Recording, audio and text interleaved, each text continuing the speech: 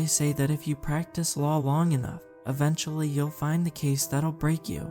Well, I've only been in practice for a few years, but I already found mine. The type of case that places not only your mind and body in peril, but your soul itself, if you believe in such a thing. It all started about a week ago, when I was assigned the representation of one Turner Dunn, an elementary school custodian accused of slaughtering 3 people here in rural Pennsylvania. I'm going to stick with people for purposes of this account, though my subsequent investigation calls that designation into question. What I'll say for now is that the victims are no longer in their graves, and leave it at that. They were corrupted, is how Turner himself plainly described it. I had to eliminate them. They were taking over the whole damn town. That's what he'd said the first time I visited him at the tiny county jail where murderers get mixed in with drunken brawlers, spousal abusers, and small-time drug dealers before they are processed through the state and sent their separate ways. I was assigned the case in my role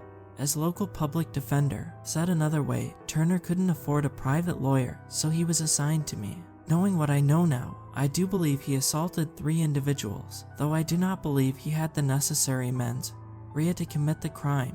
Plus, murder requires, actually killing someone. Turner told me that he'd served as night janitor at Redacted Elementary since graduating from a local high school in the mid-90s. He described himself as a loner, someone who preferred working in the shadows. He described the night of the massacre as follows. He was working the night shift when he decided to hoof it to a local 24-hour convenience store to buy a pack of smokes and a cup of coffee. This was a normal routine for Turner, or at least had been since he'd lost his car in his divorce. Not to my wife, he had explained. To my divorce lawyer. Only way I could afford her. Turner said he had planned to walk to a store outside town limits on this particular night.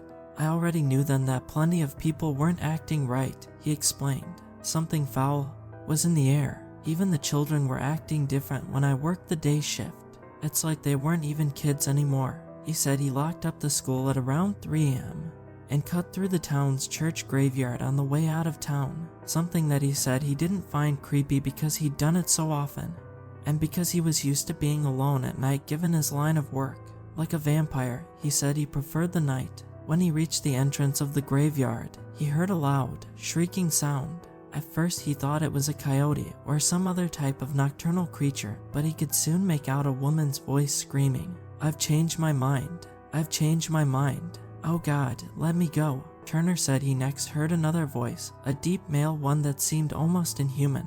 "You offered to spill the blood," the voice said, "to walk forever with your daughter. There's no going back now. At least, that's what my case notes say." Not that I believed Turner's story when he first told me all this. Turner claimed he then rushed toward the voices, where he found 3 locals crouching over a 30-ish woman, a local teacher. The aggressors were the town's mail carrier, the middle school's bus driver, and a Catholic priest. I know, it sounds like the build-up to a joke, right? Turner said it seemed the priest was in charge, as he held a long, sharp Kaiser blade in his hand. One of them had already slit her throat, and were allowing the blood to drip into a chalice-like cup held up by the bus driver, a local named Pam Harper. "To Eden," the mail courier said. "The return to Eden," the priest countered. They apparently took turns drinking from the chalice, and the priest chided the bus driver, "Make sure you save some for the master. You know we must tithe."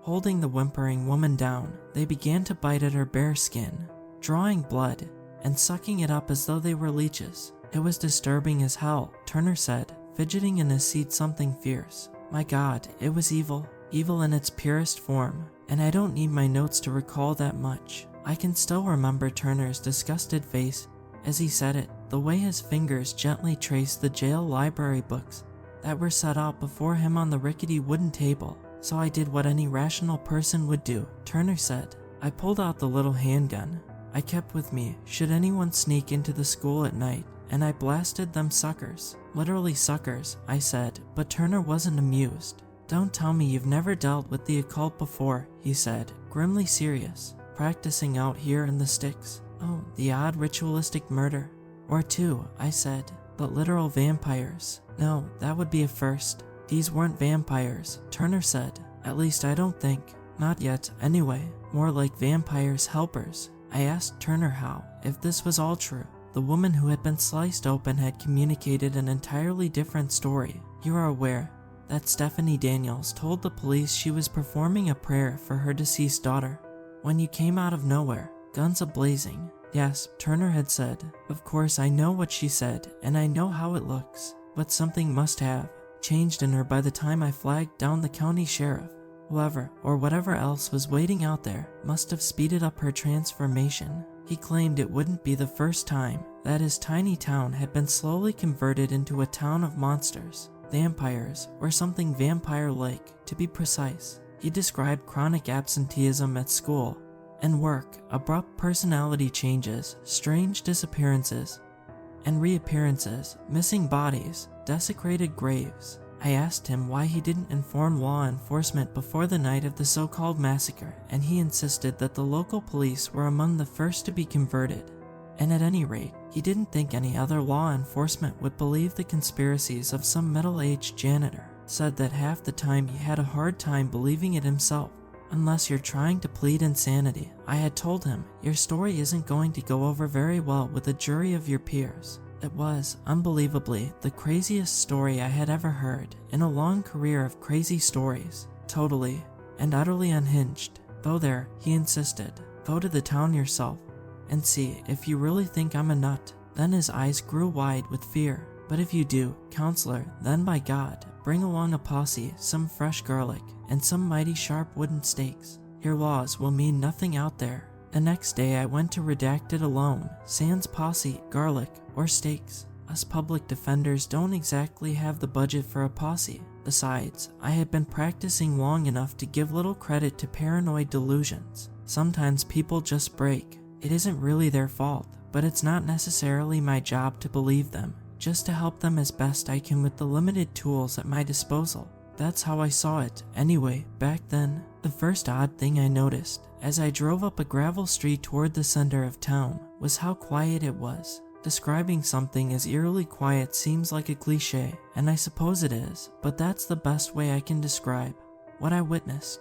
A dead zone, a broken promise of a place. The first thing I did was stop at the local police station. It was an old building, apparently one that used to be the public library, based on the fading letters that adorned its white brick exterior. There was no receptionist, so I shouted hello as I stood in the worn-out, 70s shag carpeted lobby. An officer appeared a minute later wearing dark sunglasses.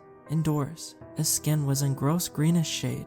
I assumed he was jaundiced from liver failure. The cops and the sticks know how to party with the best of them. You're not from around here, the officer said, though it was more of a statement than a question. Are you, son? His voice was slimy sounding, oozy. I explained the situation, and I soon had his full attention, though perhaps for the wrong reasons. Are you alone? He had asked, his eyes constantly darting around the room. I'm with some others, I lied. I can show you around the town, help you make the right connections, the officer said, but it will have to be tonight. He forced a brackish smile. Paperwork, he explained. I noticed that the notepad poking out of his uniform was stained the blackish red of dried blood. I'll come back later, I lied. Around sundown, the officer asked me to wait a moment before I left, but by then I was already backpedaling out of the station, unnerved, bordering on utterly creeped out. As I exited, I swore I heard whispering from the hallway behind him. He knows, was what the whispering sounded like. He knows. By then I felt more than a bit jittery, if not outright fearful, but I decided to carry on with my investigation. It's not that I'm particularly brave, just that I've seen a lot of strange things in my job. I don't have the energy to get into it now, but needless to say, public defenders deal with all kinds. I say this because I'm sure you now doubt the veracity of this tale, as I originally doubted Turner Dunn's. Maybe this world is a bit weirder than we're given to believe. Despite my unease, I decided to visit Stephanie Daniels, the woman who apparently came back from the dead, or at the very least recovered from a slit throat in record timing. She lived, or perhaps now it was unlived, in an old Victorian off Main Street. I parked outside the house, noticing how all its windows appeared to be sealed off, boarded up, heavy black curtains, like the kind that, yes, a vampire might use to keep out the sun. I noticed a similar effect in some of the other local houses, as though Redacted were an Alaskan town besieged by 24-hour daylight, rather than just another rural community in good old Pennsylvania. I sat in front of the house for a while, stalling. I felt some strange malevolence in the town generally, but something felt more specifically off about this house. I tried to check my emails, hoping to buy some time, but I had no reception. A not uncommon issue where we live, and having nothing to do with the supernatural or occult, or so I assume. I had the distinct feeling of being watched, though the streets were quiet. No children jumping rope, no old men tending to their lawns. With desperate precision, not even any cars around, save the ones scattered about, parked like lumpy glacier rocks. I got out of my old Ford F-150 and made my way outside. The sun was still bright and high in the sky, and I felt embarrassed that I took comfort in that fact. I climbed up a few porch steps, which were as soft as butter, and inched my way to the front door. I knocked 3 times, and then rang the doorbell for good measure. Then I waited and waited, but nobody answered.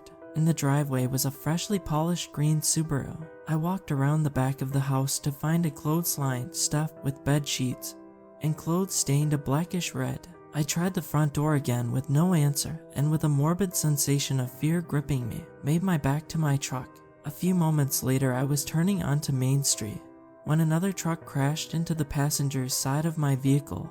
At full impact, no airbag went off because my truck was too old for such safety measures. A true classic, and if you've ever heard the saying, they don't make them like they used to, then that might very well be true. The newer truck that had crashed into me crinkled in on itself like a sardine can, whereas my Ford screeched a loud clang and was simply brought to rest in a slow-motion puff of unleashed hood steam. "Damn," I said, wiping some blood from my brow. My head had struck the steering wheel, but I felt generally okay, aside from a bloody nose. It didn't feel broken, just slightly mangled, a dripper rather than a gusher. As I made my way to check on the other driver, I noticed it was a priest, or at the very least, someone wearing the priest garb.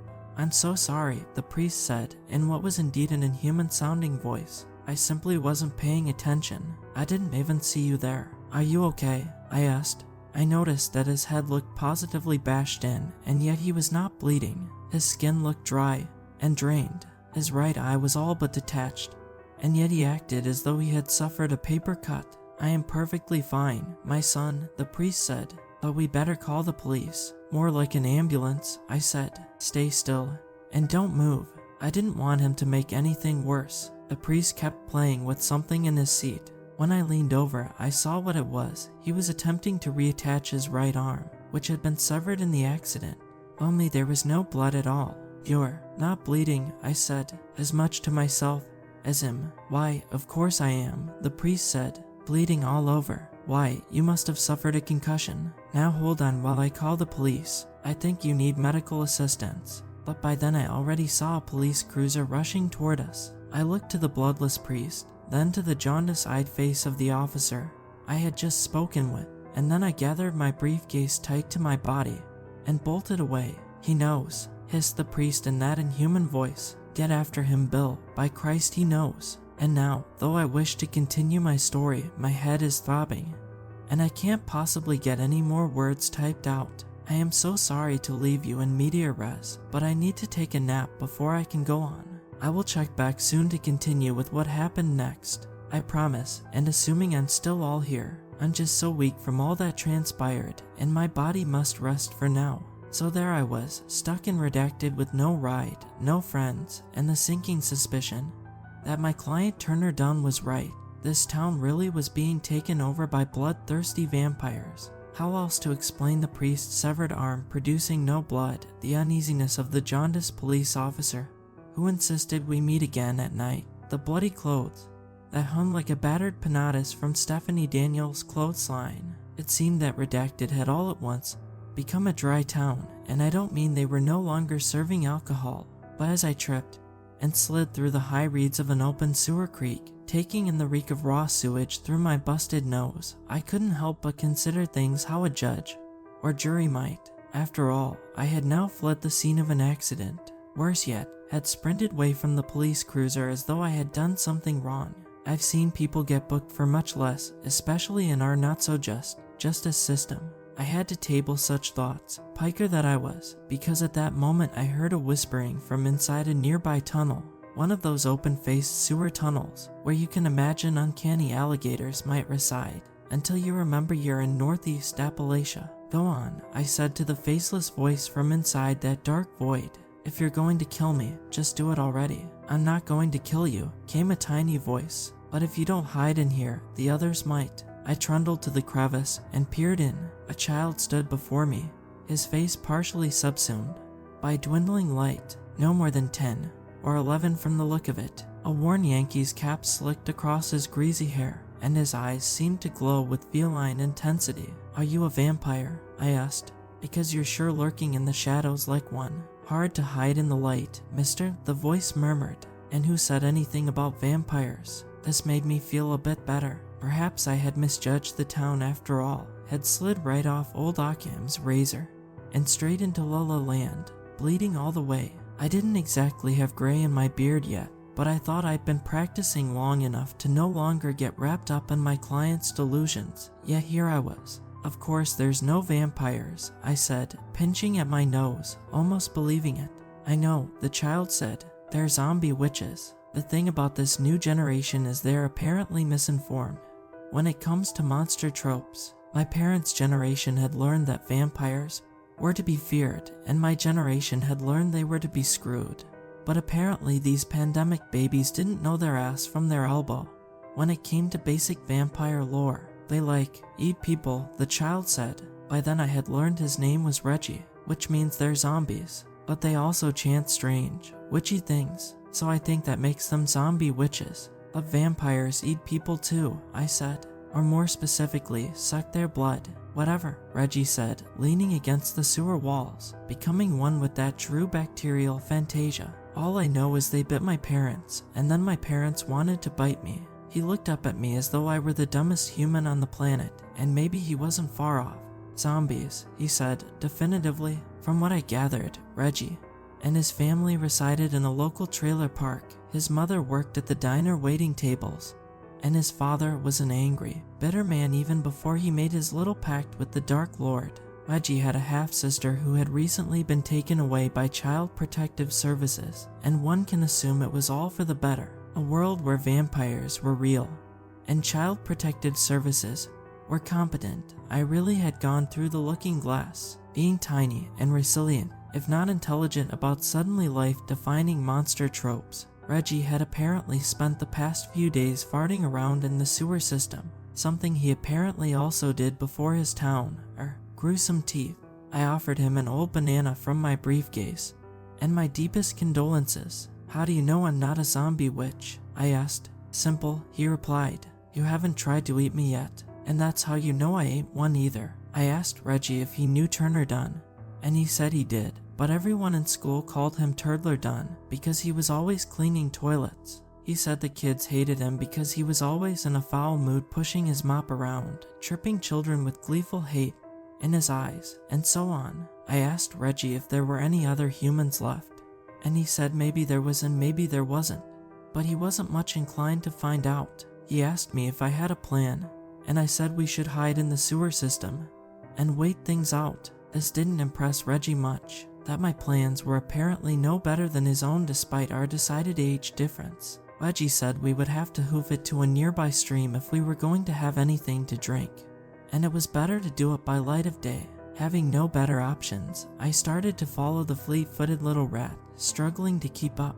I never much liked children, not even when I was a child myself, but I was out of ideas, and, like the vampires, increasingly thirsty. As we walked, I noticed that the child left no reflection in the water. I seemed to recall something about reflections and vampires, but then settled on that being in photographs. By then I was feeling a bit groggy from the head trauma, and the boy was too fast to get a good look, so I kept following. We eventually came upon a stream, though it wasn't apparent that its source was any different from the sewer. I didn't want to explain the contours of my germophobia to the child, who was already on his hands and knees scooping the water to his mouth, so I just hung back. Come on, he said, it tastes good.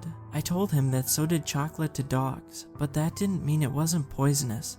But he kept gulping away. The banana I had given him was still in his pocket. I would have assumed he'd have scarfed it down straight away. I felt a twinge of fear shivering up my spine, and then I felt like a giant dork for fearing a 90-pound child. If I had a significant other, I thought, they would really be embarrassed at how callow I was feeling. I walked toward the boy to see if I could make out a reflection when he wheeled around on me and started slurping up the blood from my nose. I pushed him off of me and stared in disbelief as Reggie, or what used to be Reggie, licked my blood from his fingers. I hadn't noticed before how green he looked in the light. I can't bite, Reggie said. My big teeth haven't grown in yet. I can only drink the blood of lamb, so I suppose that makes you a zombie witch. I asked. No, Reggie said. You were right all along. I'm a vampire. He started screaming. He's here. He's here. My heart racing with fear, I flung little Reggie into the stream and cut my way up and away from the water, darting through old-growth forest,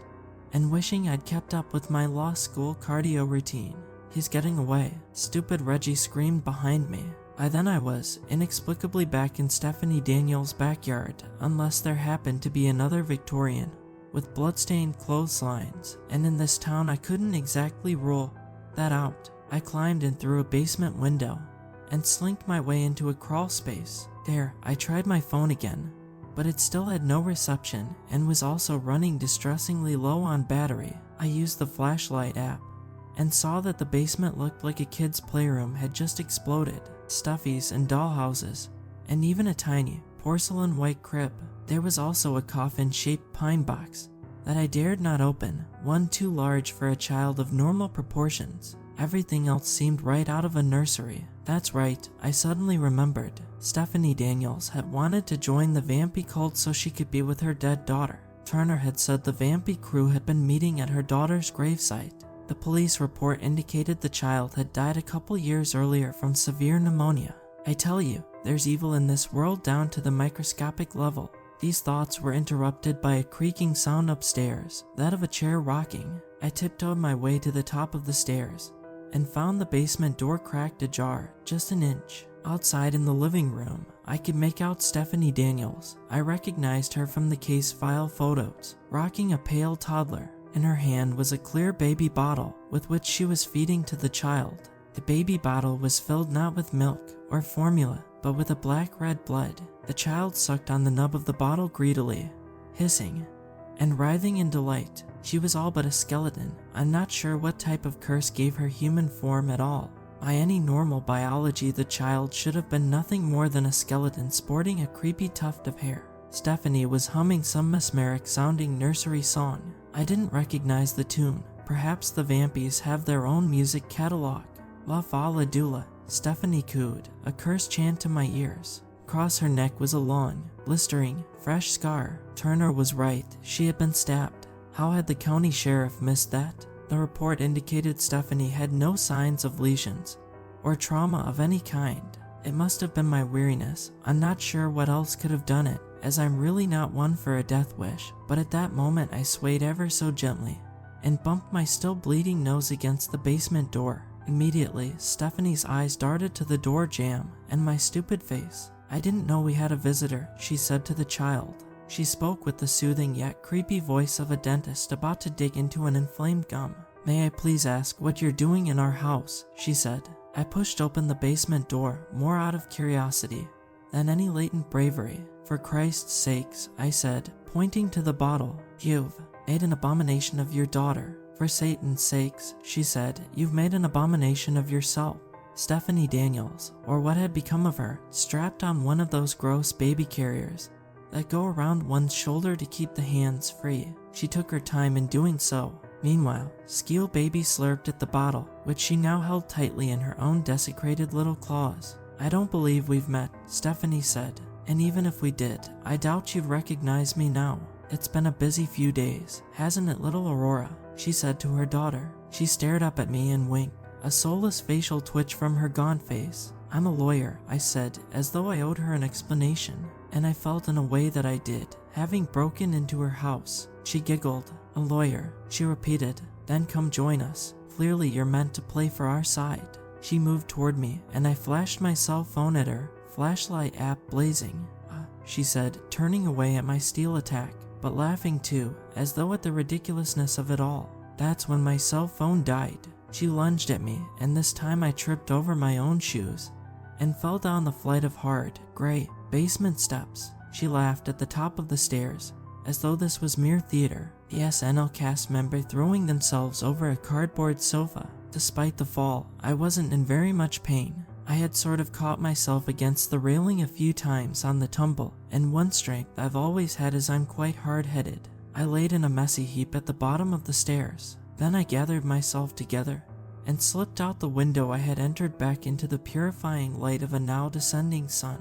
Rosy red, glimmering. There's hope in the sun, even if it's capable of burning our eyes out. As I ran away, I could see Stephanie and little Aurora screaming into the basement and tearing their way through the dead nursery. I didn't wait for them to see I'd escaped, but I write these words while lightly sedated at a local hospital. I'm gathering my strength to tell my story in full, considering one last attempt to prove that neither Turner Dunn nor I suffer from any form of hysteria. You'd been in a car accident, the sheriff said. You fell down a flight of stairs. Of course your ability to discern reality is somewhat impeded.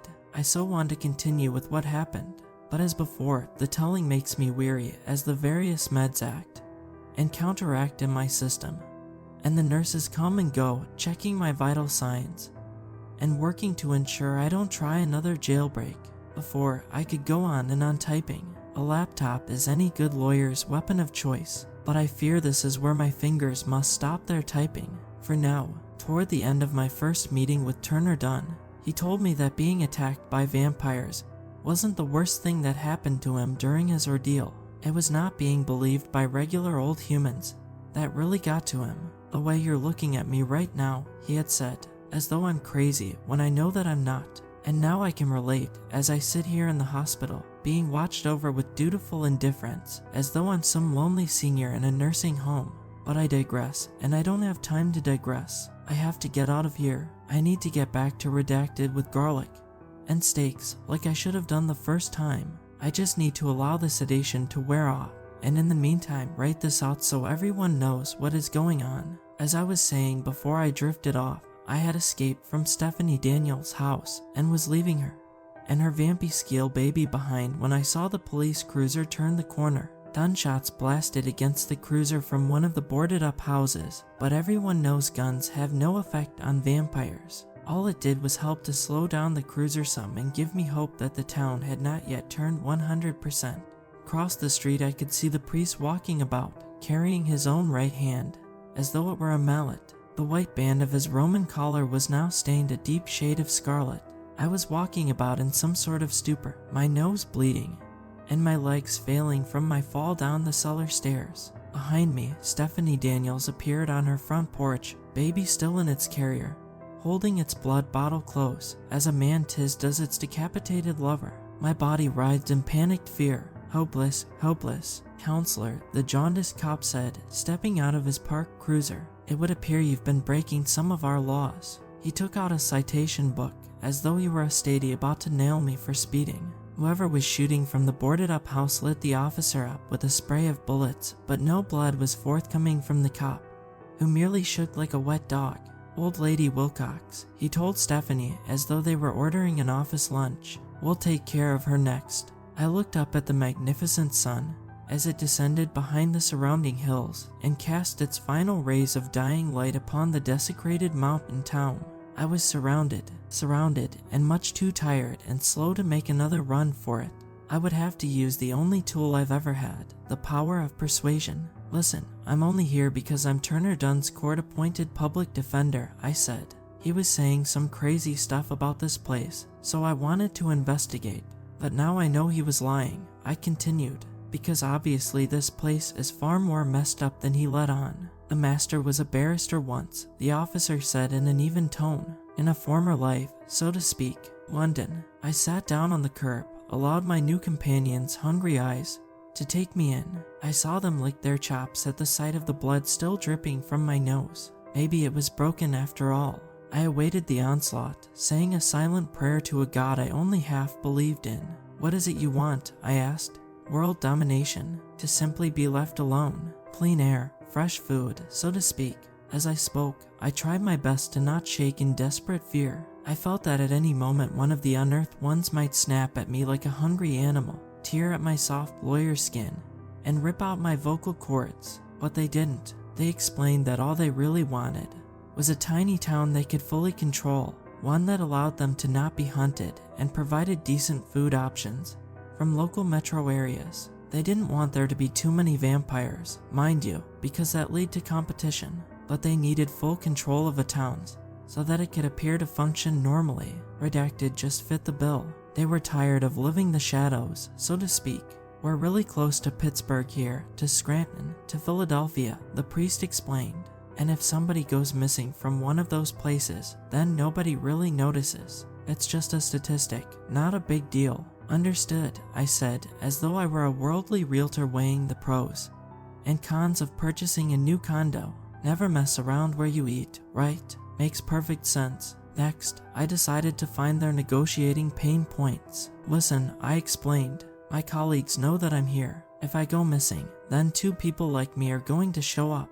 And then 4, then 8, and that might make for easy meals for a little while, but eventually it's going to draw a giant X on this place. But if you let me go, then I promise I'll never say a word about this town's little secret. I get to live, you get to live in peace in your beautiful little town. It's a win-win deal. And you'll plead your client to insanity, I presume? Asked a new voice, the head honcho himself, Dracula, or whatever our modern-day equivalent of Dracula is. George Clooney. This dude wasn't wearing a cape or anything. He just looked timelessly awesome.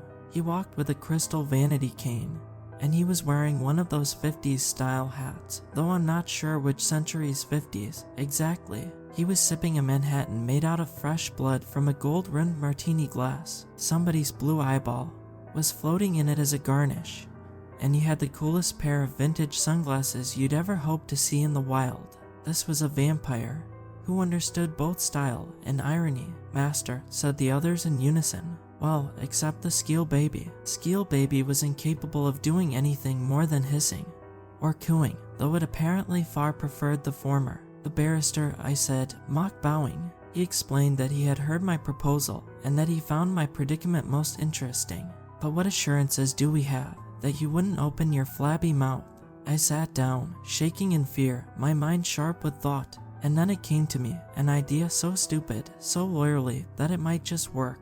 I'll sign you all up as clients, I said. Then I can't repeat what I saw because of the attorney-client privilege. I don't think that's quite how it works, the barrister said, but then he admitted it had been more than a century since he'd last practiced law. Apparently, he mostly dabbled in real estate and mayhem these days. In time, I had drawn up a contract, and we all signed it in counterpart, as us lawyers say, though they wouldn't let me have my copy. The barrister promised me that if I went back on the offer at all, he would have me and everyone I cared about murdered in the most grim manner possible.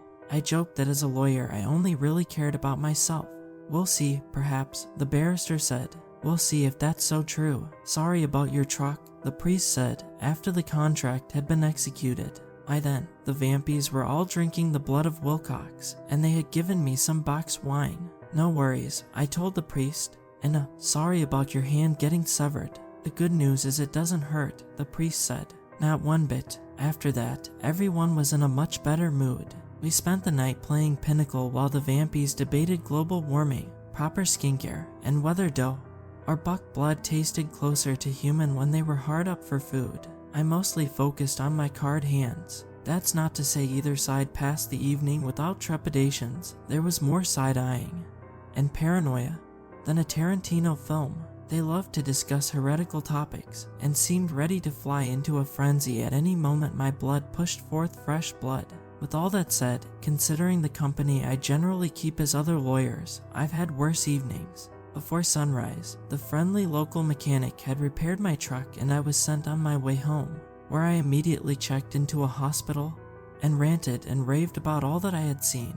But though I've tried to take a light tone in this retelling, earlier today I heard some sad and discomfiting news. Turner Dunn had apparently hung himself with his bedsheets last night in prison, and I can't help but think it was an inside job. If you catch my morphine drip drift.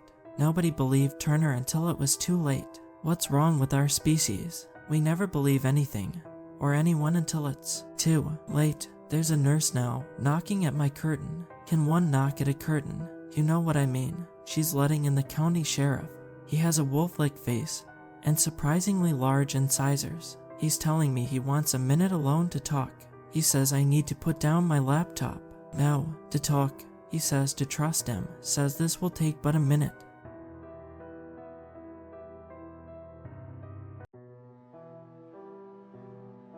I guess you can say I was unlucky and was dealt an awful hand in life.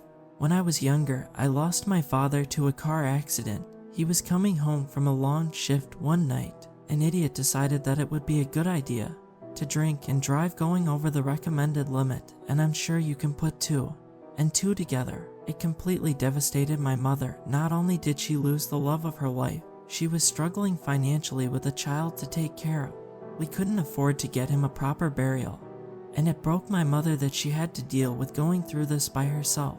My mother didn't have any family that she talked to. If I could remember correctly, it was only ever my father, my mother, and myself. No aunts, no uncles, hell not even any grandparents. My mother cried many nights, as she could barely provide for us. She made many sacrifices to make sure I had somewhat decent clothes on my back. As the years passed, my mother had worked long hours on many jobs just to keep a roof over our heads. I even picked up some part-time jobs to help out with the bills against my mother's wishes. Even with us picking up extra jobs, it wasn't enough to keep our house. We had to move in a trashy apartment complex in the worst part of town. I even offered to drop out of school to pick up more jobs to help out with rent. My mother never agreed with the idea. Harmon, your best gift in this world is your intelligence. Don't throw away your gift just for me, she would always tell me. It kinda became her own quote. She never liked the thought of me working the jobs at all. She always wanted me to focus on school, but I couldn't. It never felt right making her go through so much while I sat back. Unfortunately, my mother fell extremely ill. All those years she overworked herself took its toll on her health, and it eventually caught up to her. I tried everything in my power to help pay for her medical bills. I picked up more side jobs, damn near working myself to exhaustion. And no matter how hard I worked or how many jobs I picked up, it was nowhere close to paying the fees. But my mother unfortunately passed away. I was working a shift at a local gas station when I was given the news. I couldn't remember that night well. All I could remember was me bawling my eyes out all night. I was devastated. I didn't even get to tell my mom goodbye. I was alone, no one to look out for me but myself. I never got to say goodbye to the person who overworked themselves just to provide for me. It was hard for me to adjust after that. It felt like I lost a part of me along with my mother, but I had to continue working my jobs for crappy pay. A barely 18-year-old girl working multiple jobs for bad pay just to keep a trashy apartment. I would be lying if I didn't say I lost all motivation for living. I would be lying if I said I had faith in myself. Faith never existed in the real world, but I managed this far, so I guess that stands for something. Crappy pay wasn't my only issue. The landlord always had something against me. And my mother, she purposely tried raising the rent multiple times since we moved in. She knew we had it rough, but she didn't care. In her words, trash like us didn't deserve to live in her precious apartments. While I was coming back from an exhausting day of working jobs, she was standing in front of my apartment door with her arms folded. She wasn't pleased, her face twisted into a small frown, her partially gray hair braided into a dingy ponytail. "Rent's due today, Mr. Harris," she said while tapping her foot against the floor awaiting for me to answer. She always had a negative aura that centered around her. I always sensed she was sent by the devil himself to torment my father. "But I paid you the money last week," I responded. I felt my heart start beating a bit faster. I felt as if this was another attempt to get me kicked out again. You can never be too sure with her at this point. "Do not lie to me, Ms. Harris. You never paid me the money for rent." I don't like being lied to. Her frown then turned into a small grin. She knew I wouldn't be able to give her more money than what I already gave her. "Please, Ms. Yolanda, don't do this. I'll pay you double the rent. I'll find a way, please," I pleaded. She looked at me with her cold, dead blue eyes, her grin growing more sinister, as if she liked hearing me plead and beg her. "How are you supposed to pay me double the rent if you can't even afford to bury your mother?" She finally responded while her grin only got bigger. I felt my lips quiver as the tears started rolling down my cheek. I felt like a small child compared to her. I felt shattered and destroyed by her comment. How could a person say something like that unprovoked? I stood there and sobbed. I was going to get kicked out of the only place I had to call home now, and there was nothing I could do. I was completely at her mercy. It was established she had none. I could feel her heartless stare gaze upon me as I continued to sob. I could even hear her giggle slightly. She was enjoying this. She enjoyed seeing me suffer. Well then, Ms. Harris, it hasn't been fun having you in my apartment at all, so I would. Before she could finish her sentence, the sound of a door swinging open caught her attention. An older gentleman with slightly gray hair and a pair of old blue overalls stepped out of his apartment.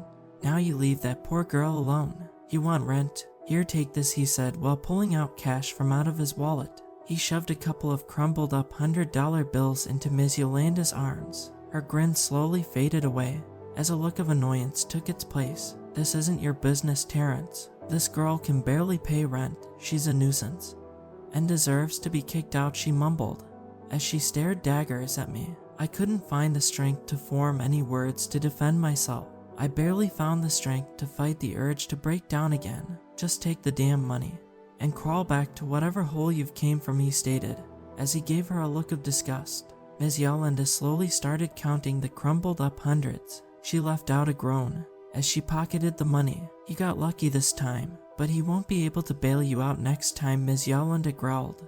Before walking down the hallway, I felt myself able to think clearly again as her negative aura was gone again, but I couldn't help but to continue to sob. Are you alright, kid? He asked. His voice was sympathetic as he knelt down beside me. I caught a small glimpse of his face before I looked away in shame. His face had a sympathetic expression on his face.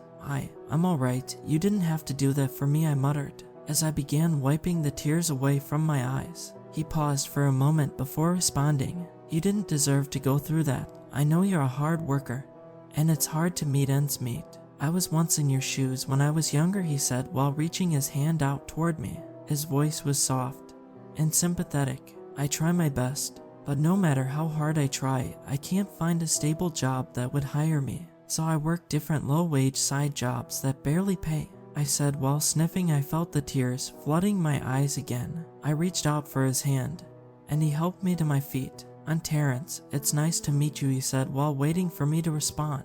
See, Carmen, and thank you again, Mr. Terrence, for doing what you did for me, I mumbled while wiping my eyes again before the tears could form. I really appreciate what you did for me, but I have to get ready for my night shift in an hour, I said while I searched my purse for my apartment keys. Wait, it's almost midnight. It's not safe for you to go out there, especially with all the women that have been going missing recently. His voice had a sense of worry in it as he stared at me with a concerned look. I have to. I can't just not go to my shift, and plus I need the money. I can't afford to be kicked out, I said while pulling my apartment keys out of my purse and into the small keyhole. Wait, I could get you another job that pays you well. His expression was sincere. I turned around toward him and gave him a raised brow. I hope he wasn't implying what I think he was. No, I don't mean that kind of job if that's what you were thinking. He nervously chuckled. My friends and I work as cleaners for a cleaning company ran by a businessman named Michael Hendricks, and we can use another employee.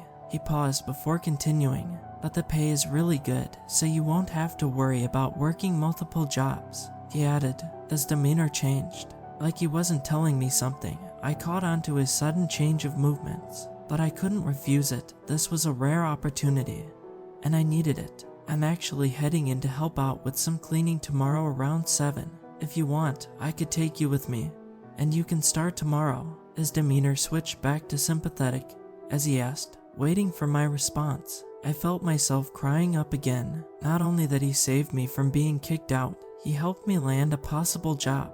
Thank you so much. I truly am grateful for your kindness. I tried not to cry again, but this was a very emotional night for me. Don't worry about it. Just try and rest for the rest of the night. You'll need it. His voice was soft and sympathetic. I would be lying if I said that he didn't make me feel a bit better about life in itself.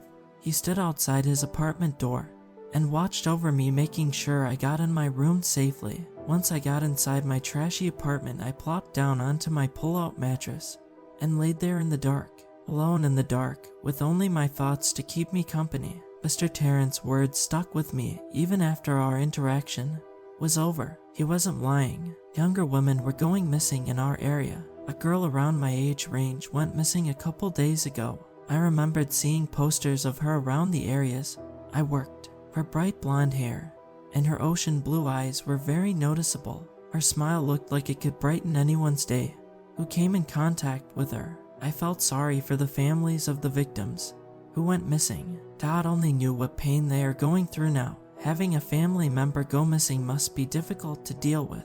It's not like the police did anything to help find them. The media tried to get them to at least investigate, but nothing ever came of it. Local search parties were formed, but it was always the same results. Nothing. All the young women had a couple of things in common, but the main common similarity they shared was they were in the escort business, to put it lightly. I drifted in and out of sleep. I haven't tried fighting sleep. Morning came quick as I was awakened by an alarm.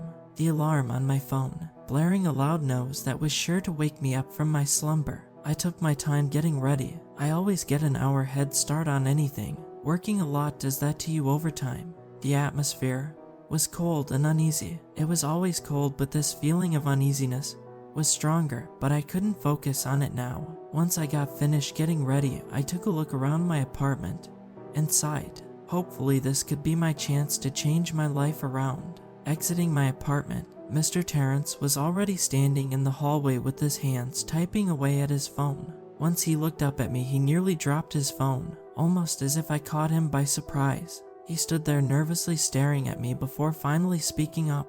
"Glad I didn't have to knock to wake you up," he said while nervously chuckling at himself to recover. "Yeah, I didn't want to keep you waiting for me, so I decided to wake up early," I responded while looking him up and down with a slightly raised brow. "Well, we should get going now, shouldn't we?" he asked while motioning toward the exit. His voice sounded a little shaky, like he was trying desperately to find something. We exited the apartment building and walked toward the parking lot. Mr. Terrence pointed toward a beat-up 2004 Lincoln parked in the lot. The drive was long and for the most part quiet. Small talk was made every once in a while, but it was mainly his text notifications going off. "If you don't mind me asking," he paused for a moment, breaking eye contact with the road, and quickly looked over at me. "Do you have any other family members that could have took you in?" His voice was filled with sympathy and remorse. I took a moment to respond, looking down at my hands as they fidget around in my lap. "No, it was only me and my mother after I lost my father. Now it's just me," I responded while looking out the car window. Fighting the urges to cry, I continued watching the cars go past us. "I'm sorry, I shouldn't have asked, but I want to say that you're a strong young lady that will one day be a great member of society," he said. His voice had a slight hint of confidence. The remainder of the drive was silence, but Mr. Terrence's phone kept beeping, but I just ignored it. We eventually got to the address, and what greeted us was a rundown warehouse. Its yellow coating of paint nearly peeled completely off. Vines were growing on the sides of the building, while the grass and gravel were mixed up together. Two men stood beside a limo having a conversation with one another. One of the men's eyes glanced at us while Mr. Terrence parked the car. Once Mr. Terrence and I stepped out of the car and made our way to the others. A young woman with brunette hair stepped out of the limo and quickly made her way toward the other side, opening the car door. A man with blonde hair and a very expensive-looking suit stepped out. The two men who were talking immediately stopped and turned their attentions to the man in the suit. "Listen and listen carefully. I need the insides of the building cleaned." He stopped speaking as his attention was focused on me now.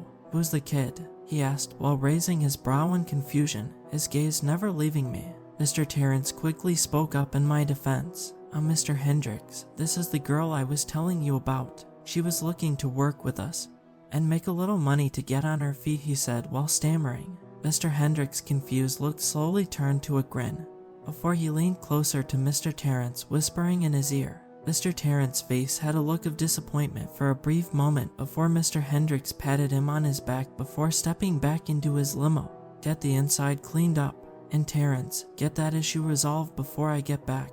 "Understand," he said while waiting for his response. Mr. Terrence nodded his head slowly before taking a deep breath.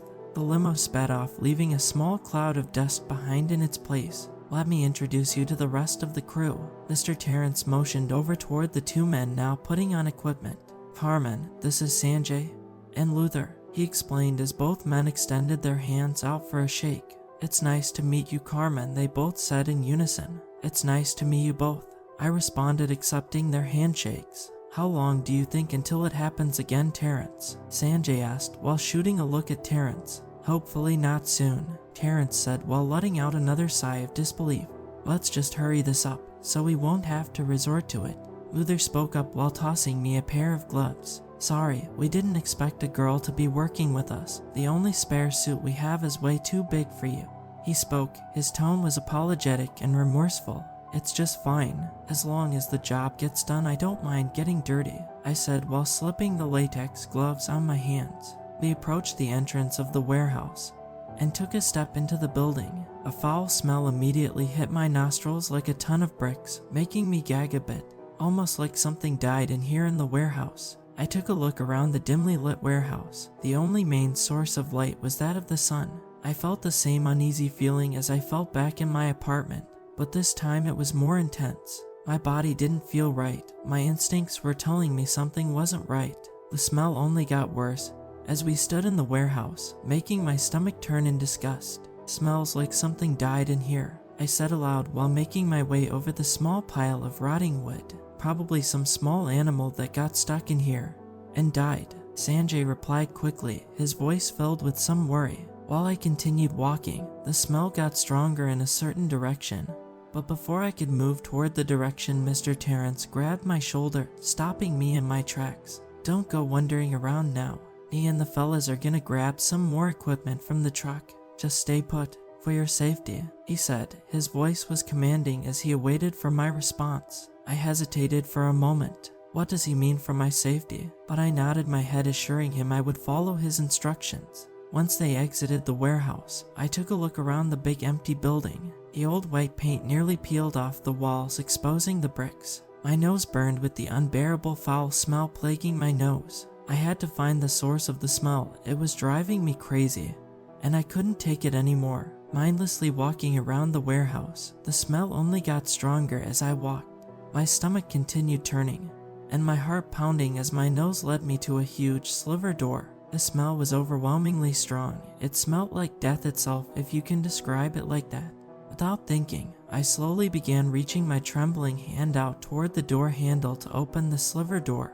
My mind wanted to run far away from here, but my body wanted to know what the source of the smell was. Gripping the door handle, I twisted the handle and pulled the door open with the little strength I could muster. A mixture of feelings hit me. The smell was completely overwhelming my nostrils, and I felt my heart drop to my stomach. Behind the door was a room with human skulls across the floor. Some still had flesh on them, while others looked like they were destroyed. A skull in particular stood out to me the most, however. A good chunk of bright blonde hair still remained intact, and also to my horror, one ocean blue eyeball remained in the eye socket. My knees felt weak, and they struggled to keep me up and from falling. This was what happened to all the missing women. Before I could process it any further, a firm hand covered my mouth, and I was pulled back by a strong force. I specifically said to stay put and not wander around this place. Mr. Terrence's voice roared with anger as Sanjay and Luther stepped in front of me with disgusted expressions on their faces. She saw too much already. Might as well take care of that issue Mr. Hendricks wanted taken care of, Luther muttered as he swung the sliver door back open. My eyes widened in horror as the tears began flowing down my face. It was clear that I was the issue their boss was referring to. He knew I would most likely stumble across the door. Mr. Terrence began forcing me into the room, while Sanjay assisted him by picking up my legs, carrying me into the room. I tried to struggle, but I was no match against their strength. The smell only got worse as we went deeper into the room. Bones and skulls were all over the floor. Even the walls had blood splattered across the peeling paint. The tears continued to flow down my face as I tried to scream, but all that came out was muffled screams. I tried to help you, but you couldn't follow one simple instruction, Carmen. All you had to do was listen. Mr. Terrence snapped as his hand pressed against my mouth harder to prevent my screams. We eventually stopped in front of a big black door. Locks and knobs secured the door in place. The door had looked like it was through hell and back, but it remained standing tall. Luther began unlocking the locks on the heavy door in a quick motion as he had a bothered expression on his face. "Sanjay, help me open the door before the thing wakes up and tries to escape again," Luther said while finally getting the final lock unlocked. Sanjay followed his orders and began helping him pry the door open. I tried pleading with Mr. Terrence, but all that came out was muffled pleads. "I'm sorry, kid. I really like you and I tried to help you out, but it's out of my control now," he said while closing his eyes in disappointment. The heavy door was half open before I made a split-second decision. I bit down on Mr. Terrence's finger with all my might, causing him to drop me, and let out a loud yell of anger and pain. I fell toward the ground, but I managed to recover and began running toward the silver door. As I ran, I heard something that shot fear throughout my body. A loud scream came from behind me, and what followed truly struck fear in my heart. A loud screech followed. I took a look behind me and I nearly fell to my knees in fear. A large red creature emerged from the door, crushing Sanjay behind the heavy door. The creature now with Luther in its grasp. The creature's limbs were long and disoriented. Its body had razor-sharp teeth running across its body down to its large feet. The creature's hands were massive. Razor-sharp teeth ran across its arms. Its claws were razor-sharp, resembling the claws of a bear or another animal. It let out another ear-splitting screech, its long, sharp, jagged teeth exposed. Luther tried to break from its grip, but it only pissed the damn thing off. Without a second thought, the creature plunged its jagged teeth into Luther's face. A disturbing sound of flesh being ripped filled the room. His blood splattered against the wall as it dropped his lifeless body. Mr. Terrence turned and began running toward my direction as the monster turned its focus toward us. As I looked on, Mr. Terrence ran as fast as he could, but with a blink of an eye the creature had leapt on top of him. A loud scream came from Mr. Terrence as he attempted to get away from the creature. Using its sharp claws, it tore Mr. Terrence to ribbons, leaving a red mist in his mangled body. The monster then turned its sights onto me. Its bright red eyes burned a hole through my body as it slowly moved toward me. I mustered all of my strength and picked myself up, fleeing toward the sliver door. I heard its screams as its thunderous footsteps trailed behind me. Reaching the door, pain shot out from my back, causing me to fall face first on the ground. I tried crawling away, but I felt a lot of pressure pressing down on me. I turned myself onto my back as the creature raised its sharp claw in the air. I raised my arms above my face as it began slashing at my arms. All I could feel was pain from each slash it took at me. In a moment of desperation, I frantically felt around the floor beside me as one of its claws slashed a part of my face. I felt something with a hard and rough texture and picked it up and threw it at the creature, causing it to stumble back, screaming in pain. Without hesitation, I picked myself back up despite the pain and started running toward the warehouse entrance. Tripping and stumbling over myself, I continued running. The creature let out another loud screech, but this one was a screech of frustration. I was about 25 feet away from the warehouse door as I heard fast footsteps approaching me. I took a quick glance behind, and what I saw almost made me fall out of fear. The creature was now running on all fours with its jaw now unhinged, showing off rows of the sharpest teeth that I've ever saw. It was closing the distance between us. As it was getting ready to attack me again, I threw myself and bursted through the door, falling face first on the hard gravel. I took multiple deep breaths before I eventually passed out due to the pain. My eyes slowly opened, slowly observing my surroundings. I saw the medical monitors beside my hospital bed. Before I could process any further, my room door swung open, and I felt my heart skip a beat. Mr. Hendricks stepped in the room, closing the door behind him. He had a briefcase in his hand. Taking his shades off, he smirked before finally breaking the silence. "Looks like you survived after all, unfortunately," he hissed as he tossed his shades to the side.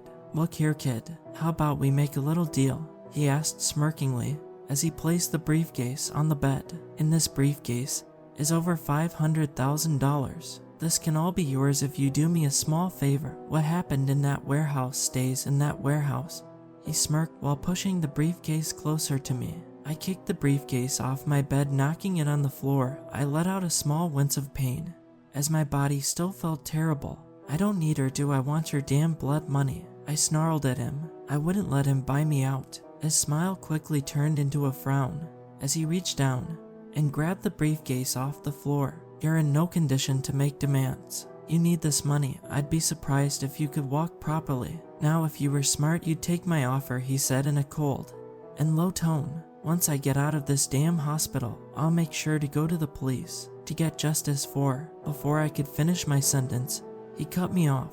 The police? He chuckled softly to himself before continuing. I won't have to worry about those pigs. Money can buy everything, you know. His cold smile returned on his face as he placed the briefcase back on the bed. And you'll get justice for those women. I find that funny, you'll get justice for mere pawns. You truly do amaze me, his tone now more sinister as he looked directly at me. I felt tears roll down my face, but they weren't tears of sadness, they were tears of anger. The reason why the police never searched for the missing women was because Hendricks bought them. Now, I have important matters to attend to. I think you should keep this. Remember, keep your damn mouth shut, he hissed as he let himself out of my hospital room.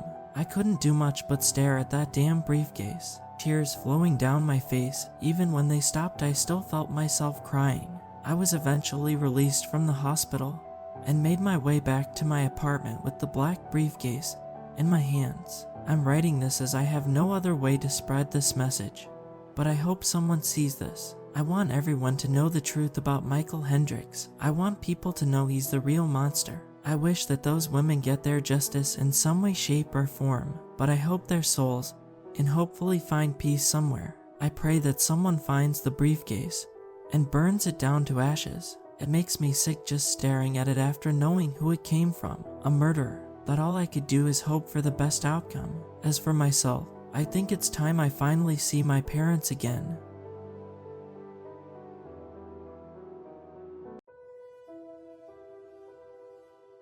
Back in the long-forgotten year of 1988, I was 13, spending my first time going on an overnight camping trip. Back in those days, there was limited options for entertainment. My parents were going to go crazy with me running around the house for the entire summer. They put together some money to send me away for a trip to the lake for 3 days. I packed my bags right away, feeling excited I was finally being trusted going somewhere overnight without my parents. The group was made of 6 girls all around the same age with 2 adults as supervisors. They held 3-day camping trips every weekend in the summer and normally had a bigger turnout. For whatever reason, we had a smaller group, which was fine by the 2 adults taking care of us. Herding 6 barely teen girls around the woods was a hard enough job. The first day went smooth, despite our bursts of energy threatening to sabotage the trip. We each got into pairs as a tent buddy. We needed to set up 4 tents on our own, or mostly on our own. Katie was my tent buddy. We started off strong setting up but needed help putting the last few poles into the packed dirt. I knew Katie from school, but wasn't in the same class as her. She was a shy girl, still we got along just fine. The other girls started to tease her because Katie was the youngest yet the biggest girl of us all. In that moment I decided to defend her during the weekend, and we kept working away at the tent ignoring the other girls until they lost interest. Proud of our work setting up our tent, we treated each other to treats we stashed away in our bags. After lunch was finished and cleaned up, the groups went down to the lake to swim.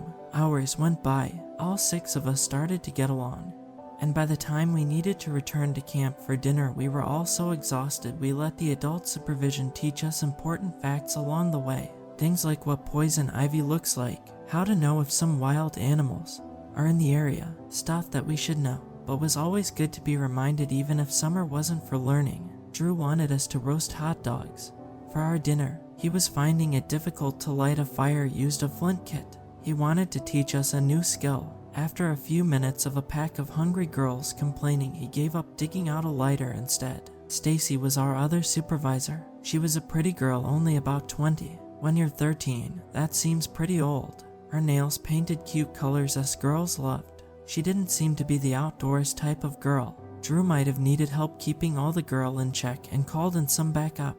Drew was a youth pastor, and the church ran the camping trips. Even so, he did not make us say grace before eating or even have any religious activities planned for us. He let us stuff ourselves, and when dark came, we told some scary stories around the fire. It was only 9 p.m.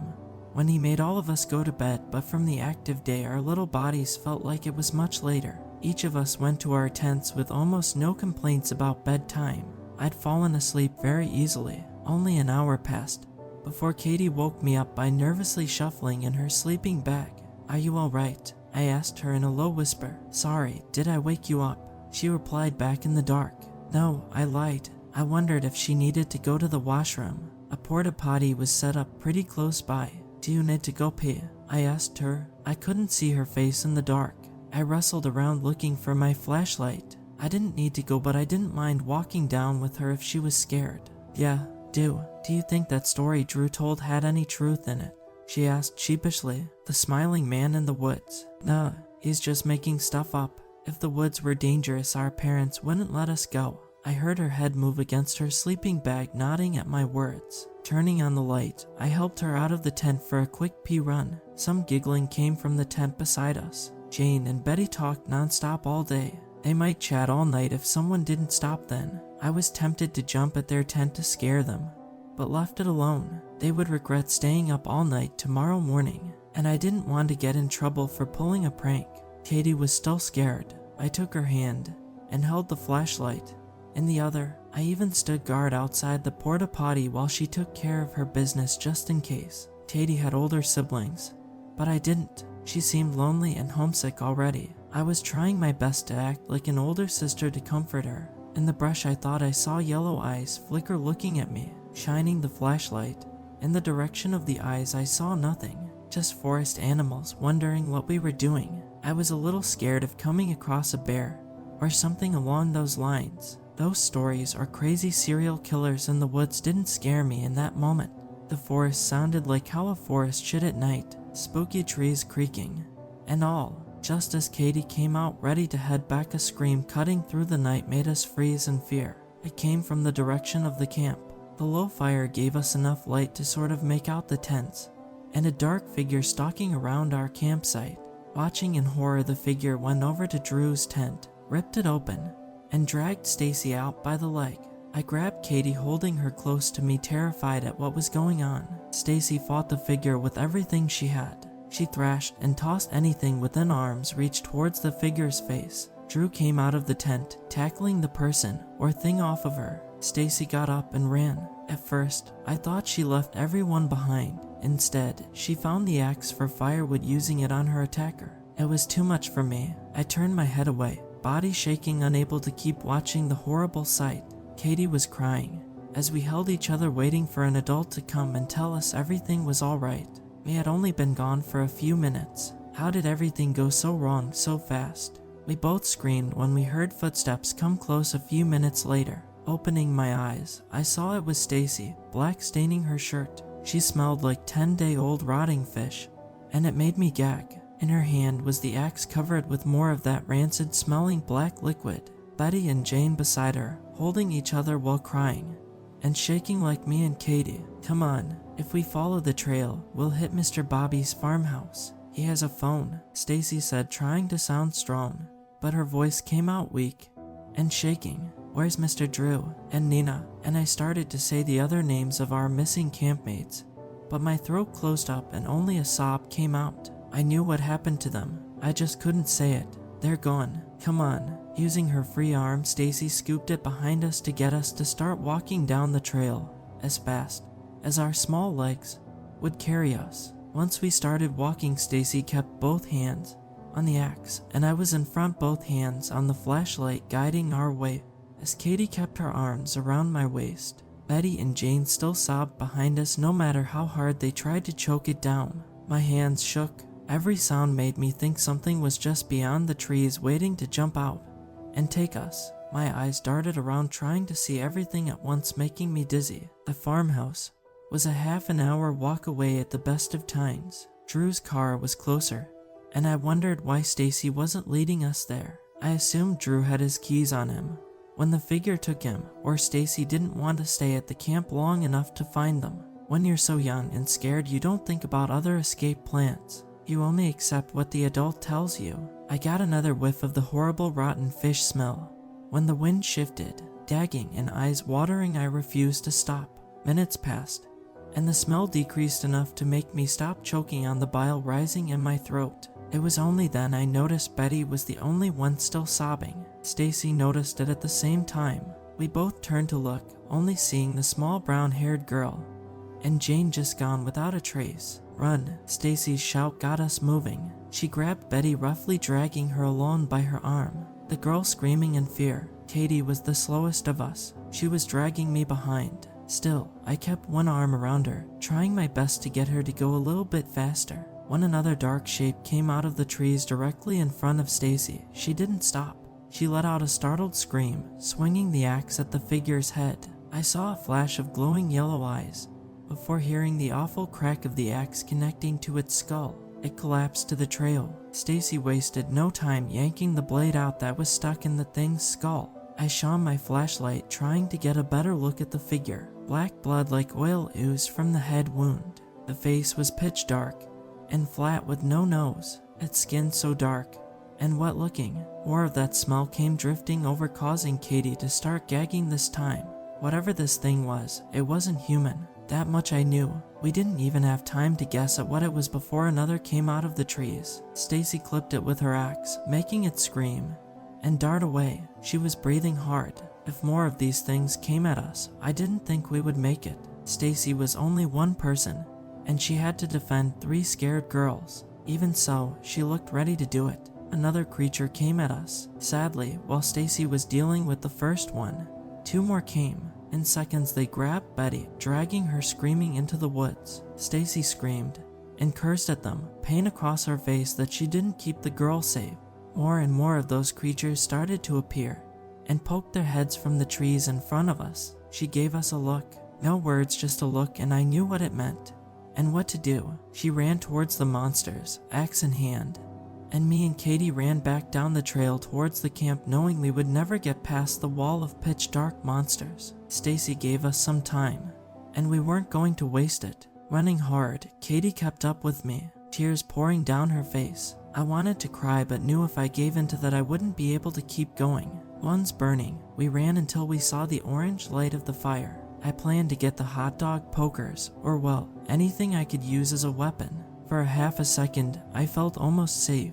Maybe if I found the keys, we could find the car and hide inside if we couldn't drive it. Maybe, just maybe, Stacy would get away and we could all go together. All my hopes were crushed when Katie stumbled, falling hard. I was running so fast I accidentally left her behind for a few paces before skidding to a stop to go back for her.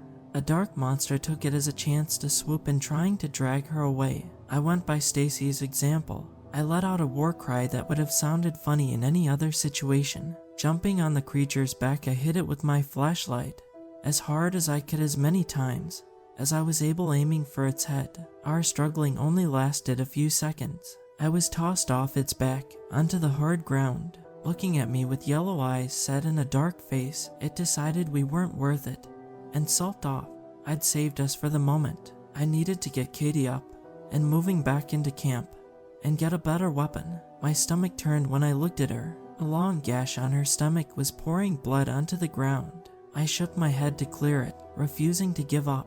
Grabbing her under the arms, I started to drag her back towards camp and towards the dim orange light of the fire. I knew some basic first aid, but already was sure this was far beyond what I could help with. Leaving her behind was not an option just yet. Horrible wound or not, I needed to at least try and help her.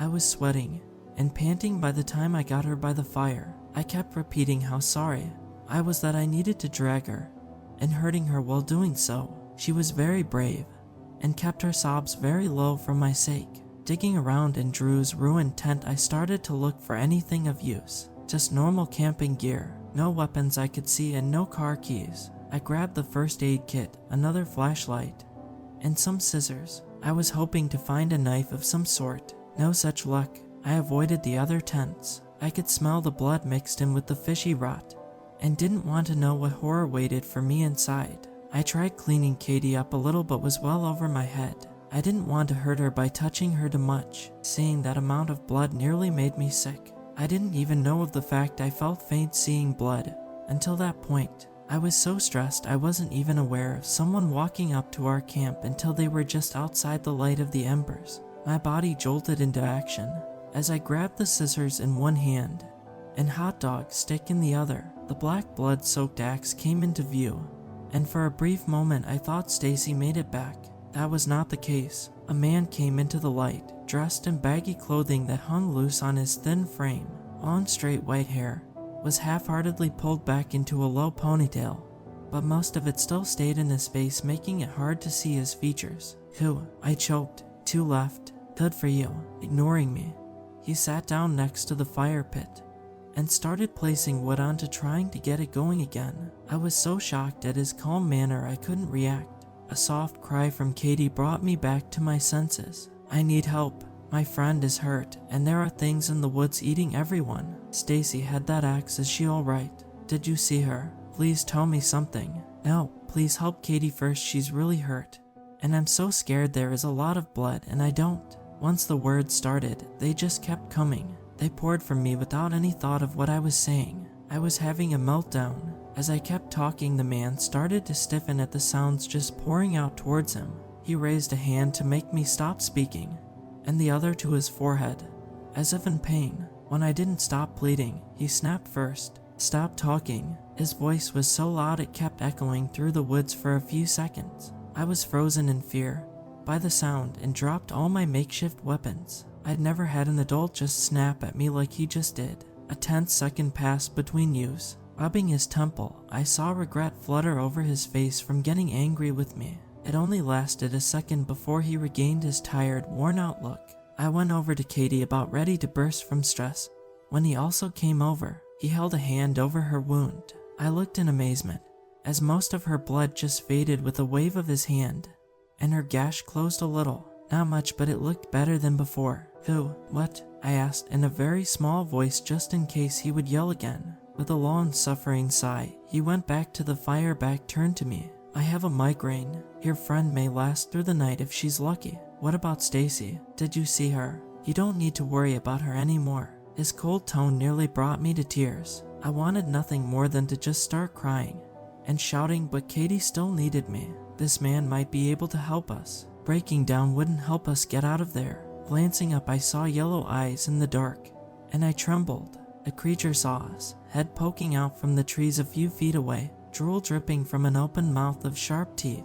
When it saw the man next to the fire, its eyes widened in fear and darted back into the woods. "Those monsters are scared of you," I stated after I saw the strange sight. Looking over his shoulder at me, his eyes narrowed. He didn't want to talk, and he didn't want to hear me asking questions. Until I got some answers, one of those things was going to happen. I'm like their boss. They need to follow certain rules, and they broke the first one. Only 7 of them should be in this area. It was 10, but I cut the number down as a punishment. I've killed the extras, so right now, 7 are in the woods, he explained. He sounded tired for how young he looked under his bleached white hair. I wondered if he was sick or something. The other rule is they can only kill 1 human per night. So, 7 of them can kill 7 humans. So far they've killed 6. My throat caught again. Gripping Katie's hand, I hoped it comforted her enough to calm her down after hearing such news. We were the last 2 left of our group.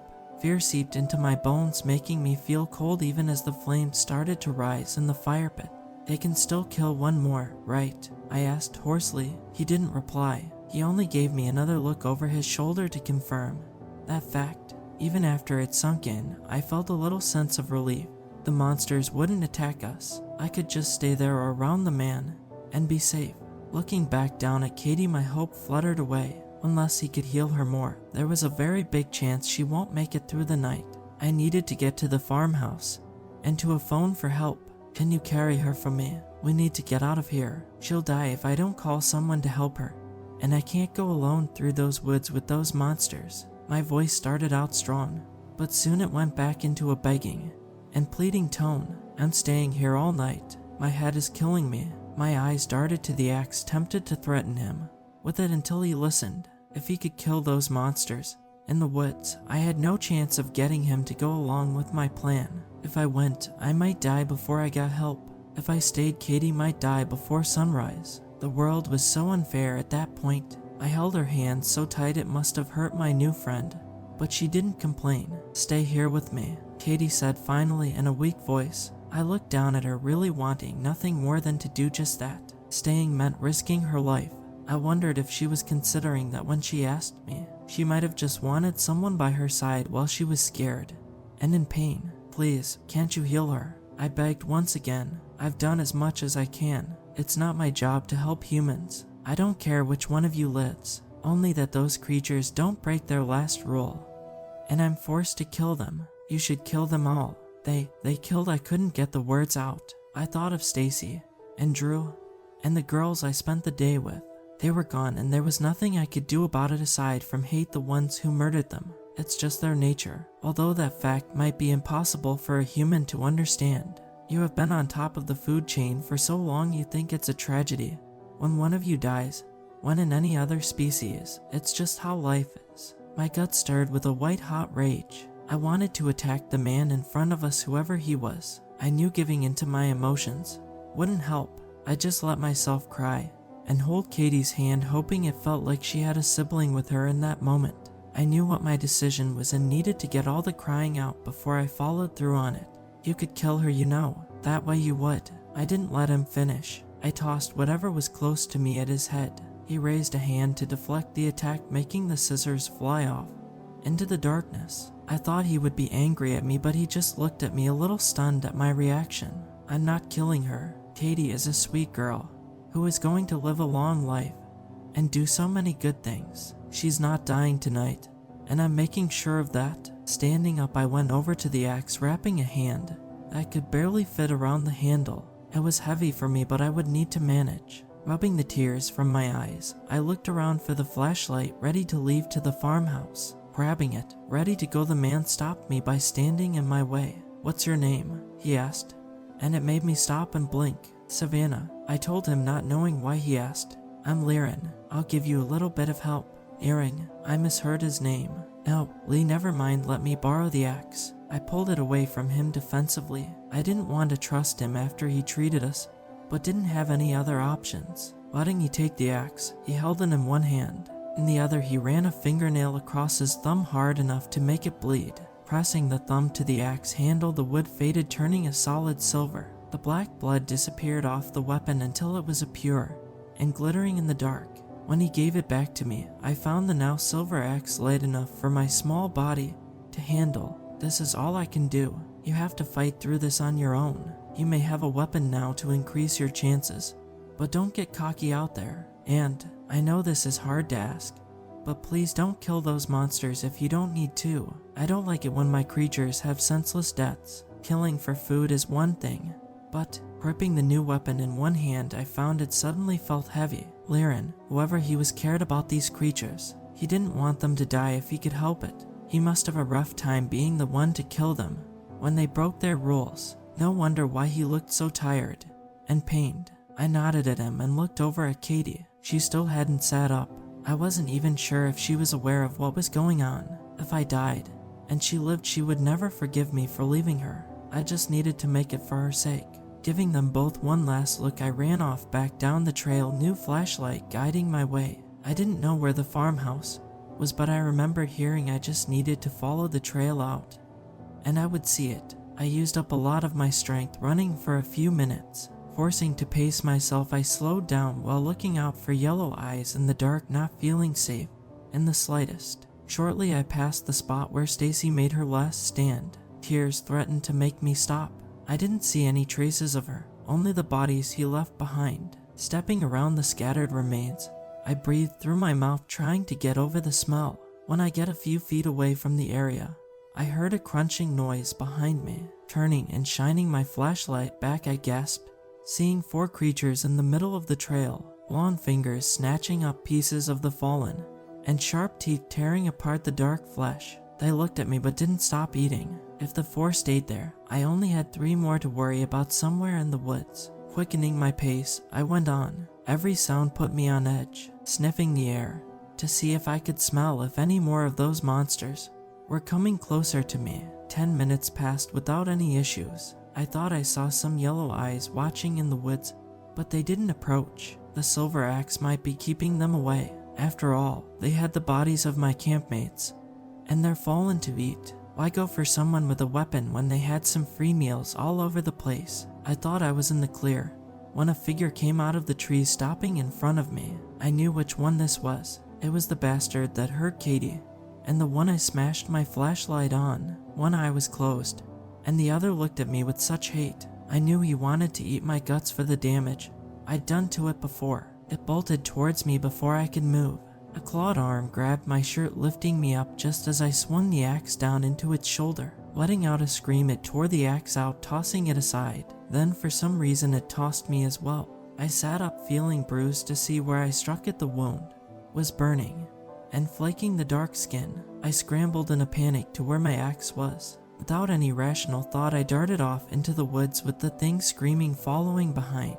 I dropped my flashlight and ran blind into the woods without any idea of what I was doing. I should have stayed on the path, but it was too late now. The thing was chasing me, wanting to kill me. It was injured, but I still didn't have much of a chance against it.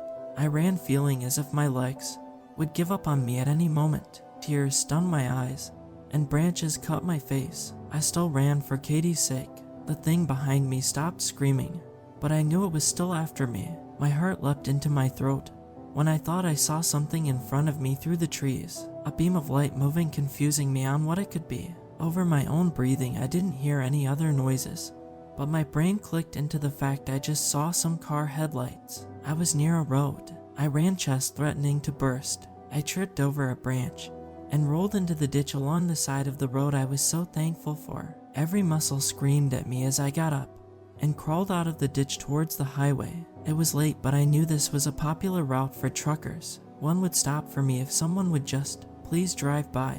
When I stood, it felt like I twisted my ankle. I dragged my body, almost passing out from the effort. Axe still in hand, I looked up and down the road, frantic. A blow to my back tossed me rolling into the middle of the lane. I gasped for air and stared at the monster that just kicked me aside. My axe dropped too far for me to reach in time. It got on all fours, blood pouring from its wounded shoulder. I stared in horror, knowing this was the end for it, and just wait for it to come at me. Yellow eyes glaring, it let out a long scream of hate at me. It dug its claws into the ground, ready to pounce. I couldn't move my ragged body and did the only thing I could think of.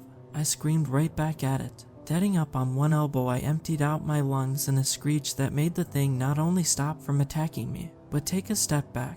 We both stared each other down for a few seconds. Those few seconds might have saved my life. A blaring truck horn came from down the road. The creature looked over, seeing a transport truck coming right at it. Giving me one last look, it skittered back off into the woods. The next few hours were a muddled, frantic blur I still don't fully remember to this day. The driver stopped to get me off the road and down to the farmhouse and to a phone. He went with the farmer into the woods to check on Katie, while I stayed at the house with the farmer's wife, going between crying and sleeping. Morning came around when I woke up. Dragging my tired body to the porch, I saw emergency crews scattered on the driveway and officers going onto the trail. Someone told me Katie was already on the way to the hospital and let me sit on a chair on the porch until another ambulance came for me. I sat watching everyone run around trying to get a search started for the missing girls and Drew. I didn't know why no officers started to question me yet. I might have looked too out of it to be of any help. Someone did sit beside me to talk with me, though. I wasn't expecting so many of you to make it. Liren sat next to me, silver axe resting against the wooden rocking chair he was in. I wanted to speak, but was too tired to say anything. I'm taking this axe with me. No offense, it's too powerful to leave it with you, unless you want my job. Pardon? I asked, directing my herd towards him, trying to see if he was joking. Kings only last for 10 years, or if they're really strong, they need to switch bodies before it breaks down. I've been doing this job for 5, and I would like to pass the crown on to someone else. It's too tiresome. I don't know why I agreed to do this in the first place. It's also too much of a bother to set up tests for other candidates, so I just ask anyone who survives a supernatural encounter if they want the gig. I stared at him, not believing the words coming out of his mouth. I didn't want to come across another monster or creature of the dark ever again. Having his job was way out of the question. This guy really needed to get some standards too. He was asking a 13-year-old girl to take over such an important position. How lazy could one person be? If I could move, I would punch you for asking. I heard a small sound that was almost a laugh from him. I should have expected that answer. At least you don't need to worry about monsters bothering you again. Any king candidates are off limits. If you weren't one, you're guaranteed to be killed by something supernatural someday because you encountered some. But I refused. I started in shutting up too late. That doesn't matter. You're still an honored human the king recognized. If you don't want my job, you can become a knight. It would mean you would turn into some sort of creature. But you wouldn't be under such strict rules about protecting humans, as I am. Your friend Katie accepted that offer. To turn when she's 18. I shot my head up. Katie agreed to be tuned into something horrible like those things that attacked us, like the things that killed everyone right in front of us. My knee-jerk reaction was anger. But the reason why she would agree to such a thing came to my mind. She was hurt badly, nearly died, and powerless to help me as I risked my life to save her. She might have wanted to get some sort of strength to ensure she never felt like that again. You don't need to answer right away. Hell, you can ask to become a knight or the next king right before your death. So, just let it stay in the back of your mind. He stood up from the chair, axe over his shoulder, and stretched. I'm leaving and I hope I never see you again. It wasn't the nicest goodbyes, but I appreciated the thought behind it. Standing up, I was ready to talk to the cops even though I didn't have a good story for them. I stopped when Liren looked over towards the trail and gave a small impressed whistle. Looks like I miscounted last night. What an embarrassing mistake. What I saw made me run past him and down the dirt driveway. Stacy was out of the trail, coming out of the trail, being guided by officers and wrapped in a blanket. She looked beat up but still alive and walking. I didn't care about supernatural kings or knights. I only cared about getting to Stacy and hugging her for fighting so hard to save us.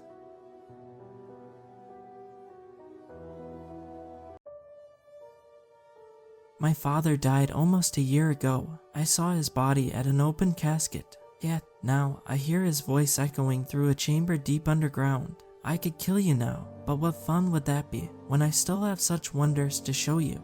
I've seen a few of those wonders, and I don't want to see any more. I chided myself for missing all the signs of the dangerous path he'd embarked on years ago. News stories about government investigations into experiments conducted by his company, reports of missing construction workers, and how he seemed to get places far apart at extraordinary speeds. As part of his conditions for not killing us right away by cutting off the air supply, he has demanded that I periodically stop to write up what I've been through. I won't review your notes until this is over, my father's voice had said from the speaker, but I have access to your iPad and will regularly upload what you write so that others can verify that you are being thorough.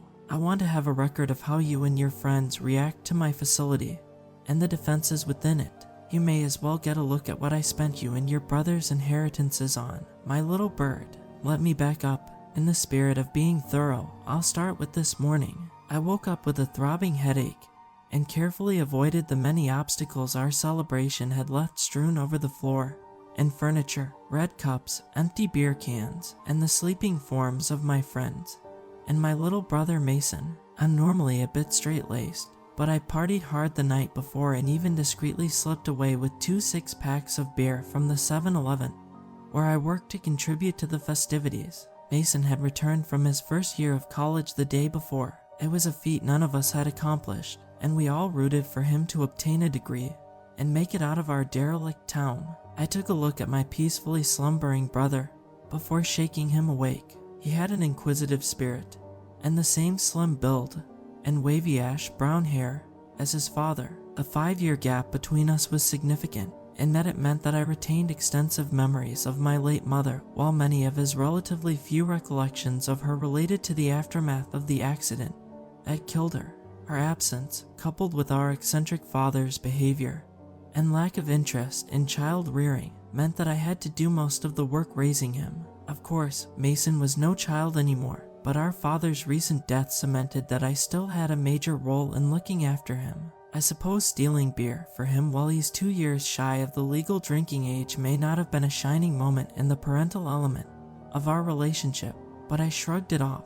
I still had a role to play as his cool older sister. With great effort, I rallied him and my 4 friends together for the day trip we had planned. Joe helped me load our gear into his rundown SUV, which had been on its last legs since his parents bought it used in the late 90s, and we headed off with him at the wheel. Where are we going, exactly? Yawned Mason, a few hours later upon waking from a nap. We're doing some urban exploration, I told him. The rest of us were going anyway, and you said you wanted to tag along. I did, he asked. Joe laughed. Do you remember anything about our plan today, or why we're doing it? Please say yes, I thought, hoping to avoid Joe redelivering his self-righteous creed. No, said Mason. I sighed. Let me start from the beginning. I've been into urban exploration for a long time.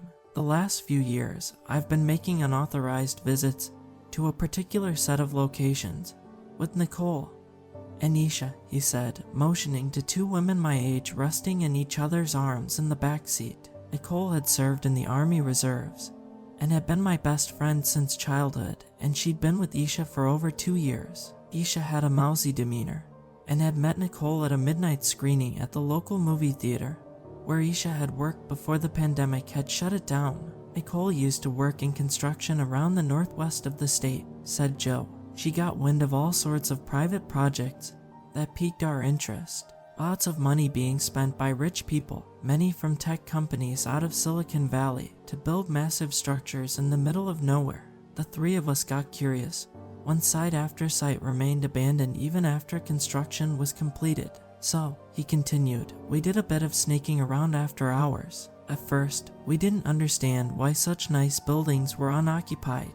We'd hoped someone was investing in the region, but it became apparent to us pretty quickly what was really going on when we saw how deep they went into the ground. These were doomsday bunkers for the ultra-wealthy. Doomsday bunkers, repeated Mason. Yep, said Cheyenne, who stretched back in the seat across from Mason. She brushed several strands of faded dyed hair from her face as she sat upright.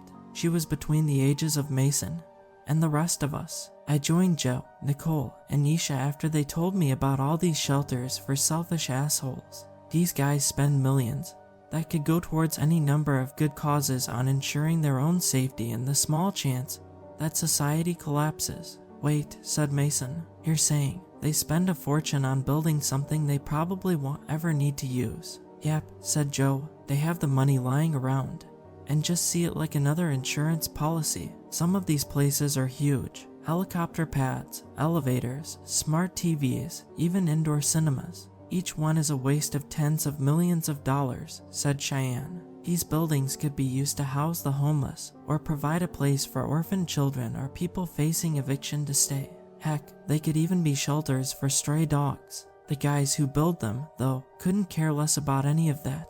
We've broken into a dozen of them now, said Joe. I even dragged your sister along for the last one. I tagged along with maybe a third of their expeditions, and that was the only time I'd visited an apocalypse bunker with them. What do you do there? Asked Mason. Cheyenne giggled and motioned like she was chugging a beer. I rolled my eyes. The headache I still had from last night made me never want to drink again. There's some of that, said Joe, but our main goal is to disrupt the place. Disrupt? Asked Mason. Cut wires, break computer systems, mess with the air conditioning, that kind of thing. Whatever we can get away with without alerting anyone to come investigate, said Joe. We figure if some societal collapse really does happen, maybe they'll have less of an advantage as a result. That's a nice sentiment, Joe, said Cheyenne, with a sly smile. But honestly, after what our town's been through, I think we all just like the feeling of breaking stuff that belongs to people who don't deserve it. Your sister, said Joe, wasn't comfortable with what we were doing at first, but with a little encouragement, she left a real mark at the last site. I nodded even as I cringed as Mason's image of me as the responsible one took yet another hit. After a couple shots of the crappy vodka Isha had brought along, I'd emptied several cans of spray paint all over the once spotless survival facility built by a social media executive. And, continued Joe, our destination today was her idea. Whose bunker are we going to? Asked Mason. You were all excited about it last night, kiddo, I said, laughing. After the accident, I got a look at a lot of Dad's finances. I realized quickly where much of the money went. Business had always kept my dad occupied such that we rarely saw him, and when we did, he tended to be dismissive towards me, always referring to me by my infant nickname Little Bird, and only showing real interest in Mason. When I got wind of the helicopter crash, I had to have Mason pulled out of class and given the news personally. The ensuing responsibilities hit me far harder than grief. I'd expected that we'd inherit a fortune, given our father's luxurious lifestyle. Instead, I discovered that he'd squandered his wealth and left us with severe debts. Before long, we had virtually nothing to our names aside from the house, which bankruptcy rules allowed us to keep. If we sold it, the proceeds would go to his creditors. Digging through his financial documents, I found multiple references to massive investments and payments regarding a property in the same area as the doomsday shelters Nicole had told me about. It seemed that Dad had chosen a survivalist bunker over leaving a fund for his children. Mason had sighed when I explained this to him. He'd been closer to our father than me, but since the accident, he'd steadily grown disenchanted upon recognizing the dire straits in which his behavior had left us. It's just like him, he mumbled, prioritizing wacky conspiracy theories over his family. I explained that my goal was to see how much of the bunker could be liquidated and sold, and that while my friends were tagging along out of interest, I prohibited them from vandalizing or interfering with what we found without my permission. We finally pulled up at a small farmhouse at the address listed on the documents I'd examined. It was isolated and surrounded by a barn, empty fields, woods, and a distant river. We got out of the car and stretched our legs in the cool fall air. Joe placed the car keys on the passenger side wheel. He proceeded to light himself a cigarette and offered me one, but Mason's presence and courage led me to turn him down. "This doesn't look like a bunker," said Mason. "We've said this before," said Nicole. "These executives imagine mobs prowling for resources. They like to keep their bunkers hidden underneath decoy locations. We even found one underneath a fake parking garage," said Isha. "Well, found is pushing it. Nicole knew where it was because she'd helped install it. I'm honestly kind of shocked I haven't died in a mysterious accident at this point, given how many of these bunkers I know about," laughed Nicole as she attached her sheathed army knife to her belt. "Though not this one. Your dad didn't involve our company, or any that I know of." "We'll start with the barn," said Joe, discarding his cigarette on the asphalt driveway. "Take this," I said, tossing Mason a small pack from the trunk. Like the others, it contained a set of supplies Joe, Isha, Nicole, and Cheyenne had accumulated for urban exploration over the years: an LED flashlight, glow sticks, a walkie-talkie, and a small amount of emergency food and water. Nicole kept a first aid kit in hers, and Joe's also contained a hammer, gloves, and some duct tape for breaking glass. I checked for the iPad in my pack, which I kept secured in a waterproof case. For obvious reasons, my friends typically didn't make any record of what they did or the vandalism they committed, but I'd already explained to them that I needed to take notes on what I saw. The barn was as nondescript as the farmhouse it bordered, but Nicole quickly identified something abnormal about it. "I grew up in a place like this," she said, "and the fencing around the pigsty is all wrong. Not only could a pig escape from it, but a predator could easily get in." We searched around it until we noticed a clump of dirt that didn't quite match its surroundings. Joe, Mason, and I proceeded to brush the dirt away until we identified a few inches underneath it a circular metal door displaying across its surface Abernathy Industries. Apparently my dad's ego couldn't resist attaching his branding to the entrance of an apocalypse bunker. "Found it," said Joe. "But how do we open it?" asked Isha. I noted a screen attached to the door covered in a thin layer of plastic that contained an outline of a hand. I removed the plastic and placed my right hand over the screen. It made an angry, high-pitched sound as the words "half match, no entry displayed." What did it mean by half match? Joe placed his hand on it next, resulting in the same outcome, albeit with the words "no match displayed." "Let me try," said Mason. When he removed his hand, the screen turned green and read "full match, access granted." The hatch opened. "Looks like your dad had a favorite child," teased Cheyenne. I ignored her. One by one, we climbed down a short ladder into a compact structure. The door slammed shut behind us, but there was another handprint pad on the inside that would allow us to exit. Nicole flipped a light switch, revealing a living room with a couch and television, a small kitchen, a desk bordered by a bookshelf, a bathroom, a generator, and a pantry stocked with canned food. "Dang," How did your dad waste so much money on this place? Asked Cheyenne. Our usual alterations would practically be an improvement. I don't think this is it, I said, similarly underwhelmed. There's more to it, I guarantee you. We explored the small bunker and relaxed for a minute. Isha opened a container of gin in the pantry and took a shot with Cheyenne, who then complained about the limited channels on the television and how her phone had no service. Anyone bring any weed? She asked. Isha apologetically explained what was left over from last night would still be at my place. Mason looked through the bookcase, while Joe and I knocked on the walls and the floor for any unusual echoes that could indicate hidden areas. There's something odd about the wall here, said Joe. I brushed my hand against the bland beige paint in the area he pointed to and also noticed a change in the texture behind it. It's like there's a metal plating behind this area alone, I said. Suddenly, the metal receded, leaving what felt like merely a thin layer of wood, only to then slide back into place. Looking for the cause of the change, I noticed Mason fumbling with books on the shelf. After a bit of trial and error, we realized that pulling back a copy of Atlas Shrugged functioned to remove the metal barrier. With it out of the way, Joe tore through the thin layer of wood with his hammer, Nicole, and I helped him clear the way into another room behind it. In contrast to the dingy wood and plaster that lined the small bunker we just entered, the room we had uncovered was built with clean steel and concrete. Several electronic panels were attached to its walls. In its center was another hatch downward, its shiny surface well lit by fluorescent light bulbs. So we were just in a decoy doomsday bunker, said Nicole. Now that's a new one. Whatever lay below, I was sure, was the product of an untold fortune spent by my father. I needed to discover what it was, and my friends weren't about to leave without exploring it.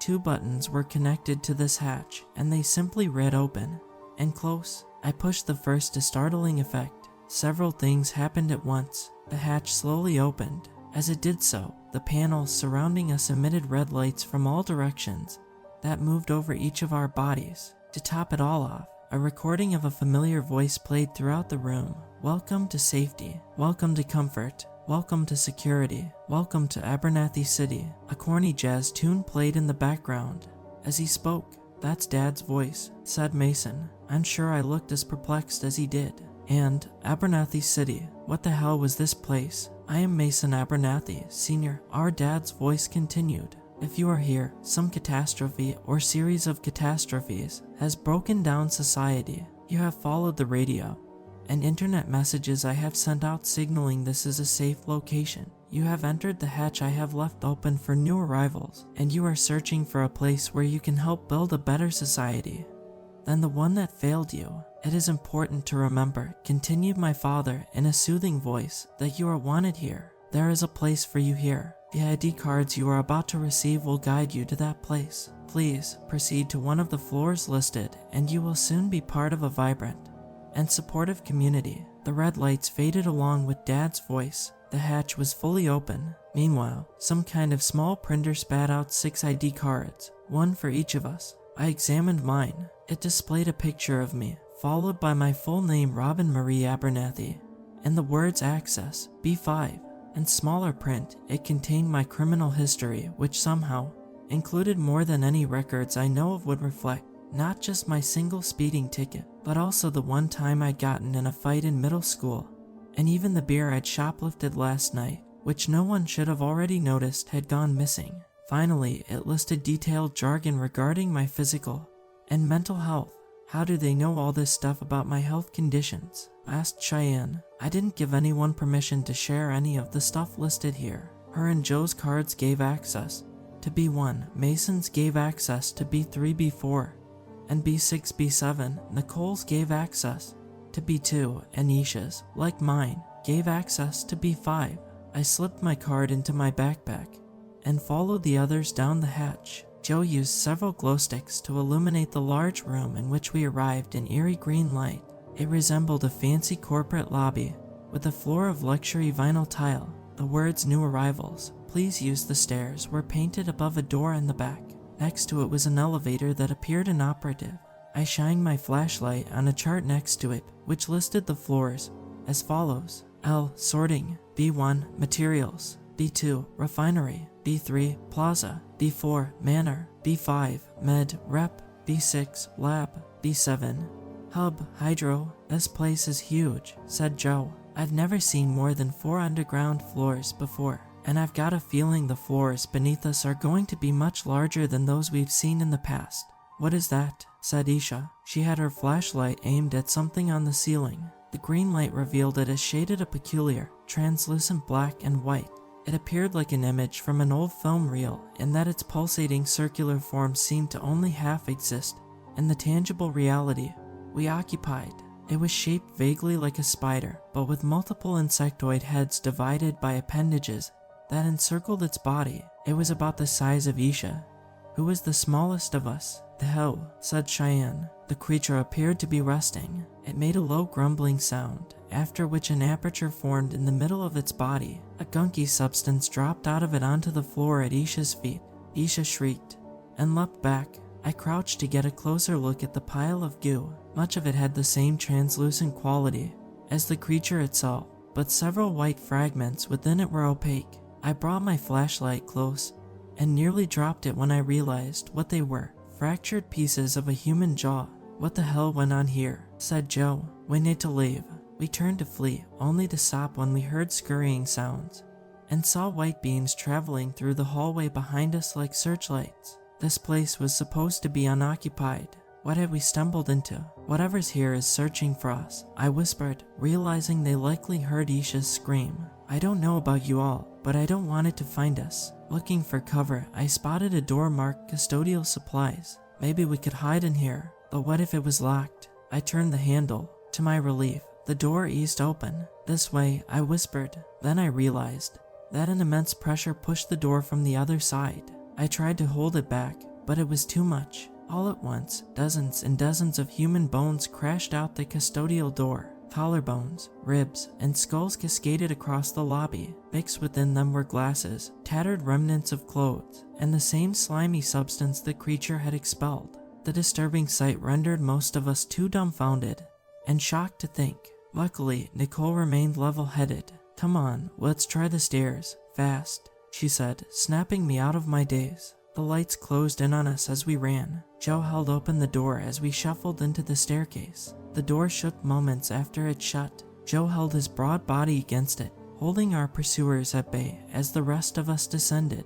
They arrived at a door marked B1. Hide in there, said Joe. I'll hold this door as long as I can. Cheyenne held her card up to a small scanner. The door unlocked, and we followed her inside. I rolled several glow sticks into the dark room. What appeared to be a security station lay before us. To the left was an occupied guard station, and to the right was a pathway through some kind of scanning device that led to the entrance of a larger room marked materials. A sign directed new arrivals to obey staff instructions. Cheyenne, eager to escape whatever was pursuing us, ran ahead. Hold up, let's be careful, called Nicole. To no avail. Cheyenne continued to hurry away from the staircase. The moment Cheyenne entered the scanning area, glass doors descended rapidly from the ceiling and shut on every side of her. Oh damn, she said as she futilely tried to escape them. They all tried to help her, but the glass appeared reinforced and resisted every attempt we made to smash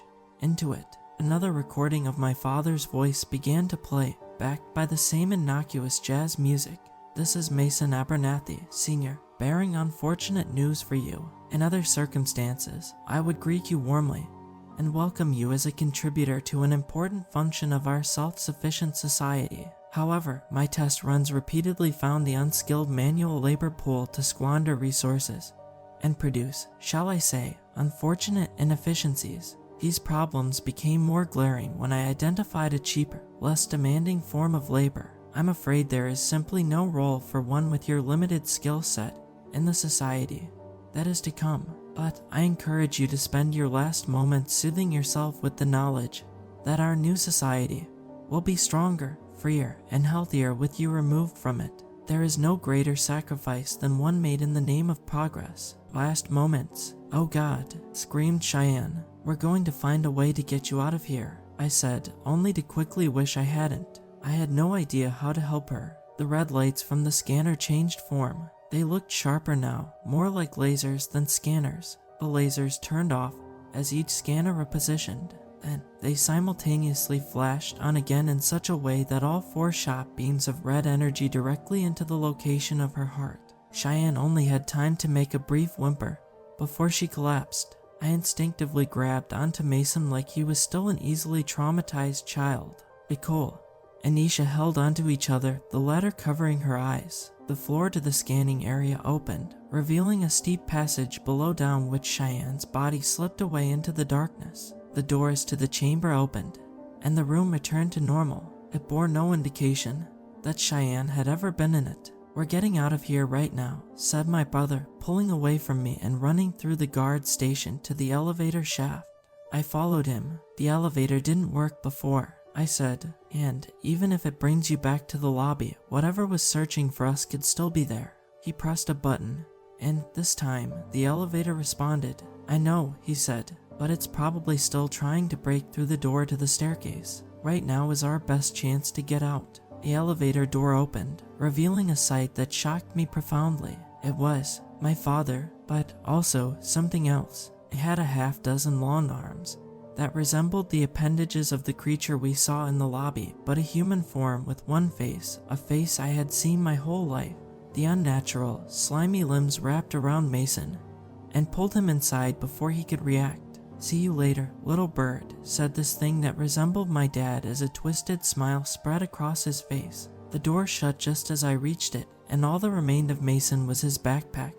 On the floor, I felt a painful thud followed by the cold floor against my face. I awoke sometime later to find Isha sitting over me. "She's awake," she called. We were in the corner of the B1 room, and I surmised that I'd fainted but only lost consciousness for a few minutes. Nicole came over to greet me. "We were so worried. I think it was just too much for you." My dad's voice cut her off.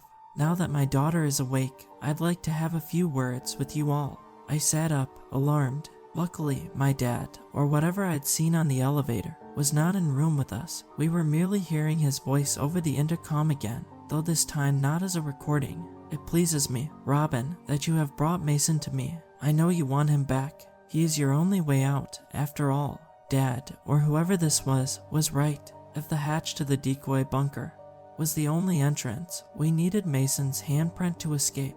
Nobody has escaped from here before. Not the construction workers, not the test subjects, not even my business associates. But you were always capable of occasional competence. Half of you is me, after all. I could kill you now, but what fun would that be, when I still have such wonders to show you? I'll give you a fighting chance. Things in Abernathy City have not gone entirely to plan. Perhaps my method of securing ideal laborers could have used further refinement before implementation.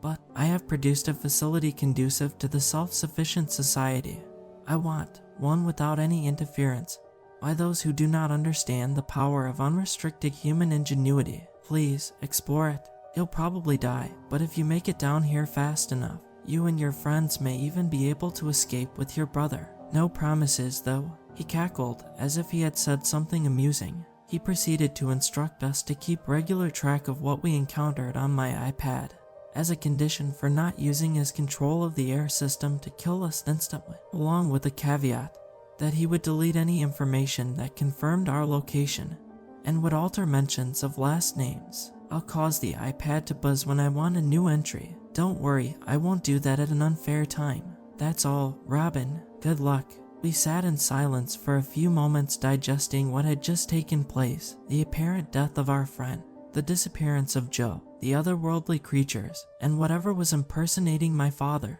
I'd seen his body at an open casket. How could he be talking to us now? I don't want to know the answers to all these questions, even as I have a sinking feeling that I'm going to discover them regardless. I just want to rescue my brother and leave. My iPad buzzed, so I've typed this out so that my father, or whatever is talking to us, can do what he wants with it. Nicole, Isha, and I are heading out now to search for Mason and Joe, and I can only hope we all make it out of this hellhole alive. We looked over the floor chart outside the elevator on B1 as we planned our next move. This place obviously took years for my dad to construct. How long had he kept this a secret from all of us? The funny thing about my dad is that he kept so much hidden while never letting us have secrets of our own. I'd kept a diary for a few years as a kid, but stopped after Dad let slip several comments that revealed that he'd been discreetly reading it. Now, it turns out that the business trips that had kept him absent for so much of me and Mason's childhood were, in fact, clandestine expeditions to build his fantasy world. It was in character that he had illicitly obtained a vast trove of private medical information. In his ideal world, he alone would get to have all of the secrets. The elevator stopped here before it became inoperative, said Nicole, pointing to the spot for B7. Great, I said. The only way out is to find Mason, and the only way to find Mason is to go all the way down. We need to figure out what happened to Joe, too. Hopefully, we can just ride the elevator back out again once we get them. Once we get them, repeated Isha. I wish I had your confidence. There are a lot of things in here that I don't think want us to get out. I'm still processing what happened to Cheyenne. I understand, I said, but if we don't hurry, the same thing is guaranteed to happen to us. We have to keep going and not give up. I recommended that we take the stairs down to the bottom, but Nicole reminded me that none of us had access to B7, at least from the doors that connect to the staircase. Your card only grants you access to B2 and both of you only have access to B5, said Nicole. If we're going to make it down, we'll have to find another way. I wasn't enticed by the idea of entering either floor we had access to directly from the staircase. After what happened to Cheyenne, Isha showed me a small floor map she'd found of B1 and B2 while I was out. She motioned to a shape marked as a supply shaft on B1 in the room, with materials written over the entrance. If it's large enough, she said, we can use this slide to get down to B2 without going through the front door. We maneuvered through the security station, avoiding the sensor area that had killed Cheyenne. We took our backpacks of supplies with us, as well as the one Mason had left behind. As we approached the materials room, I heard the creak of a door behind us. In the light of a glow stick we'd left behind, a handle slowly turned. We're being followed, I whispered. We rushed into the room. The first thing we saw was a stream of running water. The map says this is the highest of a series of interconnected aquifers that run parallel to the facility. I think they eventually connect to the river we saw outside, said Isha. Part of the water ran by an enclosed area marked livestock. As we scurried past it, we noticed that the animals within it were grotesquely deformed. A chicken had 2 heads. A greenish material connected 3 pigs into one form, with a bizarre, oval-shaped center that exuded a murky goo that formed a puddle within which their legs seemed stuck. Their squeals were contorted and uneven. We need to pass through here, directed Isha, leading us into an arboretum brightly lit by LED grow lights. The air had a sour quality to it, and the plants looked unnaturally tangled. The substance left by the creatures extended across different plants, seemingly joining them together. Watch out, Nicole yelled, grabbing her girlfriend and pulling her back just as a plant swung what looked like a particularly thorny vine. It barely missed Isha. What was that? Asked Isha. We're taking a detour out of here. I tried to follow them, only to gag and fall backwards. I felt myself dragged across the slimy floor, through dirt, and over a series of peppers and cannabis leaves. I tried to call for my friends, but an appendage covered my mouth. I desperately bit into it as I found myself surrounded by vile, discolored plants that towered over me. The appendage emitted a liquid substance, then ran into my throat. I gagged again as I accidentally swallowed some of it. The leaves, branches, and appendages of the plants around me began to take misshapen anthropomorphic forms. One that resembled a white lily flower mumbled incoherently. An aloe vera twisted its jagged leaves as it repeated in an androgynous voice, sorry, sorry, sorry, sorry. An enormous Venus flytrap opened its mouth as it waddled towards me. Each side of its sticky leaves vaguely resembled a human face, but the proportions were all wrong. Drink the blood, ease the suffering, said one through its gaping mouth.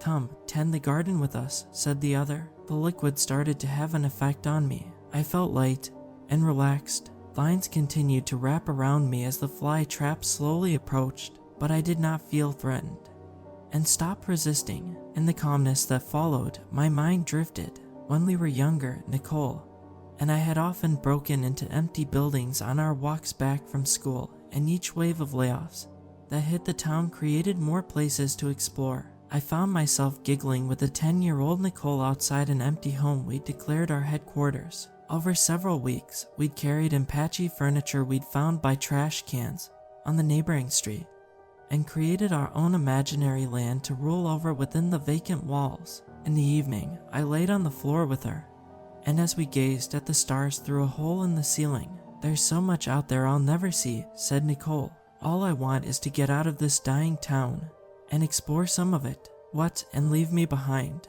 I responded, feigning offense. "Your family should have left here ages ago," said Nicole. "Your dad can look after whatever business interests he has in the region from somewhere else. You need to beg him to take Mason and you and leave." "But I'd miss you," I said. "I'd miss you too," said Nicole. "But I'd rather us miss each other if it meant that you could go live your life somewhere better. I'm stuck here, but at least then I could imagine myself in your place." A hazy figure interrupted my fantasy as she jammed a long knife into one of the lobes of the fly trap, which hovered less than a foot from my face. It emitted a loud, high-pitched squeal as a thick, dark red substance leaked out of it. Vine-like appendages retracted. As it retreated, Nicole picked up her knife from where it had fallen and used it to hack away at my remaining bindings. Isha gripped me from behind and pulled me back out to the pathway. The appendage dropped out of my mouth. My sense of pain and my muscle control slowly returned. "I'm so sorry I'm still here," I said to Nicole. "What the hell are you talking about?" said Nicole. "She's not thinking straight," said Isha. "I was supposed to leave," I muttered. They dragged me against a wall. As my mind regained its sense of reality, those plants, they were like, combined with people, I stuttered. "They certainly bled like people," said Nicole. She helped me up and I confirmed that I was thinking straight again. We didn't have time to reflect further on what happened and continued searching for the supply shaft. We passed a cramped area marked quarters that consisted of tiny slabs of stone before arriving at the foot of a long cave that resembled a mine. This area was covered with the creatures that resembled the organism we found on the lobby ceiling, as well as swampy puddles of the secretion it left behind. "There it is," said Isha, pointing to a metal slide down which rocks brought to it by the creatures fell to be two. It was large enough for us to use. We moved cautiously, wary of the danger posed by the creatures even as these ones thus far seemed to ignore us in favor of their task. I looked over my shoulder to confirm that our pursuers hadn't found us. One of the creatures rolled several pieces of dark ore towards the slide. It stumbled weakly before diving into a deposit of the sludge. When it emerged from it, it regained a translucent quality that made it virtually impossible to see, though from the glimpses I caught, it seemed stronger and more agile. I quickly lost track of it as it hopped back into the deep end of the mine. "I see you are admiring my new laborers," rang out Dad's voice across the intercom. "We're cameras in place allowing him to watch us. I built in this location, many miles from the sites of my friend's shelters, both because of the neighboring water supply, and also because I discovered that the ground here contained trace elements of extraterrestrial origin ripe for study and experimentation." Extraterrestrial. A few hours ago, I would have laughed at such a comment. But then again, a few hours ago, I didn't even expect to ever hear my dad's voice again. These creatures, who I call the Chindra, crashed here several geologic periods ago. My dad continued. They remained stuck in a form of stasis until I broke into their ship. The Chindra have a connection to their queen that I don't fully understand, but I do know that the queen merely needs to think up a command for them, and they follow it. So, I had my scientists discreetly perform a bit of an operation on me, an operation that involved a substance inherent to the creature's biological structures that, among other properties, can, under the right conditions, combine different living beings into one. It took several tries to get the procedure right, but clones like me are discardable. Clones, I thought. No wonder the government had kept trying to investigate my dad's companies. Finally, it worked, and one clone was able to survive the operation and combine with the body of the queen we found on the ship. You are listening to that clone right now. I immediately thought of the implications. This man was a clone of my father, and my real father had died, right? Or what if the man I saw in the casket was also a clone, and my real father was still alive somewhere? I now have permanent, total control over my laborers, said my dad's voice. Technology. and automation play critical roles in running Abernathy City, but the society I want to preside over is one to which living beings contribute, and the Chindra are ideal for the role I have found for them. They can complete many physical tasks at my command, from building concealed exhaust pipes to collecting raw materials, to developing metal supports for extending and reinforcing the structure of the facility. I was able to easily create a supply of food for them, and they work hard without sickness, breaks, or complaints. You have no idea how much Abernathy City has gained by replacing its unskilled human laborers with them. Of course, there are some downsides. A tiny number, around 1%, of the Chindra lack a mental connection to the Queen. They act independently and, in the process, have wreaked havoc on several parts of the facility. I believe you saw one in the lobby. It ate much of our staff on that level. But no matter, I have developed a team of hunters to combat them, and the discarded employees are replaceable. And by the way, I have also assigned the hunters to pursue you as a training exercise. On that note, the only one of you who seems equipped to handle yourself in a fight, Nicole, I believe, may want to duck. Nicole sprang to the floor just as a blast sprayed into the wall behind her. My father laughed as the speaker cut off. Isha and I followed Nicole's example. The two of us landed in a pool of the substance left by the Chindra. I scooped it up and spread it over my body. I think they won't be able to see us so long as this covers us. I whispered to a confused Isha. You need to move, quickly. I tiptoed against the wall. As the cool substance ran down me, I raised my own hand and could barely see its outline. I was practically invisible. 3 darkly clad figures wielding shotguns approached from the darkness. They appeared well built. Black ski masks covered their faces, and grenades lined one of their belts. They aimed their weapons to where Isha and I had fallen and fired several shots. Luckily, Isha appeared to have listened to my advice and fled well camouflaged, as the shells only hit the gooey substance and the surface underneath.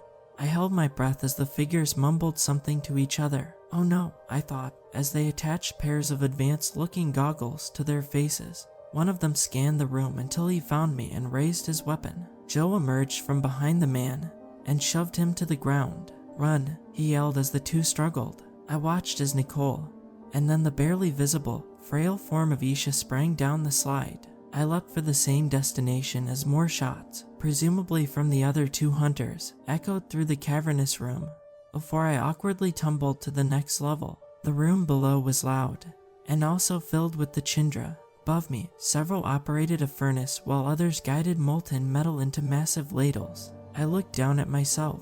I was largely visible again. The fall down the slide had scraped off most of the substance and left me with several bruises. I needed to move, something Nicole and Isha appeared to have done already, but what would I do next? I had no way to get to B3 from here. The only thing I could think of was to reach a staircase, use my pass to get to B5, and hope there was a way to enter. That didn't cause me to meet the same fate as Cheyenne. I jumped over an assembly line on which a combination of automated machinery and alien creatures assembled food, clothing, and other products. I found myself by a tarp that blocked off an area with a horrendous odor. I peeked inside and nearly vomited at what I saw: piles of dozens and dozens of human bodies, as well as sets of bones stripped of their flesh. A tiny opening in the dirt wall on the other side led to rapidly flowing water, a small stream of which funneled into a trough from which the Chindra sipped. The creatures climbed over the bodies. Their mouths rotated, taking turns grabbing and chewing bites of human meat. Several of the bodies belonged to powerful-looking men in suits. Many more wore construction helmets and vests. I dropped to my knees when I recognized Cheyenne's limp form among them. Isha crept up to me. Get up, we have to keep moving, she whispered. As with me, the fall had stripped away most of the ooze, rendering her almost fully visible again. I nodded, glad one of my friends had found me. I saw, in there. I know she's in there, she said. But like you said, we have to keep going and not give up. She reached out her hand to help me to my feet. I smiled, only for her blood to spray over my face as a shell crashed into her upper arm. She screamed and fell back to the floor. I ran to help her, but she begged me through her tears and gritted teeth to run. I did, and watched from behind a stack of crates as one of the men subdued and searched her. He found her ID card and after examining it, bandaged her wound, picked her up, and carried her out of sight. Sweat had soaked through my clothes. As my heart beat furiously, I was in great danger as well as shocked at what I had just witnessed.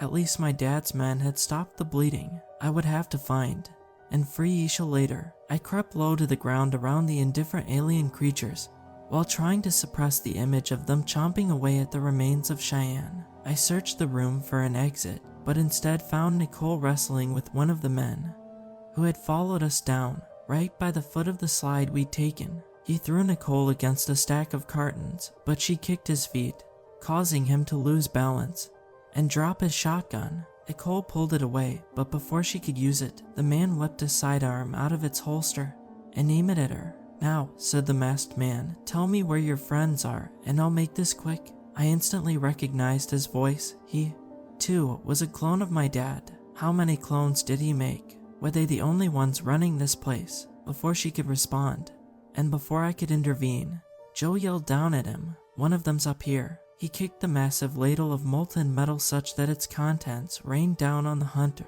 who screamed as his body and the floor underneath him disintegrated.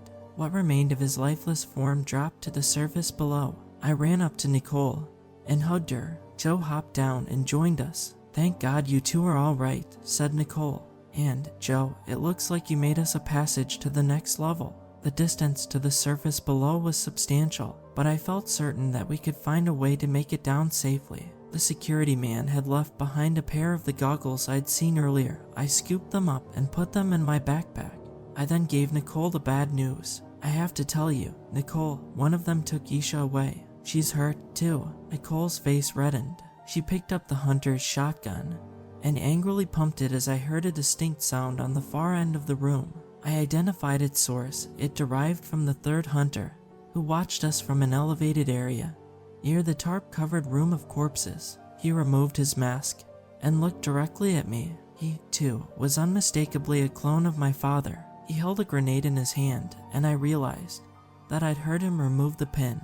He smiled menacingly as he drew his arm back to throw the grenade at the three of us. "Nicole," I blurted out, "the last one, he's in the corner by the tarp." Nicole's military instincts kicked in. She spotted him, lifted her shotgun, and rapidly fired twice. Blood spurted from his shoulder as he dropped the grenade, which rolled behind the tarp. He frantically dived after it. It took me only a moment to realize why he tried to retrieve it rather than run to safety. A deep rumbling sound followed that of the explosion. "Oh God," I said. "What is it?" asked Joe. "The water." I didn't need to complete my sentence, as Nicole and Joe got the point immediately. A massive cascade of water swept the tarp away and overtook the room, toppling everything in its path and expanding the size of the hole created by the molten metal. The bodies, many half-eaten, were swept away along with all the creatures in the area. I held onto a metal beam until it, too, detached from the surface. I took a deep breath as the waves of liquid plunged me through the opening and to the level below. I remember falling, rolling off a soft flap, and sinking into several meters of water, where the torso of one of the dead hunters impeded my attempts to swim to the surface. When I finally pushed it aside and reached the air above, I gasped and made my way to the nearest non-submerged surface, which I recognized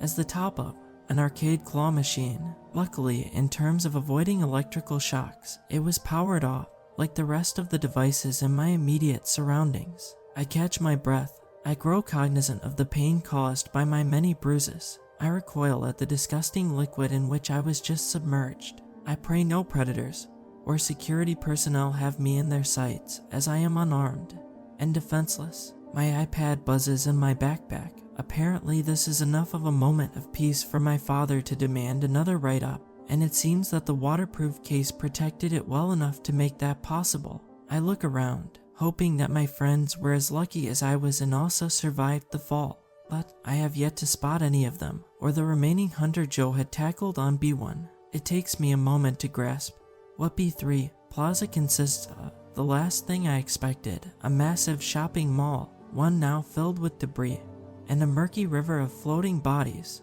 I last visited a mall during an urban exploration outing about 3 years ago with Joe and Nicole. It was just before Nicole had met Isha, and about a year before Cheyenne had joined us. It was the largest mall in the region, and I had fond memories of it from its last gasp. As a cultural center in the early 2000s, it took my mother 30 minutes to drive me, and my then 2-year-old brother to it. I remember following her through the massive, snow-covered parking lot into the vast space inside. People from all walks of life happily bustled between well-stocked stores. A Christmas tree stretched up to the wide ceiling of laminated glass. I delighted at the holiday decorations as my mother plopped me into Santa's lap. Those were good times, but you've probably already guessed the derelict state it was in many years later, when Joe, Nicole, and I snuck in after dark.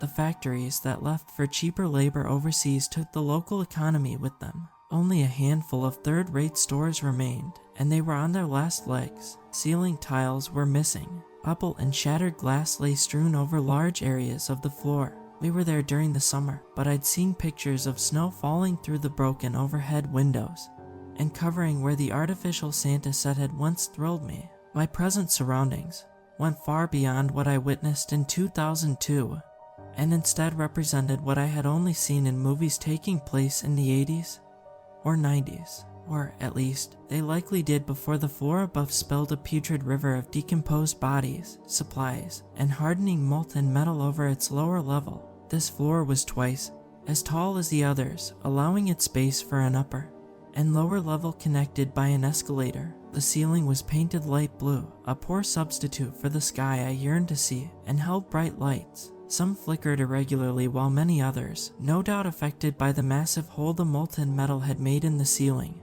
dangled limply and failed to function. I noticed a thin and translucent ladder-like structure extending down from the hole. Dozens of the children who had fallen to B3 ran up it back to B2. The mall stores sold toys, men's clothes, women's clothes, lingerie, electronic gear, food, tools, and plenty else. The bottom level had a merry-go-round, a food court, and a video arcade in which I found myself positioned atop a claw machine.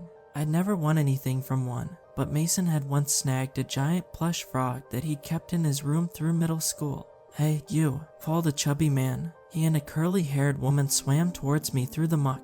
Both were dressed in gray uniforms. "We're coming over to you." Well, at least not everyone here is a clone of my father. I had every reason to expect them to be hostile, and prepared myself to dive back into the water and swim out of the arcade. Hopefully, Nicole and Joe had survived and would be close by. The woman climbed out of the water and balanced herself on the glass casing of a coin pusher machine a few yards behind me. I rolled my eyes when I saw the face proudly etched into the pieces of silver within it. A man, not finding a surface that could reliably support him, grabbed onto the top of a mini bowling machine. Their supply belts indicated they were maintenance people. "I haven't seen you before. You from B5? The woman asked. I nodded. I had access to there, so it was likely an answer that wouldn't give away that I was an intruder who'd helped cause this mess. "I didn't think they let y'all out," said the man. "The rumors I've been hearing are that y'all get pumped full of, well, you know what, and they keep you on a real tight leash during the pregnancy until you deliver, and then the process starts anew. I didn't think y'all even had access to the plaza. What the hell, I thought. Oh God." I recalled the extensive notes on my card about my physical health and how Isha and I were both assigned to B5 was met, rep a place for fertile women to deliver children. The repairman's description didn't exactly make it sound like a mere facility to assist women in pregnancy. I had the feeling that Dad's calculations alone determined whether and when someone got pumped full of you know what. The hunter who carried away Isha did so after checking her ID.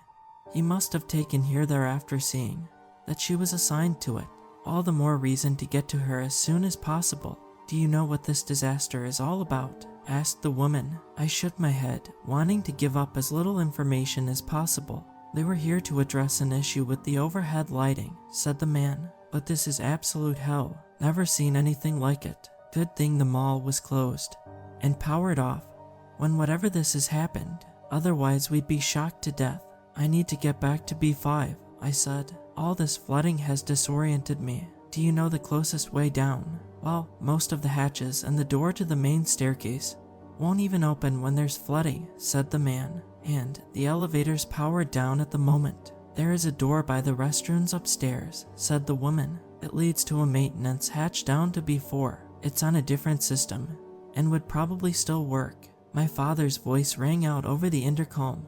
Before I could respond, you're probably surprised to find yourself in this setting, Robin. Let me give you a quick explanation. This country saw in the 80s and 90s the beauty of a free market left relatively untouched by those arrogant enough to think they should interfere with it. These shopping centers brought together people from across our society. They spawned innovation through competition. They made us wealthy and happy. So I decided to incorporate consumer culture into Abernathy City. The denizens of B1 and B2, back when I was still planning on using human workers, would work for a few dimes a day. In their bi-weekly hour of free time, they would be permitted to spend what they earned down here on the very products they put together. The academics on B4, the medical staff on B5, and the technicians on B6, who earn much more, are still to be the primary customers. Robin, I'm so close to achieving my dream. All I need is a few more modifications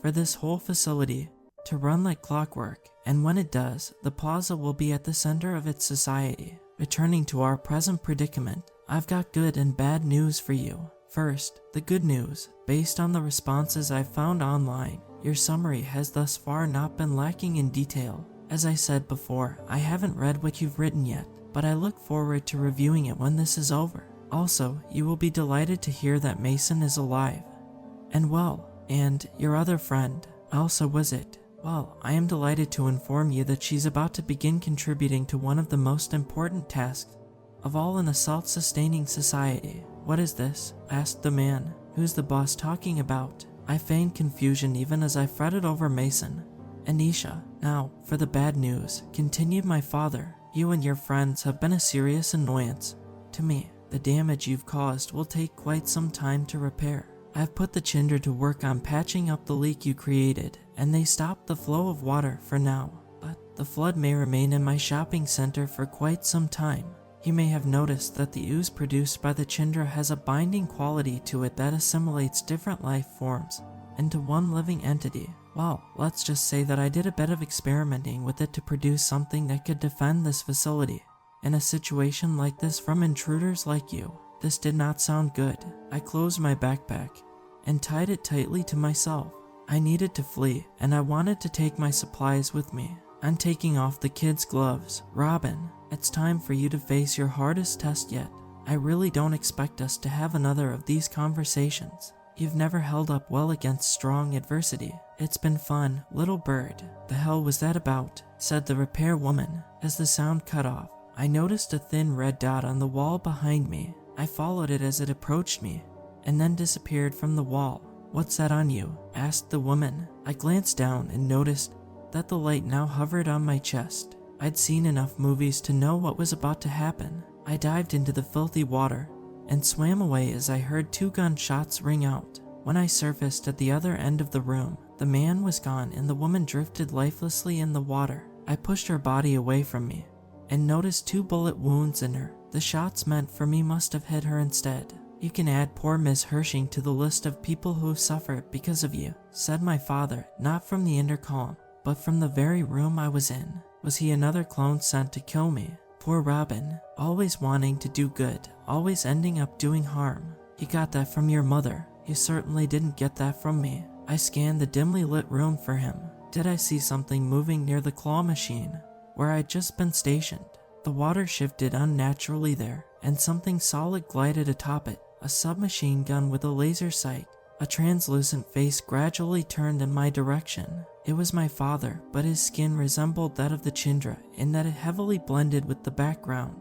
Surprised to see me like this, he said with a smile. He raised his gun. I dived again and swam desperately for the arcade entrance as I heard the loud thuds of gunshots. Blood dispersed into the water before me as a shot meant for me hit the corpse of a man I recognized as the owner of another doomsday shelter, the one I'd spray painted months earlier, and an old business partner of my dad's. I surfaced by the merry-go-round, where I gripped a horse's head for support as I treaded water. The escalator upstairs was on the other end of the shopping concourse. I had to get up there and take the maintenance shaft down, but it was a long way to the escalator and the route was littered with wreckage and floating corpses. Hopefully, I could lock it behind me to at least delay this clone.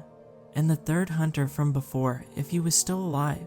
A thump sounded on the roof of the merry-go-round directly above me. Little bird called my dad. He must have climbed up there and seemed to be using a flashlight to scan the area ahead of me. I know where you're going, and I'm not going to let you make it upstairs. You could really use a pair of wings now, couldn't you? He laughed. Boss, is that you? Cried the voice of the repairman. Dad's flashlight shifted to where he'd waited by the entrance to a toy store. He must have fled after seeing his partner shot. Have you seen my daughter? The clone asked. This distraction would be my only chance. I knew that I swam for it. I'd never make it to the other side without being spotted. So, instead, I lay on my back, kicked off from the merry-go-round, and floated, doing my best to quietly fit in with the numerous bodies that filled the corridor, and only gently kicking to keep myself moving in the right direction. It was hardly a perfect illusion, but hopefully I would avoid detection in the darkness long enough to at least put some distance between me and my dad. I think so. A young woman was with me in the arcade, I heard the repairman say. His voice was close. I must have drifted towards him. Why can't I see you, boss? Where did she go? Asked my father's clone. I brushed against another body as I glided further away, measuring the distance by the passing lights on the ceiling. No idea, he said. Where are you exactly, boss? All I see is the flashlight. I drifted underneath several functioning lights that cast me in greater visibility. I tried not to shiver in the freezing water. Thankfully, my father didn't seem to notice. Then you're no use to me, said my father. I felt myself bump into the maintenance man. Huh, he said, startled. Wait, boss, I think I found. 2 more shots rang out. The heavy force of the man's body crashed into me, sending me underwater. There was no use in pretending any longer. I swam while submerged, pressing onwards despite the weight of my soaked backpack, as far as I could go. When I surfaced for air, only a few shops remained between me and the escalator. A ring of light appeared around me only a moment later. I dived again as my dad fired. Luckily, a nearby half-eaten corpse shielded me from several shots as I swam closer to my destination. I didn't have time to process why I recognized the corpse's faded dyed hair. Bullets hit the water all around me again. When I next surfaced, most landed in the space between me and the stairs. He was trying to block my path. One bullet ricocheted off the wall. The next thing I remember was incredible, reverberating pain as high-pitched noise flooded my head. I grabbed at my left ear, and to my horror, discovered that part of it was missing. Panic and shock ran through me. I hurried into the nearest store, which sold men's clothing. I dizzily sputtered in and out of the water. The world spun around me even as I grabbed onto the dry top of a clothing rack and tried to calm myself. Clever girl, blending in with the dead like that, called my father, but not clever enough. I'm coming for you. We're about to have a long-awaited reunion. He was getting closer. I heard distant gunfire from upstairs. Perhaps Nicole and Joe were facing a similar enemy. I needed a place to hide. Maybe I could lure him deep into the store and sneak out the way I came in while he searched for me. I found myself against a wall. How did I even get here? What part of the store was I in? I was bleeding a lot and likely to get infected from exposing an open wound to the toxic substance in which I was immersed. I'm here, darling. Come to Papa, said my dad. The noise my wounded ear had sent into my head had diminished enough for me to understand him. I used the wall to push myself along until I found a corridor away from the soaked clothes that filled the store. I realized I had stumbled into a series of dressing rooms. I swam to the last one and locked the door. You've got a lot working against you, Robin. Not only am I stronger and smarter than you, but I also know how you think. They're hiding in here, hoping to draw me in and to then sneak out the way you entered. That was my plan until my dizziness led me to corner myself. It was only a matter of time before he found me. From the sound of his voice, he was in the area by the checkout counter. I had a few moments as he looked through the store. I've read your diaries, your emails, your text messages, he continued. It delighted me to no end when I learned that you would make a trip out here. If you texted the date In time, I would have prepared a welcoming committee. Why did I spy on you like that, you may be thinking. I wanted to see if you measured up to the family name. And guess what? My early assumption was correct. You didn't. I threw my drenched backpack onto a small raised surface for placing clothing as I stood on a cushioned sitting platform that extended from the changing room's wall. I took out 2 objects. Their grades were painfully mediocre. You didn't excel at anything, sports, hobbies, you name it. You even lacked your mother's ability to find a superior marital partner. Her only skill. He was on the opposite side of the store now. If I wanted to escape, now was my chance. But I knew I wouldn't make it. I know everything about you, said my father. He was at the entrance to the changing area. Luckily, I had a plan, and that plan involved him coming to me. I know you had your first kiss with that no-good Sheldon boy after senior prom. You waited over 4 years after that to get laid, only to lose it in a lousy one-night stand with a guy you'd just met and never talked to again. The most awkward 2 minutes of my life. You texted Nicole the next morning, he said in a mocking voice. Haven't held a guy for more than 3 weeks since. If he was trying to rile me up, he was succeeding. I'd known about the diary entries, but it pained me to realize that this monster had reviewed virtually every private correspondence I'd ever made. It's no wonder you've ended up at a convenience store spending your free time with a bunch of dropouts and vandals, said my dad. He knew he'd found me. I heard him push open the door to the first of the 3 changing rooms. You always were a disappointment. The second door opened. I put on the goggles I'd taken from the hunter earlier.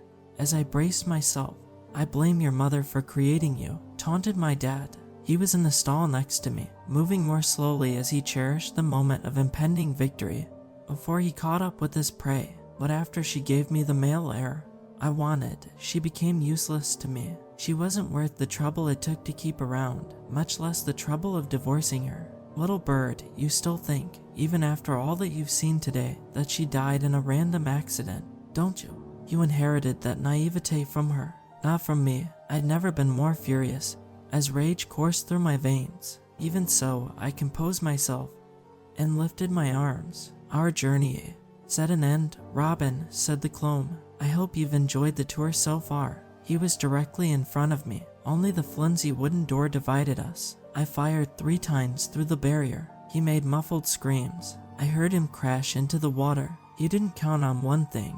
Dad, I said, kicking the door open. My goggles saw through the camouflaged skin of my fleeing father. One of the shots had hit his gun, which drifted broken in the water, and the others had hit him.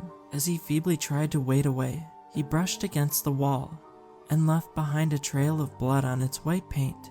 As he did so, "You're far sicker than I ever realized," I said as I followed him. "But I knew that you spied on me when I was younger. I knew you were lying when you said that you wouldn't review my notes until this is over. More specifically, I'm sure the clone I've been talking to has been reading them and sharing their contents with you. That's why I didn't mention that I picked up a gun from the fallen hunter in the last update. That's why I wrote that I was unarmed and defenseless when I really wasn't." I fired a 4th shot into the back of his head. He collapsed into the water and stopped moving. I returned the pistol to where I'd kept it in my backpack. I'd known that my dad would outgun me in a fair fight. My dad was a gun enthusiast, whereas my only experience with firearms was when Nicole helped me fire a few rounds at a makeshift shooting range the 5 of us had made out of several weeks' worth of empty beer cans in my backyard. But I had a plan in case I got cornered, and, miraculously, it had worked.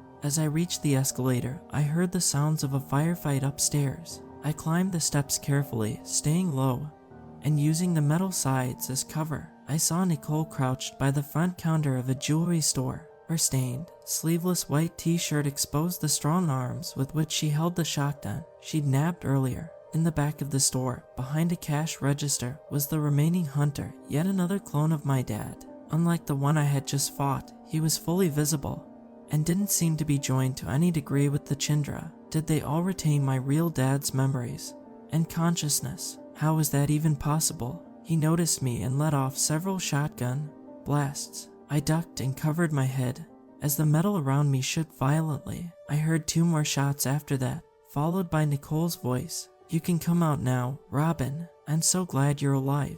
I emerged cautiously to find Nicole standing over the hunter's whimpering body. Joe and I have been in a long standoff with him. He didn't know I was there. Your distraction was all I needed to get the drop on him. Shot him twice in the chest. She snatched away the dying hunter's shotgun, removed its shells, loaded some into her weapon, and slipped the rest into her backpack. You look like you've seen better days, said Joe as he stood up from behind a sunglass stand. But I'm glad you're okay. That guy had me pinned down here for ages. You need to get that treated, said Nicole, motioning to my ear. She whipped out her first aid kit, removed an antibiotic ointment, and prepared a set of bandages. Go ahead, whined the hunter. A pool of blood extended out from him, and he clearly had no capacity to move. Get it over with and kill me. Let me have your knife, I said to Nicole. She looked at me blankly. Now, I asserted. She handed it to me. Hold him down if he tries anything, I ordered my friends. I proceeded to drive the blade into the hunter's chest between his gaping wounds. The hunter screamed in further agony. What are you doing? Cried Joe. How about we make this as long and painful as possible? I said, unless you answer my questions. Robin, we're not like that, Nicole said. Do you have all of my dad's memories? Yes, croaked the clone. Up until he last had his brain scanned on B6, about a year before the helicopter accident. After that, I have the memories of the primary clone, who you've been hearing on the intercom, and then my own memories once I was created from him. Did you really kill my mother? The clone smirked. I've made some mistakes in my life. One of them was waiting 6 years after Mason's birth to get rid of her. I should have done it sooner. He spit blood up at me. Anger coursed through me. I dug the knife deeper into him and twisted it. One more question, I said, as his blood and saliva ran down my cheek and dripped back down onto him. What does that clone, the primary clone, want with Mason? The clone nodded through the pain of 2 gaping shell wounds and a knife protruding from him. Your real father, the one who died in the crash, has been kept in the same stasis chambers used by the Chindra since the helicopter accident. He isn't dead, just extremely close to it. The one you saw at the funeral was a clone created just to be used there as a prop. What does that have to do with Mason? I asked. The clone eked out a gleeful smile. Your real dad wants to resume the life he had before the accident. We've developed a technology to help him, one that can transfer a consciousness between bodies, not just create a new clone, but actually cause him to experience his own life continuing in a new body. It is built around the mechanism through which the Chindra Queen communicates with the rest of the Chindra. The bodies have to be compatible, and compatible bodies are hard to find. The clone continued. They require certain physical, cognitive, and genetic commonalities, and differences in sex and gender can pose substantial obstacles in humans. He also wants a younger, fresher body than the clones we can presently create, and his clones have demonstrated occasional instability that make them undesirable vessels for him. So, for the time being, as we continue the testing phase, we rendered the facility only accessible to those fully compatible with him that fall within those parameters. They were soon going to begin soliciting ideal individuals, using our access to medical records. If we got desperate, we would even accept someone half compatible like you, though your father would be reluctant to try a risky procedure just to inhabit the body of an underperforming female. But luckily, you and your friends brought an excellent candidate right to us. Your father wants to take the form of the son who better resembles him and bears his name. The procedure will upgrade Mason's current consciousness. The boy will simply be replaced by an improved version of himself, his father. Have I answered all of your questions? Can I die already? Screw all this, said Nicole. Mason, gargled the clone as he raised his head closer to me, will grow up to be just like me. It is inevitable. I kicked the knife deep into him with all the force I could muster. The clone finally stopped breathing. Joe kept saying something to try to calm me down. I couldn't listen. I walked clumsily in a circle before collapsing on the ground. When I awoke, Nicole had wrapped a towel around my wet form and bandages around my ear. Joe had gathered our armaments, the shotgun, my firearm with 4 bullets left in it, a fire axe, and Nicole's knife. Joe, who still had Mason's backpack, realized it contained Mason's key card, which will give us access to the bottom level when we needed it. I shared with them the information I'd obtained about the service entrance to B4, and then the painful news I'd heard about where Isha had been taken. Nicole was as furious as I expected. A sense of urgency drives each of us to get Isha, to get Mason, and to get out. My iPad, barely operating, and with a crack in its screen, buzzed, and I quickly typed this update just in case my dad still has the ability to cut off the air supply if I fail to do so. Don't worry, there are no lies or omissions this time around. I hope, Dad, that you can forgive that minor deviation from my otherwise thorough notes. Nicole, Joe, and I are heading down for Mason and Isha. We will stop at nothing, and I recommend warning anyone else still present in Abernathy City to stay the hell out of our way. The service hatch opened to B4 Manor. We arrived to find a tiny corridor containing electrical wires and a series of unmarked doors. Which one do you think leads to B5? Joe asked. I shrugged. Nicole picked one randomly, and we gathered around it with our weapons raised. Joe turned the handle and shoved it open. 5 uniformed men turned to face us with dumbfounded expressions. All had holstered weapons. We'd stumbled upon a security station. Wait, I said, but it was too late. The men reached for their guns. In the cacophony that followed, Nicole shot 3 of them dead. I got off 1 round with my pistol before Joe charged into my line of fire. He swung his fire axe deep into one of the men's heads, pulled it out, and then used it to finish off the guard I'd wounded. Holy hell, I said, looking over the carnage we'd created. Blood covered the walls and the screens of security monitors. Don't act so shocked, Robin, said Nicole. We saw what you did to the hunter upstairs. Now hand me your weapon. She proceeded to fully load it using ammo. She scavenged from the fallen guards and handed it back to me. Joe dropped his axe in favor of one of their firearms. I looked over the feed on the monitors, which appeared to cover most of B4, though not the service corridor through which we had entered the room. The floor consisted primarily of large, well-furnished wooden walls lined by paintings, several of which portrayed my father posing like royalty. Multiple rooms housed densely shelved collections of books. Men and women read from them, wrote, and appeared engaged in debate. The bedrooms for the residents here would have fit in luxury hotels. Hello, Robin, said the voice of my father's primary clone over the intercom. You would do well to treat a city named after your own family with a bit more respect. I rolled my eyes. No one in the video feed reacted, indicating that his voice projected only into the security station rather than the entire floor. Screw off, Dad, I said. I know what you did to our mother. You and every one of the other stupid clones of you are absolute monsters. Do you feel that way about your brother, too? My dad responded. He is so similar to me, after all. He will be me soon, too. Mason isn't like you, I said. He'll never be like you. You sound awfully sure of yourself, sweetie. We'll just have to see about that, assuming you even make it to him. I'm feeling confident about our chances, I said, looking over the blood-soaked room. A little security station wasn't much of an obstacle, said Nicole. My security personnel have had an unfortunately high mortality rate recently, conceded my dad's clone. Though I do appreciate you exposing the hole in their monitoring system regarding the service access corridor. I'll have a camera added there before sending in a replacement team. Who are these guys living and working here anyway? Asked Joe. A combination of the willing and the unwilling, said my father. I offered stock options to those who would agree to undergo a long-term test of this facility. Others volunteered out of interest alone. Others were volunteered by me. I need to make sure this place is running as smoothly as possible when catastrophe falls. The only way to achieve that is with thorough testing. What's the point of this floor? I asked. It looks like a bunch of people reading and writing. Let me guess, they're looking into eugenics or witchcraft. The manor houses the future intellectual elite, said my dad's voice. It is a place for conducting research and cherishing the finest works of literature, but my test run has not gone as smoothly as I'd hoped. I started with a broad group of thinkers, all people who supported the concept of a self-sustaining city, but with different ideas about how to achieve that.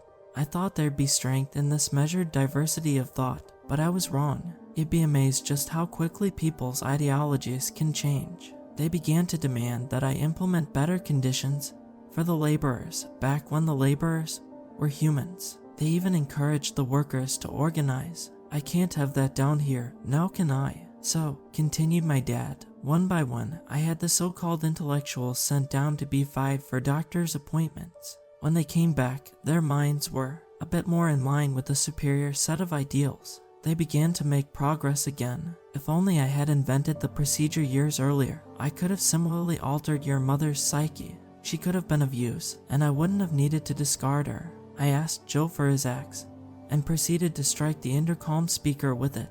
Now, Robin, don't lose your temp. The speaker sputtered and fell to the floor. The voice of my father's primary clone cut out. I've had enough of this stuff, I said. A knock sounded on the door, not the one we'd entered, but one that seemed like a main entrance. I checked the monitor. A chubby, formally dressed woman in a jacket and dress pants waited at the door. She looked unimposing, but we still had our guns drawn. When we opened up, "Who are you? What are you doing here?" she stuttered. "You tell us first," said Nicole. The woman gave her name as Georgia and explained she was waiting for a security escort to take her down to B5, citing that B4 had lost communication with it. "How about you lead us there," said Joe, "and we don't kill you in return." She nodded anxiously. Joe walked directly behind her, keeping his gun wedged into her back as we went.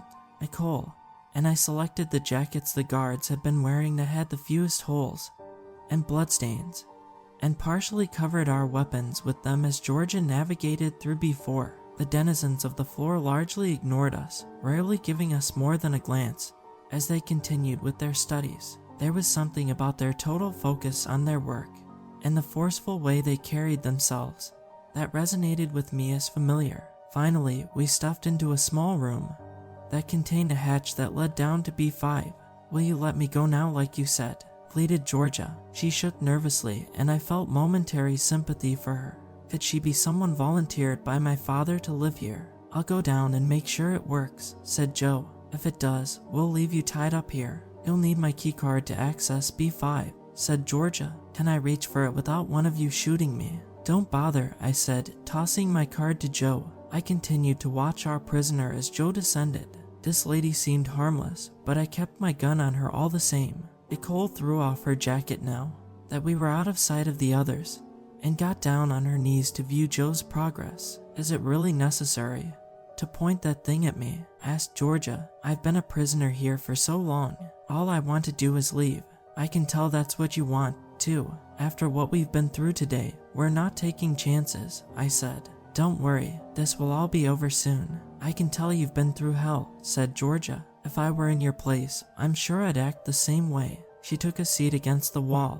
"It works," called Joe, "but something's terribly wrong here." "What is it?" asked Nicole, peeking her head into the shaft to get a better look. "Oh God," cried Joe. "The Chindra, they've screamed horribly." "Joe," I called, to no response. "We have to get down to him." Nicole nodded and got to her feet, only to immediately shriek in pain. My concern for Joe had caused me to let my guard down. Georgia had used this moment to pull 2 syringes of yellow liquid out of her jacket and jam them into Nicole's exposed shoulder blades. Nicole stumbled and collapsed against the wall. Georgia dropped the syringes and drew a long knife. I leapt to the side, narrowly avoiding her as she charged at me with it. She grabbed at my gun, and my attempts to pull it back from her resulted in it falling out of my hand and down the open shaft to B5. The situation had changed dramatically. Only a moment ago, my 2 friends had provided me some level of protection. Now, I was unarmed and fighting for survival, and I could only hope Joe and Nicole were still alive. "How many people is it now who have died or who are about to die because of you?" said Georgia, holding the knife out in front of her. "Your dad was right about you. Your problem is that you're always several steps behind those who are more intelligent." I figured Joe would meet with trouble down there. 3 of the independent Chindras are on the loose wreaking havoc on B5 as we speak. There's a team of hunters down there to stop them, but you and your friends took that option off the table. It'll take weeks before we can clone a new team.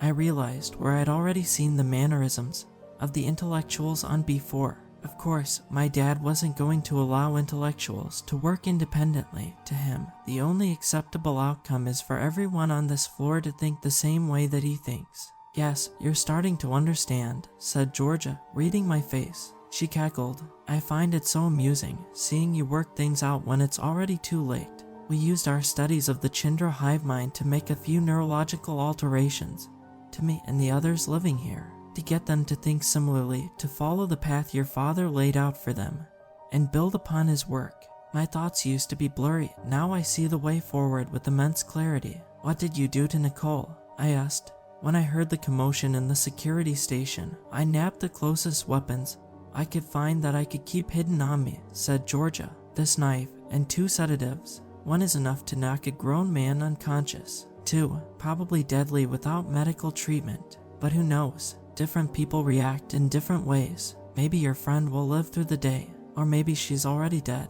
I think not, said Nicole. She shoved Georgia forward, causing Georgia to stumble into the shaft. Georgia's head slammed violently into several steps of the ladder as she toppled to the floor. Nicole coughed and vomited. I yanked the syringes out of her back. They were empty. Georgia had injected their entire contents into Nicole. Can you make it down the ladder? I asked. It pained me to see the strongest of us so miserable and sickly. She nodded. I don't know how much longer I can keep going, but we have to get Isha. I helped her through the painful process of descending down the ladder. We left her shotgun behind and proceeded with only my pistol, which I retrieved from the floor and stuck into my backpack. Nicole wrapped her arm around my shoulder as we slowly hobbled through the entrance to B5. No, sighed Nicole. No, no, no. Joe's corpse lay on the floor in tatters as one of the Chindra ate from it. Its circular form rotated as each of its heads alternated, taking bites from his flesh. Kill it, muttered Nicole. It stopped chewing, took a look at us, and ran away before I could fish out my firearm. As it fled, it camouflaged and disappeared into the corridor ahead of us. Help me go after it, said Nicole. No, we have to focus on our goal, I said, which isn't revenge, but getting out of here with Isha and Mason as quickly as possible. If we do that, there's a chance we can get to a hospital and save you. Nicole reluctantly acquiesced. I picked up Mason's access card from Joe's backpack. As we hobbled through a long corridor, the flickering lights illuminated blood spatter and human bones. We arrived at a sign pointing to the left for medical and to the right for reproduction. So that's what it meant by med, rep. We went to the right. Joe and Cheyenne, mumbled Nicole. Her balance became increasingly worse as the sedative in her took on greater effect. It became exhausting to help her walk, but I refused to leave her behind. What the hell went wrong with your father? How could he do this to us? I remember when Mom died, I said. I was in the hospital waiting room with Dad and Mason several hours north of town, near where she'd been hurt, near here. In fact, I think Mason was 6 then. When the doctor told us there was nothing they could do, Dad gave Mason a few words of sympathy and ran off for a business call. Mason asked me all sorts of questions about life and death, and it took all my strength to stop myself from crying as I answered them. I was 11 and I had to take on a parent's responsibilities. After a while, I took Mason by the hand and led him outside to a little ice cream store down the street. That cheered him up a bit. When we got back to the hospital, Dad had already gone home. He'd forgotten about the 2 of us completely. Hell, said Nicole. Yeah, I said. He's always been a complete sociopath.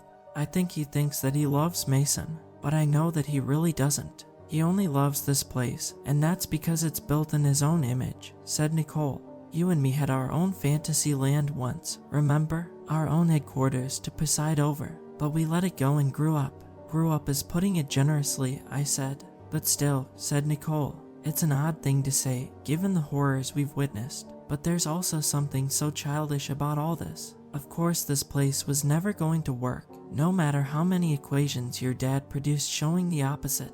I didn't respond. Nicole needed to apply all her energy just to keep walking with my support. We arrived at the door marked reproduction. The room inside was humid and filled with steam emitted by a collapsed pipe. I realized we were standing in a scanning station like the one that had killed Cheyenne, but it had been torn apart such that many of the electronic components were out of place and shined their red beams onto the ceiling or the upper walls. A distorted recording of my dad's voice played on a damaged speaker system. It slowed and deepened his normally smooth voice. The sound cut off irregularly. Well, welcome to a lifetime of purpose and contribution. If you are hearing this, our scans have found you healthy, and you're fertile, which makes you an ideal candidate for controlled procreation. Your participation is mandatory, but do not worry. Our medical staff happily sedated throughout the process, and upon successful childbirth, you will 2 hours of freedom in the Arboretum on B1, redeemable at any time approved by your doctor. Nicole reached her hand into my backpack and withdrew something heavy from it. Several options impregnation are available. Our medical staff will happily discuss each of them with you. When you cease, contribute to the continuation of our people. You will also be able to choose between efficient methods of liquidation. Now, relax, and sparks flew off the wall as Nicole emptied my firearm into several speakers and an audio control system. She succeeded in cutting off the recording. Nicole, that was all the ammo we had, I stammered. She nodded vacantly, looking even sicker than before. She was barely conscious. I'm sorry, I'm not thinking straight. Please, help me find Isha. We marched onwards even as flickering lights and the heavy mist obscured our vision. I heard something quietly moving out of our sight, likely Chindra attuned to our presence by the sound of the gunfire as I guided Nicole over small piles of human bones and tattered clothing. We reached a concrete wall that attached to a mounted fire extinguisher. It also contained a sign with arrows pointing in different directions to ladder to B6 and patience. I directed Nicole to lean against it so that I could rest my aching shoulder. She slid to the ground and lay crouched against the wall. As I recovered, a slithering sound rapidly approached us. I tore the fire extinguisher from the wall. All at once, a Chindra, its outer layer a misty gray, leapt out of the fog. I swung the heavy extinguisher with all my might, making direct contact and sending it back into the mist. I heard it retreating, but felt little relief. It would be back. I pulled Nicole up and hurriedly led her in the direction of patients. We arrived at a series of glass rooms. Most contained a vacant hospital bed and medical equipment, the blood and guts of nurses, and patients torn apart by the rogue Chindra dripped from the walls and ceiling of several of the rooms. Finally, we arrived at one that, unlike the others, was sealed shut. A doctor watched us from inside. In the bed behind her was Isha, who was attached to an IV. She was dressed in a hospital gown and appeared semi-conscious. Don't open the door, said the doctor. We're only alive because those things can't get through the reinforced glass. Who the hell are you? Are you the hunters sent to fight them? She looked skeptically over our miserable selves. I needed to act. I let Nicole down against the wall and removed her knife from her backpack. Ignoring the doctor's pleadings, I hit a button that caused the glass door to slide open.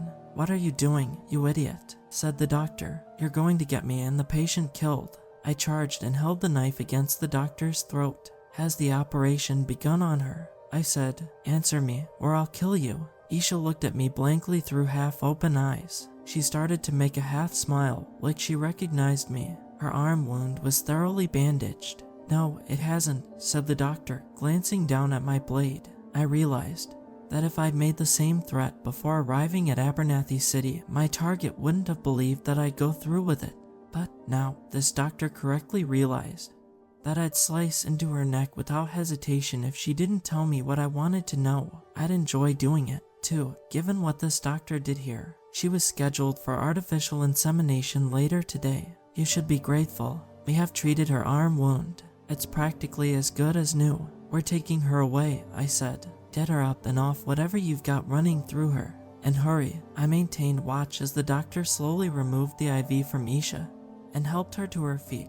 I needed to do a better job than I had with Georgia. Isha staggered forward with the doctor's help. Her composure started to return. She curiously felt her hospital gown and grew anxious as she soaked in her surroundings. Robin, you came for me. She identified Nicole's collapsed form through the glass and stumbled out to her. Nicole remained conscious, but only barely. Isha cradled Nicole's head and gripped her hand as they whispered to each other. As they reunited, I had the doctor stuff Isha's clothes and other belongings from a drawer where they'd been left into my backpack. I quickly explained to Isha what she'd missed, as well as how quickly we needed to move if we wanted to have any chance at saving Nicole's life. I said to the doctor, can you, or the doctors in the medical wing, do anything to help Nicole? But it was too late. While I was talking with Isha, the doctor had snuck into one of the other glass rooms we'd passed that still had an open door. She promptly sealed it shut I frantically hit at the outer button to open it, but unlike before, the door remained closed. Before entering, I turned off the outside controls. She said, "You can override it if you can guess the 12-digit passcode.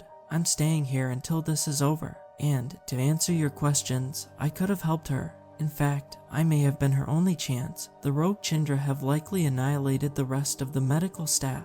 I noticed that, contrary to my expectations, Isha had a vengeful smile. I looked inside the glass chamber and realized why. On the wall behind the doctor, the camouflage of a hidden Chindra started to change colors into its natural shade. Isha and I held Nicole between us as we exited the hallway of horrors.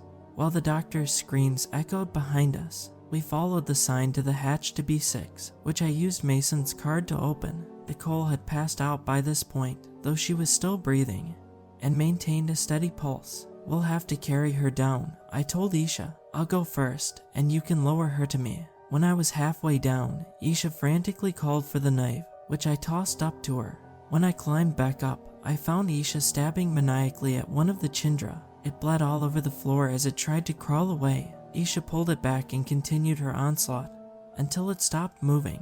From the dent in its side, I figured it was the same one I had injured with the extinguisher. "It tried to pull away Nicole," said Isha, wiping away the creature's blood from her face. We felt incredible relief. When the door to B5 sealed shut above us, the Chindra didn't seem to have made it down to B6. My iPad buzzed, and I quickly typed up this last summary in a tiny room that connects with the hatch while Isha changed back into her clothes. I explained to Isha an idea I'd had. We could find one of my dad's clone's bodies on B3, cut off its hand, and use it to open the hatch to escape. That way, we could at least bring Nicole to a hospital. But Isha wasn't interested in leaving without Mason after I fought so hard to get to her. "Even if I was willing to do that," she said, "we'd have to carry Nicole so far and survive so many obstacles. Our best bet is to get to Mason and take the elevator back up." I was relieved at her decision. I want my brother back more than anything. This may be the final occasion that I write up one of these summaries. Have you been bluffing about the air system all along, Dad's primary clone? You don't seem to actually have much control over this facility, but still, I'll indulge you this one last time. I have no doubt that our next exchange will be in person. I've been here before. It was in this very hospital that my sister did her best to comfort me after our mother's car was found toppled off the hilly precipice. She was a safe driver. How could this have happened? Robin had asked my father. He'd shrugged. In the last few hours that I've spent waiting nervously for any update about Robin's condition, I have gone through my sister's iPad. It's fractured and on its last bit of power, but still operational. Robin's entries have taught me so much about what she went through on my behalf, and about the lies I'd gotten myself caught up in believing. A strange feeling compels me to type this up. Robin wrote detailed descriptions that still need a conclusion. By writing this, I feel like I'm helping her complete something meaningful. It's not much, but it's enough to make me feel like I'm assisting her in some way, as the fight for her life takes place in another room outside of my control. From what I can tell, these entries are being posted online 24 hours apart, regardless of when they were written. My best guess is that a clone of my father set them to automatically upload in this manner. If that's true, this should appear a day after Robin's last entry. A doctor with a stern expression approaches. He speaks quietly and firmly. "I have good news and bad news. One will be fine, the other did not make it." Let me start where Robin's summaries left off about me. I was pulled into the elevator by a creature resembling my father. The pointed tip of one of his long, insect-like limbs, which resembled a stinger, jutted sharply into my back. The sleep that followed was deep.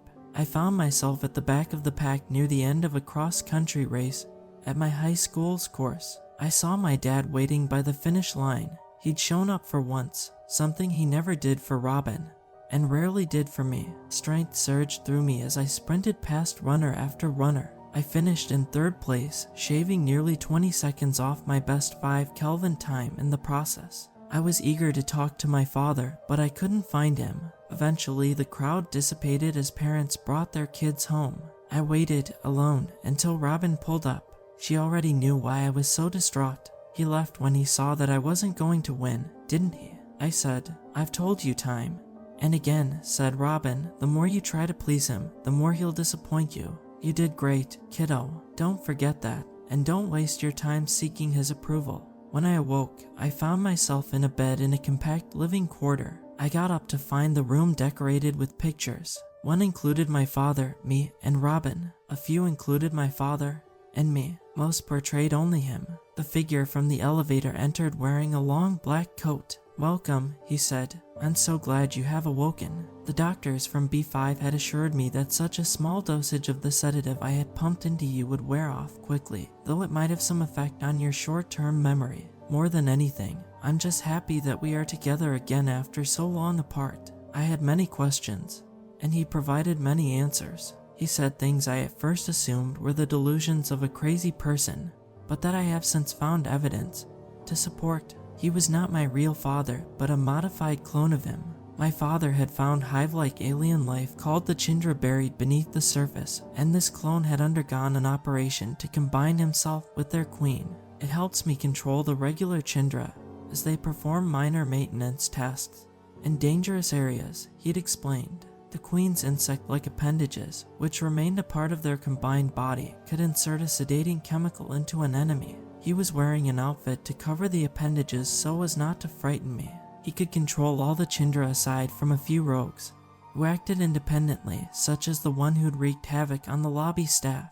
We were at the bottom level of a facility he'd built as a doomsday shelter. He walked me through an array of computer monitors and controls. These control the nearby hydroelectric power system, which draws facility power from a subterranean water flow, he said, motioning to several dials. And these determine the temperature in each room, he said, directing me to several others. You still haven't addressed why you kidnapped me, I said. You pulled me violently into the elevator and sedated me. That's an odd way to reunite with someone you claim to be happy to see again. He directed me to a video monitor system. Here's the footage of what happened. I watched as my form pressed the elevator button. Behind me, the camouflaged Chindra from the lobby silently snuck up. The door opened, revealing the man I was speaking with, who pulled me inside just as the creature pounced. When I violently tried to resist, he stunned me. As you can see, I only acted to protect you. I wasn't about to believe that my dad, or whatever this thing was, had the means to alter footage. But it was still possible that what he showed me was accurate. What about Robin and the rest of her friends? I asked. Are they safe?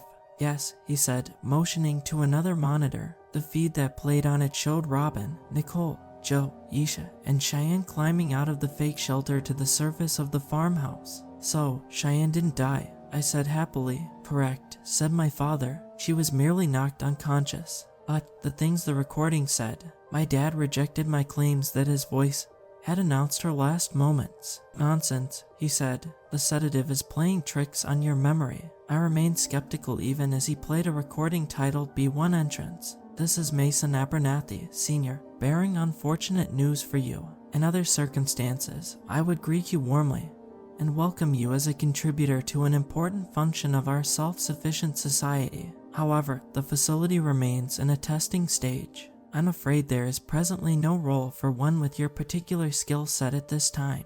As a trespasser, with no role to serve here, you will be stunned and directed back to the surface. Whether we press for criminal charges is contingent on you keeping secret anything you have seen here. I was understandably hesitant to accept this. So you're telling me that after stunning Cheyenne, my sister, and my friends simply left me behind with you? I asked. You really expect me to believe that? That is what happened, said my father. You see, I explained how we were tracking down a rogue creature in the lobby, the Chindra responsible for all the bones you found in the custodial closet. They agreed to come back once we had resolved the security problem, and promised to tell nobody about me or the facility. In the meantime, I'm sure they'll be here soon, and I'm not holding you here against your will, so I'm free to go, I asked. Of course, said my father, whenever you want. But first, I just want to talk, to explain myself.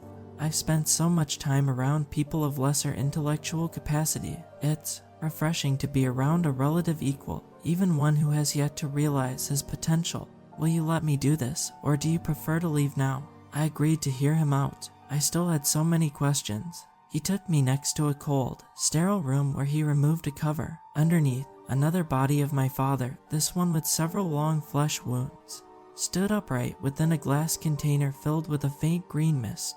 "This is the original," he said. "I was constructed using data stored from an experimental scanning procedure he underwent about a year ago. There are other clones in this facility as well as one outside of it. They all derive from me. So, this is my real dad, who died in the helicopter accident?" I asked. He shook his head. "He never quite died. This body was brought here straight from the accident, where it has remained in a form of stasis ever since. His brain should be sufficiently intact for his consciousness to be transferred into another body. You're going to make another copy of my father, but this one with his mind, as it existed at the time of his death." I said. "Something like that," said the clone. "To him, his life will simply continue where it left off. Now, this way." I followed him to a large holographic display within a massive room that contained dozens of computers and control stations, as well as an entrance to the inoperative elevator. A floating image of Earth appeared on the display. "This is a testing lab for the algorithms I've developed regarding end-of-the-world scenarios. I've inputted the present global conditions. Invariably, within decades, the entire planet is consumed in some disaster, environmental catastrophe, global warming, nuclear war, disease." As he spoke, the threats he described played out on screen, depicting decreased counts of the world's population, fires raging over continents, and the edges of land masses disappearing under rising waters. "We need to be prepared for the fall of humanity in its current form," he continued. "The shelters built by my colleagues and the fellow-minded a leader but temporary respites. They may house a family or two, but no more. This shelter, unlike those, is designed to ensure that civilization as a whole may continue, and that the next civilization lacks the flaws that caused the previous one to crumble." "You may be skeptical," he said, "and I do admit that some people have died as I have ironed out inefficiencies in this facility's design. But did you know that only 12% of the original colonists at Jamestown survived its first 5 years? Great progress follows great sacrifice. I always thought you were more like me than your mother and your sister. You have my ability to not let short-term costs blind you to long-term benefits." He sat down with me and showed me equations, statistics, and maps. As had been my tendency my whole life, my many rational concerns about the man I was speaking with faded under the weight of my desire to gain the approval of the only father figure I'd ever had, one whom I, until recently, had given up hope of ever even seeing again. At first, the material overwhelmed me, but my brain began to link together the numbers and terms he threw at me such that I started to know the point he was about to make before he even made it. Periodically, he left the room to make what he called regular updates over the intercom before returning and continuing to guide me through a thick stack of books and pamphlets. He showed me other locations around the planet where he hoped to build facilities similar to this one. A sense of discovery thrilled me. What once seemed complex now seemed simple. The path my father showed me was a path towards efficiency. It would take sacrifice and hard work, but in 100 years' time, it could pay off. But there were also so many variables. Dad's calculations didn't take into account the effects of depriving others of freedom of choice, nor did they take into account how many people really behave when faced with the coercive tactics he intended to employ. As time elapsed, I thought, fleetingly, to ask my father if he knew how long I had before my sister and her friends returned. But, in truth, I didn't want to go. Not yet, at least. What he was showing me intrigued me too much. "You understand what I am telling you," said my father, proudly. "It's remarkable that some minds are so strong that they can flourish even after spending so much time in environments inconducive to positive development. Your sister did everything she could to lead you astray, yet all it took was a few hours of light to guide you out of the darkness." I shot him a sharp look. I didn't agree with his digs at my sister. Still, I hadn't felt this close to my father before, even if this was just his clone, and chose not to pick a fight about it. We returned to the security monitor feed.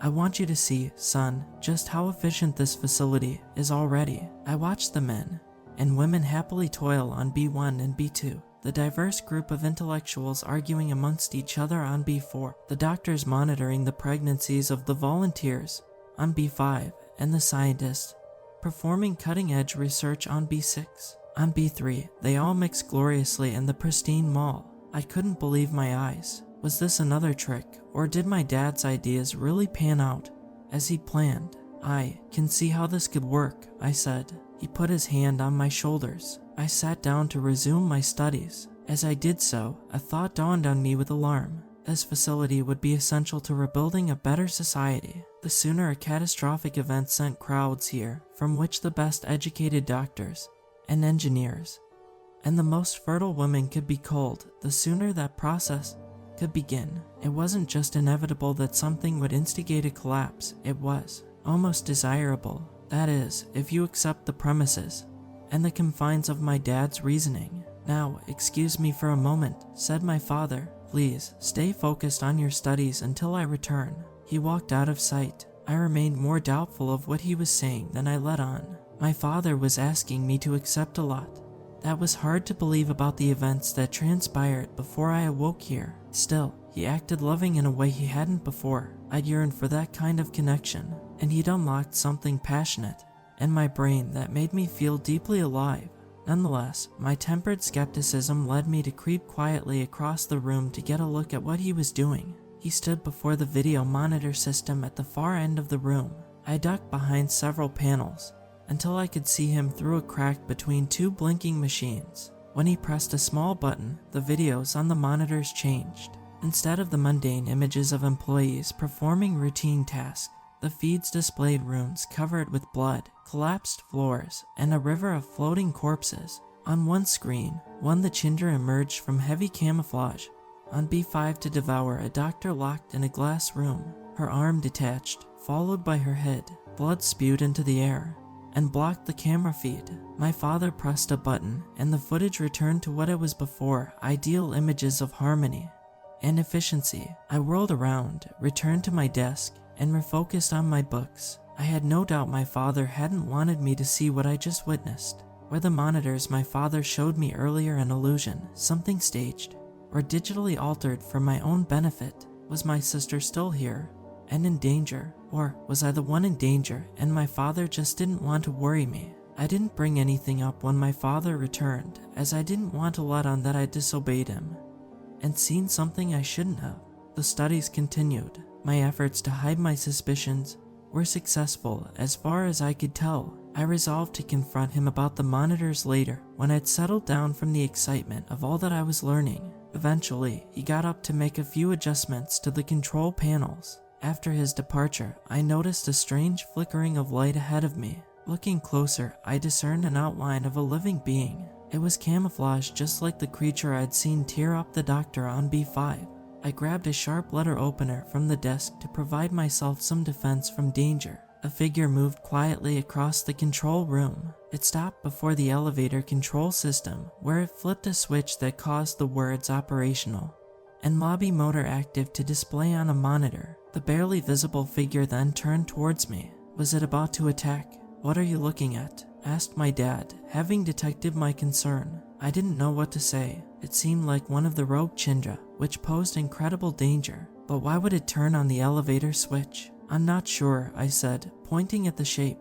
"There's something here." My dad threw off his coat and swung one of his appendages through the air. It rushed past me as it unfolded, and its sharp end lodged into the form. Red blood dripped out of it where it made an incision. "Mason, no, I wanted to tell you," said a familiar voice. "Oh God, no," I thought. How could it be her? Another of my father's appendages wiped away the camouflaging substance that coated Robin. "Robin," I exclaimed, "what are you doing here? Dad told me he let you go." I started to realize just how much of what my dad had told me had been lies. I'd had so many opportunities to figure this all out. I should have acted on my skepticism, but I'd chosen his survivalist obsession over recognizing the danger my sister could be, and indeed was, in. It had been so obvious, all the contrivances, all the conveniences. How could I have been so blind? Was I destined to be just as delusional as him? "I'm here for you, Mason," said Robin. She was in incredible pain, and my dad kept her frozen in place. She was sweaty and dirty and had bandages wrapped around her ear. "We need to leave, now. Don't believe a word she tells you," said my father. I begged him to let her go, but he ignored me. "Mason," pleaded Robin. You need to help me, please." She looked sickly and weak. "No, he doesn't," said my dad, again ignoring me. "He understands now." "Dad, stop that," I yelled. "She's your daughter. What are you doing?" "Mason, on B6, I saw technicians finishing a procedure to replace your consciousness with our real dad's," said Robin between gasps. "This clone is going to kill you just like he's going to kill me." "Kill you?" I said. I turned to my dad. "Dad, what are you doing?" "Mason," said Robin, "you have no idea what he's capable of doing. He's poisoning me." "Nonsense," said my dad. "I'm merely inserting a mild sedative to calm her down. Your sister has always been a bad influence on you. Don't listen to her now." "How long have you been lying to me, Dad?" I asked. Robin, meanwhile, looked weaker and weaker. "Mason, you have no idea what's at stake here," gasped Robin. "On B6, Dad's scientists are manufacturing catastrophes that will cause the end times he wants. Diseases, computer viruses." She lost the ability to speak as agonizing pain appeared to pass through her. "More lies," said my father, but I knew that Robin was telling the truth. What she described was the inevitable conclusion of the reasoning my father had presented to me. "Dad," I called. "Stop, now." What had I become? I'd spent my life looking up to my sister. She'd given me unwavering love and guidance, and now I was hesitating to act as she lay dying before me. My father had abandoned me again and lied to me from the start. I resolved at that moment to do everything I could to do what Robin would want me to do. I used the letter opener to slash at the appendage that was stuck in my sister. My dad yelled and pulled it back. Robin fell to the ground. I dived as another extended limb shot over me. Using a wide computer system for cover, I crawled quickly to the hydroelectric control panel and moved a dial marked pressure from where it sat at 2 to its maximum setting at 10. "What are you doing?" called my dad as the facility rumbled. He ran towards me. I calculated correctly. My dad would prioritize attempting to reverse what I had done over stopping my escape.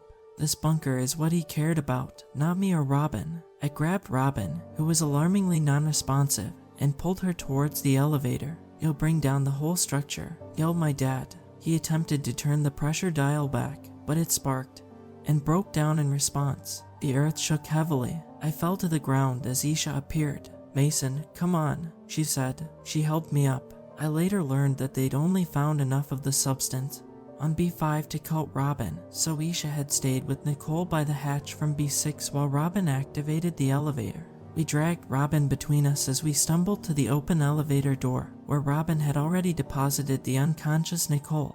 The doors closed, and the elevator began rising. Out of the glass wall, I saw the primary clone kneeling before my real dad's body in stasis, as if asking for forgiveness for failing him. Water began to leak through the walls around him, which steadily broke apart. His voice rang out into the elevator, his words barely discernible amidst the thundering noise around him. "You're probably wondering why I lied to you, son. I could have simply kept you unconscious until the procedure to transfer your father's consciousness into you was ready. It's because I wanted to show you what I devoted my life to, the ideals that I tried so hard to realize. When you saw simulated images of the facility functioning as intended, it was like I was looking at myself realizing my life's dream, a dream that escaped me. I took shortcuts. I miscalculated human behavior. I made sacrifices that didn't pay off as reality distorted my vision. I suppose I've known, on some level, for a while that this project was doomed to failure, even as I boasted about its success. I just haven't had the strength to admit it to myself.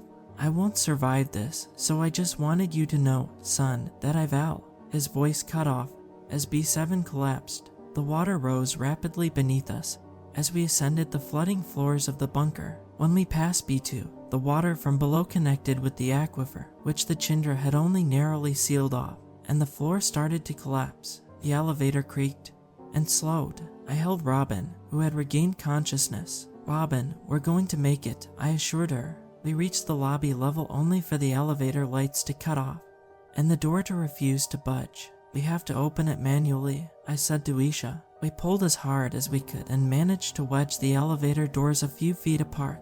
"I'll hold it," I said, applying adrenaline-induced strength as Isha pushed Nicole and Robin outside. Isha followed them, and I wedged myself through as the doors slammed shut behind me. The floor of the lobby shook violently. Isha climbed up first. I lifted Robin, who, albeit feebly, progressed up the ladder by herself, and then Nicole, whom I pushed upwards until Isha was able to pull her into the fake bunker. The vinyl tile of the lobby floor fractured and collapsed behind us. I sealed the door shut behind me as we scrambled to the surface. Outside, it was early morning. Isha collapsed into the grass, breathing heavily from exhaustion. "We have to keep going," I said, helping her up.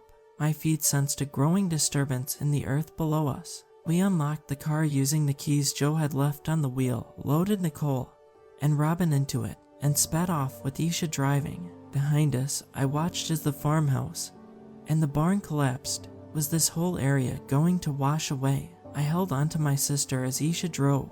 "Hang on, Robin, please just hang on," I whispered tearfully. She nudged her head slightly towards me. "Brother," she said with a satisfied smile, before falling out of consciousness. Isha berated me for giving Robin away. I took her venom. She was right. I should have caught on to Dad's lies sooner than I had. I had wanted to believe in him so badly, even though I should have known better than to do so by now. Even now that I know the horrors he inflicted onto others, it saddens me that his project was a miserable failure. His calculations about the dangers of impending doom weren't wrong, but his solution was ill-fated from the start. Had he shown me the hydroelectric control station on purpose so that I'd get the idea to use it to do something he couldn't bring himself to do, to destroy his life's work? They passed empty stores and empty houses until we arrived at the hospital where Nicole and Robin were rushed to the emergency room. I've been waiting here with Isha ever since. Officers came by with questions. They want me and Isha to go to a police station tomorrow. I don't know what we'll tell them or what we'll tell Joe's and Cheyenne's relatives. For now, only my sister's well-being matters to me. The doctor has explained what she meant when she told us that only one of them will make it, but I chose not to listen. I don't want harm to befall Nicole, but I also want my sister back. I think about all that Robin has done on my behalf. I wonder what will become of me without someone like her guiding me. Will I turn out like... No way, I won't ever be like him, right? Isha rushes into the hospital room, where Nicole greets her with open arms. They laugh and smile. I step out. Doctors hand me paperwork. I fill it out. The cause of death is listed as poisoning. Are they going to think that I killed my sister? But then again, would they even be wrong? Isha finds me and takes me to Nicole. Nicole's emotional state is much more complex now. Her knowledge of what happened to Robin, Joe, and Cheyenne tempers her joy at finding Isha, me, and herself in good health. Does she blame me for Robin's death like I blame myself? Nicole runs her hand through my hair and smiles. "It makes me so happy to see you again," she says. "What happened to Robin isn't your fault. You didn't know she was coming for you. You didn't know how depraved your father really was. I didn't mean what I said earlier. You're not going to be alone," says Isha. "We'll be here for you."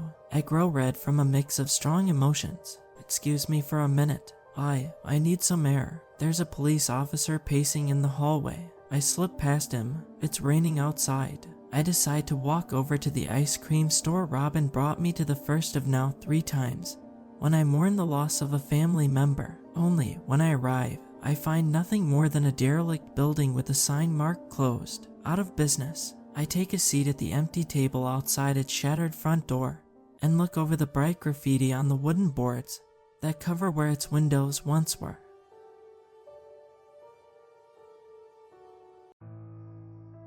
The following is an account of my time inside of the Wachusett Maximum Security Prison last Friday. The first part of the story is a transcript of an audio recording of my experience, while the second part is narrated later on due to the circumstances that you will soon understand. October 25th, 1:15 p.m. My name is Mike. I'm an 18-year-old high school senior, and I'm from Massachusetts. I'm currently looking at an overgrown, abandoned prison. Time to go inside, I suppose. A little background about me and my situation, I suppose. I've always been interested in urban exploration, mostly in the New England area. First it was small abandoned homes when I was 15, then places like old nursing homes, stuff like that. I love the idea of seeing places that are like relics of a bygone era, even if they are decaying and are usually structurally unsound. But that's just part of the risk. A few days ago I was on a forum for urban exploration when I saw that there was a place near me that I had never heard of before. This came as a surprise, as I constantly scour the internet looking for new places to check out. This place was the old Wachusett Maximum Security Prison. According to the very few sources I could find, it opened in the early 1920s and never really had an official shutdown, but it was virtually abandoned by the 1970s. I couldn't find any real reason for shutting down, though one would have to assume that it was just an old prison that was replaced by other, more high-tech prisons in the state. At around noon today, I grabbed a flashlight, my pocket knife, some power bars, and headed off towards the prison. It was about a 35-minute drive, which was actually the closest place I'd seen in a while. Who would have thought? Anyways, I can see why no one really goes here. The path is completely overgrown. I spent over an hour making my way from where I parked to where the prison entrance actually was. When I emerged from the brush, the building laid before me. It was a massive structure, at least 16 acres, maybe more. 1:23 p.m. I will now be recording this exploration in real time to be able to give constant updates. I'm about to head inside the prison. Okay, there's an opening on the fence over here. I just gotta squeeze in. Okay there. Alright, I'm inside the outer fence. This place is a mess. Crumbling walls, broken glass, and trash all over the ground. Oh, okay, here's a door. Locked. Alright, I'm gonna figure this one out, give me a second. 1:27 p.m. There seems to be no easy way in. All the doors I can see are locked, and while the place is old, I can't just get through a prison door. 1:30 p.m. I ended up throwing a rock I found through a window, and it shattered like it was nothing. No wonder this prison was shut down if a simple rock is all you need to get out. 1:35 p.m. Alright, I'm in. Okay, it's dark as hell in here. Right now it seems as if I'm in a visitor section. Old phone booths where you could talk to inmates. There's a ton of decay all over the walls, and it appears as if the ceiling collapsed in one of the corners. 1:48 p.m. Okay, found my way into the main part of the prison. There seems to be a cafeteria over here. Whoa, 7, this place is a mess. Sorry, let me rephrase that. It's even more of a mess than the rest of the place. Overturned tables, smashed chairs, and a crimson pool of a dried liquid. Blood, a smell of rust, and death stings my nose with every breath I take. I wonder if a riot happened or something. I'm gonna go into the kitchen. 1:53 p.m. The kitchen seems to be in order. Mostly, there's some old boxes of food and stuff like that laying around. The food here is rotten, gross. Other than that, it's pretty well preserved. 2:10 p.m. Wow, it's taken a while to get here. This building is massive. I'll look at some of the rooms on my way back, but there was an armory. I'd be shocked if there was any weaponry left, but an old gun would be the coolest trinket I've ever taken from an expedition. Anyways, I finally hit the holding cells. A lot of old metal bar cells and things like that. The cells are relatively small, but enough for 2 people as there are bunk beds and a toilet.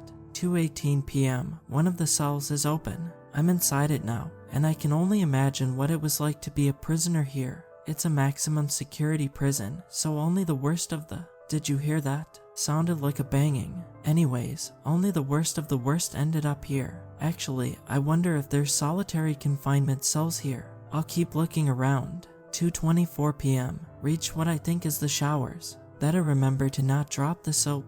Man, this place has gone to hell. It's so dark I'm afraid I'm gonna trip on something. Holy hell, there's blood all over this corner. My god, I wonder what happened. 2:29 p.m. I'm on the 2nd floor of the main holding area now. It's kinda disturbing how dark it is. It seems like the prisoners had little to no light. Spooky. 2:31 p.m. This cell I just found has a ton of carvings on the wall. Not uncommon, but it's concerning considering it has some sort of cultish chants on it. It's hard to see since the cell is locked, but it seems to say something about the doctor. That's actually written all over this guy's cell. Wonder if he had some sort of mental issue. 2:39 p.m. I noticed another cell with writings about the doctor. I wonder if there was an especially cruel doctor here, or so. 7:42 p.m. Holy hell, holy hell, holy hell. What the hell happened? I was out for, let's see, 5 hours. How am I not dead or something? Damn, where am I? I fell, I think, down at least 2 stories. My back hurts like hell, but I can walk. My flashlight works luckily. These mag lights sure work miracles. Okay, I think I'm in some sort of boiler room. Yeah, oh god, my head hurts. Hope I don't have any major brain damage. Or something like that. Being out cold that long can't be good for me. 8:01 p.m. I can't find my way out of this basement. Everywhere I go, it seems like I keep circling back to this goddamn boiler room. I keep hearing like there's footsteps behind me too, but every time I look back there's nothing there. I'm a skeptic, so I don't believe in ghosts, but at this point I'm a bit scared. 8:23 p.m. My phone died. It's not like there's any cell reception out here anyways, but now it's up to me to get out of this place. I'm done exploring. I just want to go home. 8:31 p.m. I think I found a new pathway. The halls in this basement are cramped, long, and full of twists and turns, but I think I can figure this out. What I'm doing is leaving a mark with my knife at each turn, so if I come back to it I can figure out that I've been there and go the other way. Guess my brain still works well enough. 8:34 p.m. I just saw someone. Damn, oh my god. Maybe it was just my mind playing tricks on me. I'm still in the basement, but I'm in a part I haven't seen yet. I'll keep you posted. 8:44 p.m. I'm not alone. 10:39 a.m. I'm alive. I don't know how, but I made it. I decided that it wasn't worth it to stop and talk every time something interesting happened. Let me fill you in on the last 14 hours of my life and the hell I endured. I was still in this damn basement with nothing but my flashlight and my knife when I got a glimpse of exactly who or what was stalking me. This man, I think it was a man, was at least 7 feet tall and wore a middle-aged era plague doctor uniform. Beak, hat, the coat, everything. I found my way out of that labyrinth after about an hour of searching, with that monster always stalking me. It could have taken me maybe 10 to 15 minutes to get out if I didn't have to deal with him following close behind. Everywhere I went he was there, waiting for me. He never outright attacked me down there, but I could tell his intentions were not good. After about an hour I spotted a ladder. This has to be it, I thought as I ran towards it, my back still in immense pain. Every step up that ladder felt like I was being stabbed in the back. As I looked down, I could see the doctor staring intently at me. That gave me the adrenaline I needed to book it up the ladder and to the hatch on the top. Unfortunately for me, that hatch was locked. No, I yelled as I began to smash it with my fists. Nothing. I pulled out my flashlight and began to slam on the hatch. The doctor was getting closer, step by step. I began to hit the door harder until I heard a crack. I gave it my all on one last swing, and the hatch swung open. I didn't hesitate to hastily rush up the last few rungs as I threw myself over the edge and slammed the hatch shut. I had made it out of that maze of cold, dark hallways. I could breathe for a minute. My body soon recognized the fact that I had fallen 2 stories right on my back, and the pain quickly set in. I've been hurt before, broken bones, ankle sprains, the usual stuff that happens in daily life, but this pain was like nothing I had ever felt. It hurt so bad I threw up there on the ground. I was sitting there wallowing in my pain when I heard a noise. That noise made another rush of pain, relieving adrenaline flow through my body as I quickly rose to my feet and began to scan my environment. It was cold, really cold. Actually, I felt a draft and realized there was no ceiling. I was in the central yard. It was probably 40 degrees out, maybe colder. Luckily, I had a sweatshirt on. The noise, I realized, was just the wind howling on this cold October night. I turned on my flashlight to see a basketball hoop in front of me. The yard was big, but it was almost barren. A few basketball hoops and some bench presses were strewn across the concrete yard, but that was basically it. I took a minute to think of an escape plan. I couldn't climb onto the roof and walk across to the exit. Even if I could scale the building, the risk of the roof collapsing and another fall was enough to deter me. I realized to get out of this place, I had to go back into that damn prison. I took a deep breath and regretted it immediately as I felt a sharp pain in my chest. Broken ribs, I thought. I began to make my way to the closest door to me, which was labeled solitary. The door opened without much effort, and I was soon inside the prison again. The dank smell of the rotting building filled my nose once again. I began to make my way down a dark hallway, this one looking even more decrepit than the parts of the prison I had already explored. The cells here were heavy steel doors with no windows. only a slit at the bottom for food. One of them was open, so even though I was in a hurry to get out of this place, the thought of stepping inside of one of these was enticing. I made my way in, while making sure the door stayed open. I sat down on the bed, and took a moment to look myself over to see if I had any more injuries from my fall earlier. I noticed bruising all over my chest, and I had a nasty cut on my left arm that had since stopped bleeding. After that I looked at my watch, and realized that it was now 1:12 a.m. I must have been in that basement for longer than I thought. I pointed my flashlight at the wall across from me and made a disturbing discovery. There was writing all over this wall, too. More raving rants about the doctor. Some quotes I could make out were, "The doctor does not heal, he harms. He sees. The doctor knows all, he sees all." Those were just a choice few. The writing on this wall was in blood this time. I stood up and made a quick decision to leave that cell. I looked to my left towards the exit, when I spotted the doctor standing there, hand on the door. "Nursek," he uttered. The door swung shut with a loud slam. I quickly ran at the door and pounded on it with all my might. Locked, there was no way out. I kicked at the door until I felt like I was going to pass out. I spent a long time thinking if there was a way to get out. I threw my flashlight at the door. I did everything that I could to get out, but I just couldn't get the door open. I stood there for a while and really thought about my situation. I was at an abandoned prison in the middle of nowhere with a dead cell phone, and there was some plague doctor who locked me in a foul-smelling cell. I looked at the door again and noticed the food slot. I made my way over to it and pushed on it. Nothing. I decided to pull it, and open it went. I immediately got to work in trying to get the lock on the handle of the door open. I stuck my arm through and looked for the handle. Padlocked. I decided that maybe I could smash it open using my flashlight. I took a swing and hit the padlock.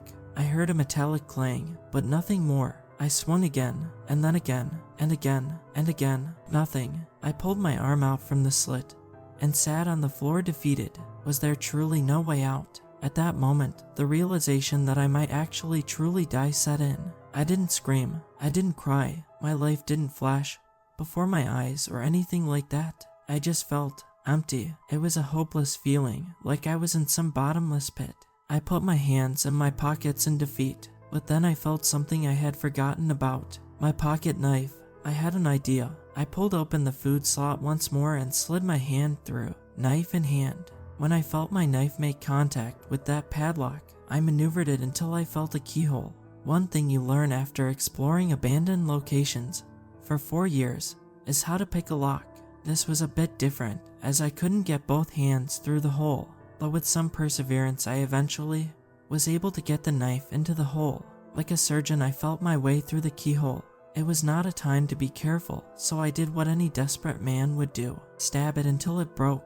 After a disgustingly long time of doing this, I heard a snap and felt the padlock loosen. I had done it. I pulled my arm back through the food slot and let the knife go. My hands could do the rest. I grabbed the lock and pushed it off of the door. It made a loud metallic sound as it hit the floor, the sweetest sound I had ever heard. I pulled my hand back once more and looked at the door. I had done it. I pushed the door, and the rush of air pushed up against my face. I took my first step outside that cell to see the dark hallway in front of me. I hastily made my way down the hallway, making sure to keep quiet so the doctor couldn't hear me if he was still around.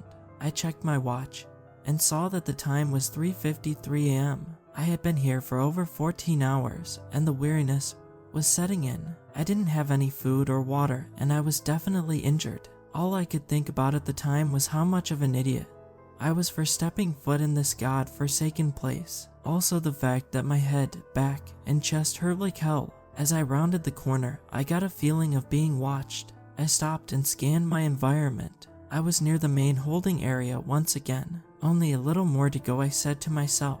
I turned around and saw nothing, but when I looked ahead once more, he was standing there, blocking my path. "Who the hell are you?"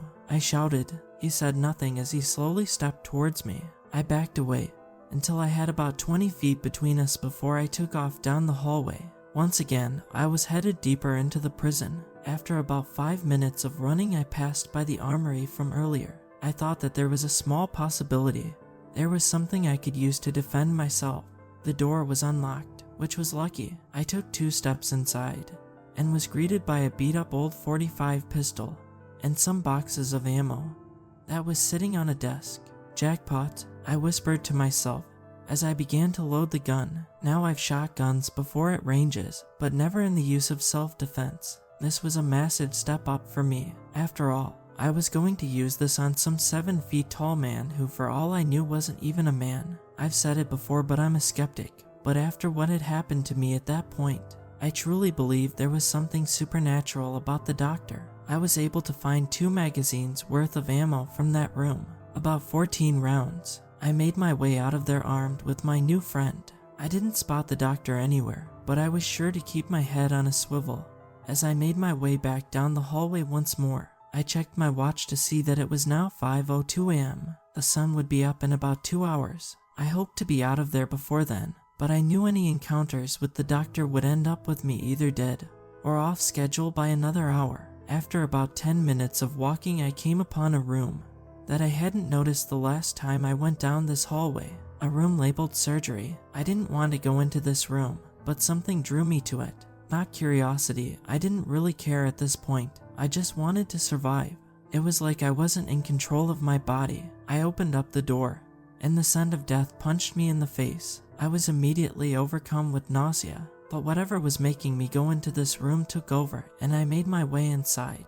In front of me laid a blood-soaked operating table, and sharp tools were scattered across the cracked tile floor. The thing that caught me by surprise the most was the doctor as he stood on the other side of the table. We both stood there for what seemed like minutes, unmoving. I wanted to run, but I couldn't. It was like my feet were frozen to the ground. I couldn't raise my gun up to him. I couldn't speak at all. It was like I was in a complete trance physically, but mentally, I was all there. My body wasn't agreeing with my brain. Before I could regain control of my body, he stepped towards me and laid his hand on my shoulder. It was powerful and cold. It felt emotionless, like he had no anger, but no sympathy either. Just then I was able to break out of whatever trance I was in and quickly jump back out into the hallway. "What do you want from me?" "I just want to leave," I meekly stated as I aimed the gun at his chest. "You're due for your evaluation," he finally uttered. "Evaluation? What are you talking about?" I questioned. "Your disobedience has not gone unnoticed. Listen, I'm just an urban explorer. I'm not some inmate or something. You need your treatment. Now step back in the operating room and drop your firearm. It won't do you any good," he demanded. "Like hell," I yelled as I pulled the trigger. The gun recoiled back as a loud bang emanated from it. I saw the doctor step back and stumble. I kept my gun trained on him and waited for him to react. That's when he stepped towards me. I fired again, then again, and again, and again. I unloaded the whole magazine on him.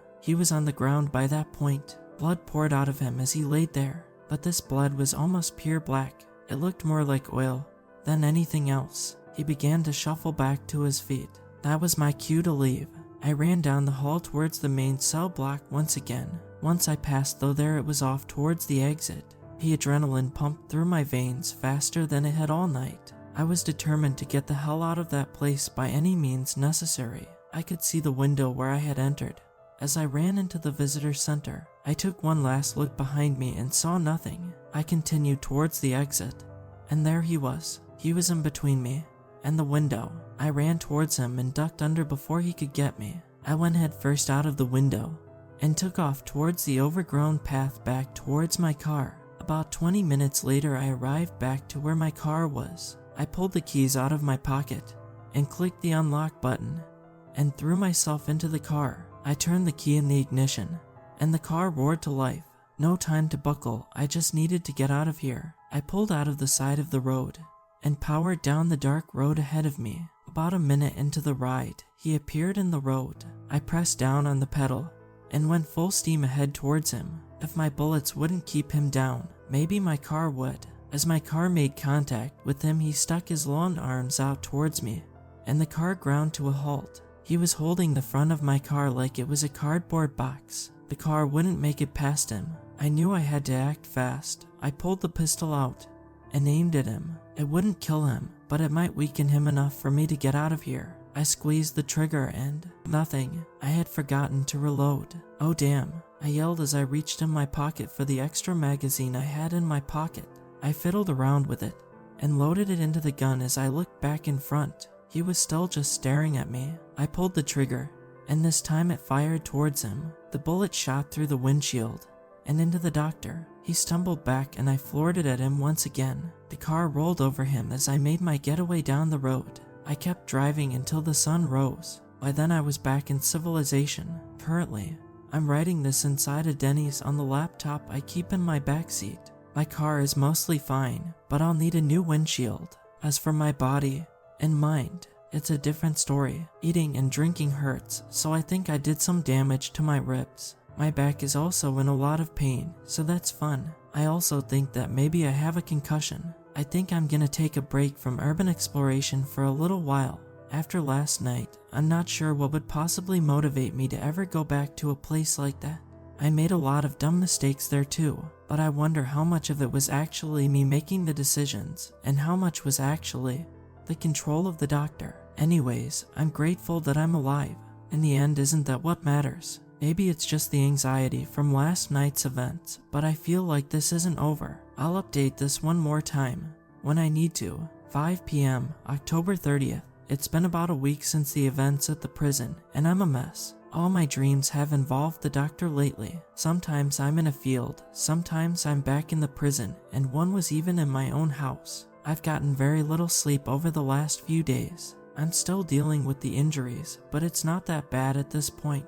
I still have the gun, actually. I keep it in my closet under a textbook that I never use, so I guess I have some protection if I need it. The dreams have been rough, but they are the least of my concerns right now. I keep hearing voices. I keep seeing him. I don't know what to do anymore. If anyone reading this knows what to do, I'd love to hear your answers. I can't deal with the doctor anymore. Every day it gets worse. I'm afraid he's going to do something really bad soon.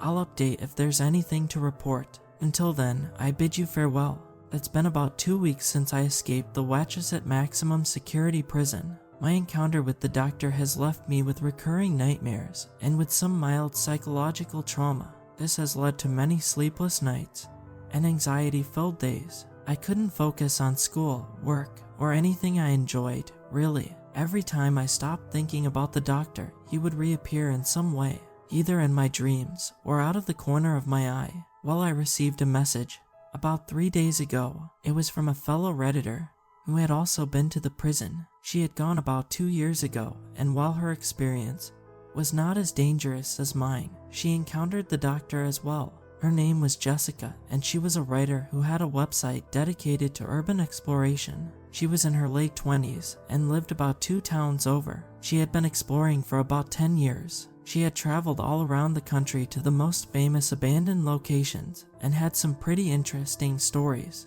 Jessica wanted to interview me on my experience at the prison. I agreed. Before I left, I looked in the mirror for the first time in a while. Like, really looked at myself. I looked terrible. A lack of sleep showed on my face, and I looked pale. I would do anything at that point to just be rid of the nightmares and visions of the doctor. Anyways, we met up at a coffee shop downtown, and she got right to business. It was mostly questions about what I saw and what I experienced. I told her the details of my adventure and what had transpired since that night. So you keep seeing the doctor? She asked. Yeah, constantly. I'm not sure if it's actually him or just my mind playing tricks on me. I said, I never got anything like that after my time there. I mean, you obviously had a worse time than I did, getting locked in a cell and falling 2 stories. The worst I got was I rolled my ankle. She jokingly replied, don't forget the part where I was stuck in the basement. I said, how could I? She sarcastically responded, so do you have any theories on who the doctor is and why he's haunting me? I asked. Not really. I mean, it's possible he's some ghost or some demon, but I'm not sure if you believe in those things anyways. She said, well, I'm a skeptic, but after that I'm less skeptical. He did have some sort of control over me when I walked past the operating room, so really he could be anything. I said. We talked for a while longer and floated some more ideas around, but never really came to any convincing conclusions. By the end of the meeting, I was left with more questions than answers. She said she would do some poking around and call me when she had some more information. Well, yesterday afternoon she called me and said she wanted me to meet her at her place, as she said she had found the answer. I agreed and drove to her apartment. When I got there, an elderly man was sitting on her couch. She introduced me to this man, who was named Dennis. Dennis was a former inmate of the Wachusett prison in the late 1960s. He was arrested for murder, but he was released after it turned out he was misidentified. He spoke with a thick Boston accent and told us his story. Well, I was in prison for 3 years. It was a hellhole. The conditions were awful, and gangs ran rampant. I was never really into that stuff. I was tough, but I wasn't a killer. Anyways, in late 1968, some inmates were acting strange. They would have blank stares, talking to themselves, screaming in the middle of the night, and randomly attacking other inmates and the guards. I remember one guy straight up ripped out his cellmate's throat with his bare hands. He paused and breathed heavily. Sorry, just remembering some stuff that ain't too pleasant. Take your time, Dennis. If you don't want to say any more, it's okay, Jessica said. It's fine. You kids need to hear this. Anyways, rumors started about why these guys were going crazy. Some said it was a gas leak. Some said it was just the realization that they were locked up for life. All plausible, but one rumor started about some weird demon. I questioned. Yeah, demon. Some said that the prison is haunted by some old plague doctor. I have no clue how that could be true, considering this isn't where the old plagues even happened. But after a few weeks of these claims, more and more guys started seeing him. Did you ever see him? Jessica asked. Once, but that was the time where everyone saw him. Late one night, he somehow managed to open up a cell door and took a prisoner by the name of Paul Jackson. He was screaming and kicking the whole way down to the surgery room, and that night was the last time we ever saw Paul. Damn, I muttered. That's where I was drawn to when I was there. That and solitary confinement. Solitary, now that's another whole story. The guys in there would bang on the doors all day, yelling about how he sees all and knows all. Dennis explained. That's what was inside of the solitary cell I was locked in. I said, more guys ended up in those cells during those last few years than any other time in the prison's history. Dennis explained. So what was the surgery room for? I don't see why a prison would need an operating room. Jessica asked Dennis. The room wasn't always for surgery. It was a supply room. But one day a sign appeared that said surgery, and the doctor began to show up at around that time. The prison guards didn't have the keys to the room, so they couldn't do anything about it. Dennis said, what about the doctor? Did the guards believe in him? Jessica pressed. I'm not sure. I was released only a few months after the doctor showed up.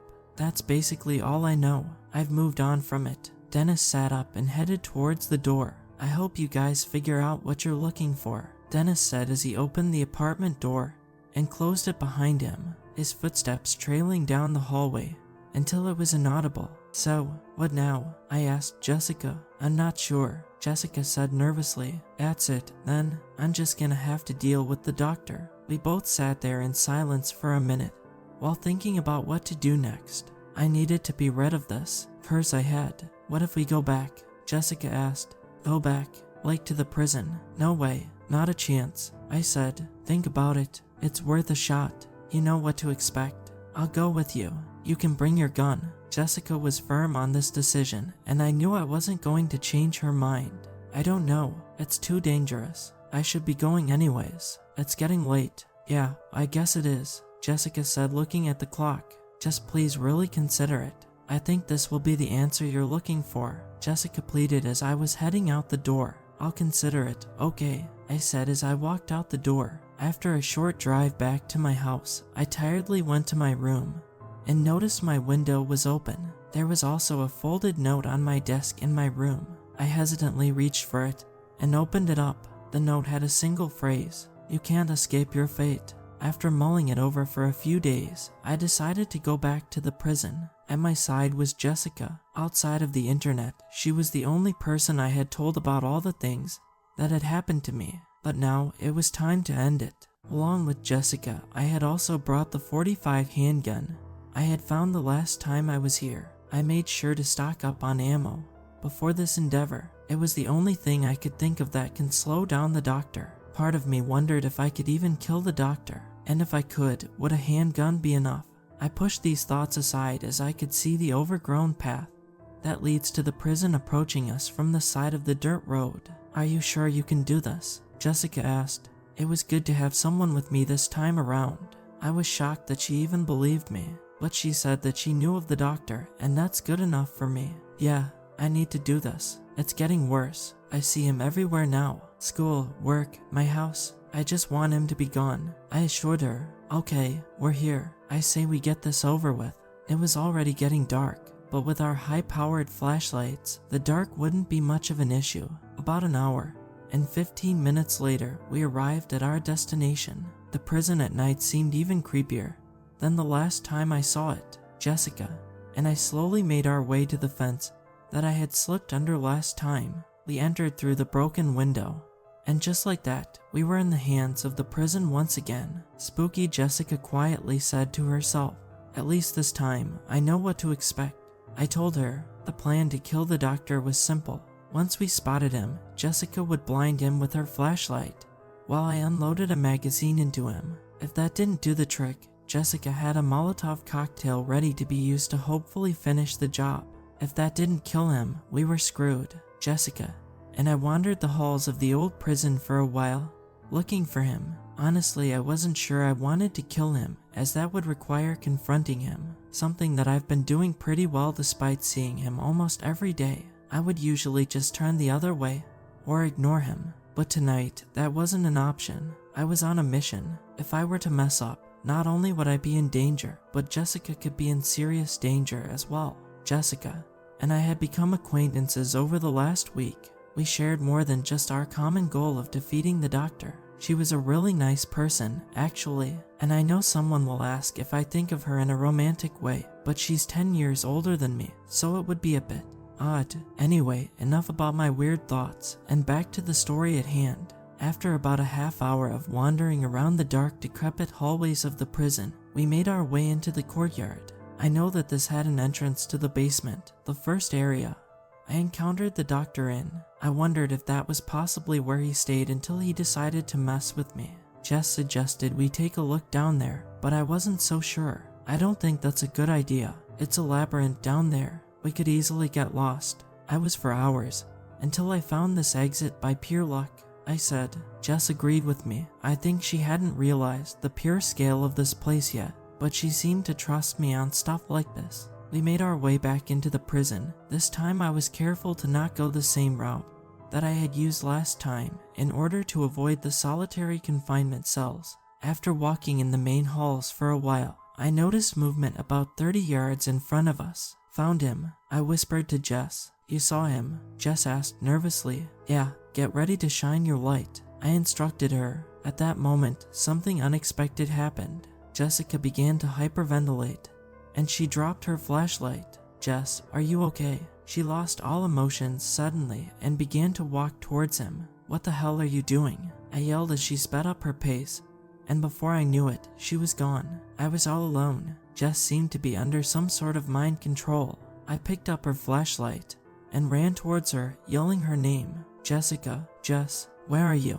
Don't go towards him." My pleas were met with a deafening silence, and both her and the doctor were nowhere to be seen. I began to panic. "Damn," I muttered to myself as horrible possibilities ran through my mind. She was gone, and so was he. Where would he possibly bring her? A light bulb seemingly illuminated over my head as I figured it out. "Surgery," I proudly said out loud, before really registering what that could mean for her. I promptly began running towards the operating room. Unfortunately, I still didn't have a great idea of the place as I hurriedly ran down the hallways. Turn after turn, corner after corner, it seemed like I could never find the right room. But after what felt like an eternity, I found the room labeled surgery. I put my hand on the door and attempted to open it. Padlocked shut. Without thinking about it, I aimed my gun at the lock and pulled the trigger. That worked as the bullet pierced through the steel lock, and it fell to the floor. I kicked open the door to see the doctor standing over an operating table with an unconscious Jessica laying on it.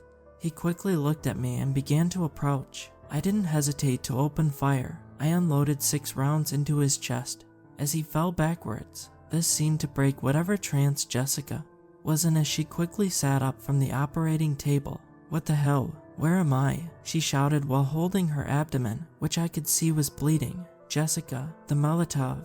Use it," I demanded as I pointed at the bottle that was lying on the floor. She reached for it but fell off of the operating table with a sickening thud. She was hurt badly. I moved towards her and pulled her out of the room along with the firebomb. I used the lighter in my pocket to light up the rag sticking at the end of the glass bottle and proceeded to chuck it at the doctor, who was slowly getting back to his feet. The room erupted in flames as the doctor was engulfed by the inferno. Jessica was lying on the floor as I realized what he had done to her. He had cut her midsection open. It wasn't very deep, but it was bleeding quite heavily. I took off my sweatshirt and wrapped it around her waist to help stop the blood loss. This wouldn't fix her. I had to get her out of there, into a hospital. Luckily, she could walk. We began to make our way towards the exit, which was not far. By the time we got there, she was looking extremely pale. I helped her through the window, and then I proceeded to climb out of it myself. The walk back was maddening. Jessica was in serious pain, and I could tell she was fading. It seemed like the longer we walked, the closer she was to collapsing. The blood had completely stained my light gray sweatshirt, covering it in a deep crimson red. I was still worried about the doctor. Even though he was lit up, I wasn't sure if that was enough. Well, my questions were answered when the earth began to shake below our feet. Jessica crashed to the ground, and I stumbled back a few feet as I looked in front of us. A crack emerged about 10 yards in front of us as an orange glow illuminated from it. I quickly realized what I was looking at. The doctor pulled himself out from under the ground in a blaze. He was much taller, maybe even 20 feet tall. He reminded me of the effigy they burn at Burning Man, except this one was hell-bent on killing us. Now at this point, the odds were stacked against us. Jessica was bleeding out on the ground, and I was face to face with a 20 feet burning monster. I was just about ready to give up and admit defeat, but I looked past the approaching figure. About 50 yards away was the car. A plan popped into my head, and it was risky, but if it worked, this nightmare may be over. I quickly booked it to the car, having to run almost right past the doctor. As I did, his hand latched onto my shirt. I was viciously pulled into the air, and was now face to face with my enemy. The heat from the fire was excruciating, but the adrenaline helped me push the pain aside as I looked into the cracked lenses of the mask. "Did you really think that some fire was enough to stop me?" he boomed in a much deeper and intimidating voice. "I have existed for centuries and have cleansed countless societies. You are simply a small nuisance." While he was busy patting himself on the back, I pulled out my knife and jammed it directly in his left eye. This caused his hand to let go of me, and I plummeted to the ground. I landed awkwardly on my left leg as I hit the surface, but I was too busy to notice it. I limped as fast as I could to the car as the doctor stumbled backwards into a tree. He made a noise that I can only describe as a large hellhound growling. I made it to my car and threw myself inside. My plan was simple. I had a second Molotov in the backseat that I had forgotten to grab on my way inside the prison. I was going to drive the car into him, roll out, and then throw the firebomb at the car, hopefully igniting it in the process and leading to an explosion. The doctor was gaining on me as I turned the keys in the ignition. I took a deep breath and floored it at the bastard. I jumped out before the car made contact with him and rolled about 20 feet left of the car. This knocked the wind out of me along with a couple of broken bones. When I finally looked up, the car was on top of the doctor. He was struggling to lift it. Now was my chance. I slowly got to my feet and realized my mistake. The bottle had shattered all over me. I was covered in bits of glass and gasoline. I had one last idea. I pulled out my lighter as I slowly walked towards the car. The doctor had nearly gotten the car off of him. I had to be smart about this. I was covered in gasoline as well, and getting too close would result in me going up in flames as well. I decided to take off my shirt and light it up. It immediately burst into flames as I chucked it at the car. The shirt, combined with the fire that was already on the doctor, caused the car to ignite in flames. This led to a massive explosion that enveloped the car and the doctor. After the fireball cleared, the car was a burnt metal husk and the doctor was gone. I laid on the ground as the feeling of my injuries set in. Pain shot up my body as the broken bones and cuts made their presence known. Despite this, I shot to my feet to check on Jessica. I limped towards where she had passed out, and she was there. She didn't move as I made my way towards her. I fell to my knees next to her as I checked for a pulse, in what I can only describe as the longest 2 seconds of my life. I waited to feel a pulse pass through her wrist. When I finally felt one, I breathed a sigh of relief. "Jessica, Jess?" I asked. It took her a moment to open her eyes. "What happened?" "I did it. He's gone." "You did it? He's really gone?" She repeated back to me. "Yeah. Listen, I gotta get you to a hospital. I'll carry you there." "What about the car?" "The car is gone. I used it to kill him." "You idiot." My wallet was in there. She began to laugh, but quickly stopped as she winced in pain. I looked at her abdomen and saw that it was still bleeding. She didn't have long, but she was in good spirits. As I was helping her to her feet, a siren cried in the distance. The red and blue lights of a police cruiser illuminated the clearing as an officer stepped out of his car. 1141 on Cedar Road, Code 2, he said into his radio. As he quickly made his way towards me, another officer stepped out of the car and also made his way over. "Is there anyone seriously hurt?" the first officer asked. "She has a large cut on her abdomen. It's been bleeding for a while," I told the officer as he tended to her. The next few hours were a blur. We were both rushed to a local hospital and Jessica was put into intensive care. Her condition was critical, but stable. I was x-rayed and my left leg was broken, along with other minor injuries all across my body. I was interrogated and claimed that it was a massive car accident. I knew if I told them that I drove my car into a tall plague doctor, it would not have gone over well. Jessica also said that there was a car accident, so I was off the hook. I had a lot of time to process that night before I sat down to write this. It's been about a week since these events took place. There have been no signs of the doctor, and I think he's truly dead this time. I also have some theories about the doctor. I believe that he has been infecting societies since the era of the bubonic plague. In the 1980s, a disease that affected the immune system of anyone who caught it ravaged the world. We know this as HIV/AIDS. Well, in the early 1970s, a disease that had all the symptoms of AIDS was found in inmates of the Wachusett prison, including Dennis. He's been lucky enough to still be alive today, but he knows of 4 other men who caught it while in the prison. 2 of them happen to be known for, let's say, taking advantage of dropped soap. I think that this doctor may have had a hand in the spread of one of the most damaging epidemics of recent history. It's possible he was also responsible for other epidemics, such as the Spanish flu. I think this is where I'll end this story. I'm officially retired from urban exploration. If there is ever anything else to this story, I'll be sure to update you guys as soon as I can.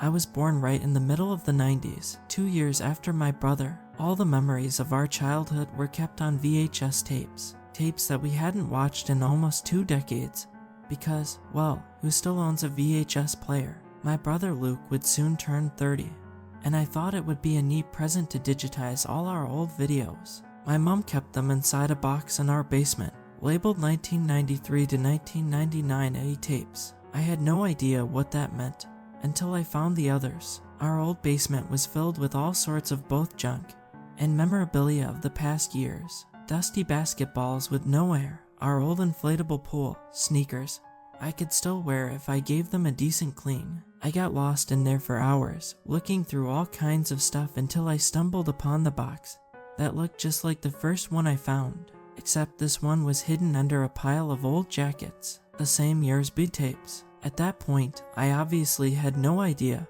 what the difference between them was, and my parents weren't home, so I couldn't ask them. They'd gone on a cruise. I'd let myself in with the key I'd kept after moving out, so I brought both of them to my car. It took a week after I could pick up both boxes and a USB stick with all the videos from the shop. I watched the first few, the ones in which I wasn't even born yet, just to check if everything worked fine. Then I put the stick into an envelope with a card so our family could watch them together after Luke's birthday and after my parents got back. 2 days after the party, my brother called me. He didn't tell me what was going on, but commanded me to come over to his house as soon as possible. I'd never heard my brother sound more disturbed. "What the actual hell, Max?" My brother looked even taller than he was. Anger seemed to make him grow. I was a good bit shorter than him, paler and weaker. My dark hair was curly and chaotic. His was always styled right and had the color of honey. The only similarity we had were our greenish-brownish eyes. I watched that stuff with Ellie. You think that's appropriate for a 2-year-old? Can you at least let me inside before you start harassing me? I have no idea what you're talking about. He moved to the side. Their living room was a mess with toys, clothes, and crumbles everywhere. It had been like that ever since they got Ellie. It made me like my niece even more, bringing a bit of chaos into my brother's sleek life. Are Ellie and Jacob not home? He shook his head. They went to Jacob's parents. He's pretty angry with you, he sighed. Max, be honest. Why did you make those videos? How did you even? I moved a stuffed elephant from the sofa and sat down. I brought our old VHS tapes to a place, and I told you when I gave it to you. I thought you'd like to see them. Luke frowned. You look like you have no idea what I'm talking about. He got his laptop and sat down next to me. He opened a folder with 2 video files labeled Tapes A and Tapes B. Did you watch them? A few of the first ones. I nodded. Without saying anything else, he opened file B. A video started playing. The date at the bottom said November 1994 with the description park time. It started off with a dark screen, I thought at first, but as it turned out it was just night. The quality wasn't great, but you could tell there were trees, and you could hear the occasional howl of an owl. There is a similar video. In the first ones, it's me, I just learned how to walk, and we're in the park, having a picnic, during daytime. So what is this? I asked. Wait, suddenly there was light. Somebody had lit a torch and shoved it into the ground. You couldn't tell who the person was because they only showed the back and it was still too dark. More torches followed, arranged in a circle. When it was done, someone came with a child that looked a lot like Luke when he was little and placed the baby in the middle of the circle. Even with the light, it still looked strange and blurry. There were voices, but I couldn't make out what they were saying. What the hell, I whispered. I was speechless and sick. Watching these hurt my insides, and I can't explain how or why. It felt as if it was too unnatural for us to comprehend, a sort of filter that lay over it, the sounds. I wanted it to stop, but at the same time, I was too curious. Luke looked at me with a concerned look on his face. I'm gonna fast forward to one with you in it. June 1997 birthday. This one was during the daytime, in our garden, but things looked slightly different again. Colors were much brighter, almost neon. 2 boys appeared in the frame, probably Luke and me. It must have been my 3rd birthday, so Luke was 5. We were dressed in purple striped shirts and pants but could only see our backs. We were running towards something that looked like a small bouncy castle, one that I don't remember ever having. We disappeared inside of it, and the camera zoomed out further and further, and then all you could hear were loud screams, but they didn't sound like they were coming from children. When the 2 of us came outside again, the camera was still zoomed out, but you could still see that we were laughing and jumping, and there was something red staining our clothes and hands. Blood. I ran to the bathroom and threw up my lunch. When I got back, Luke was waiting for me with a bottle of water. Happened to Ellie as well. Kept throwing up but also cried a lot. I didn't like the idea that my tiny little niece saw that, and I found it strange that she had such a strong reaction to it as well. How she understood that something was wrong, because technically nothing really bad happened in those tapes. They were just disturbing.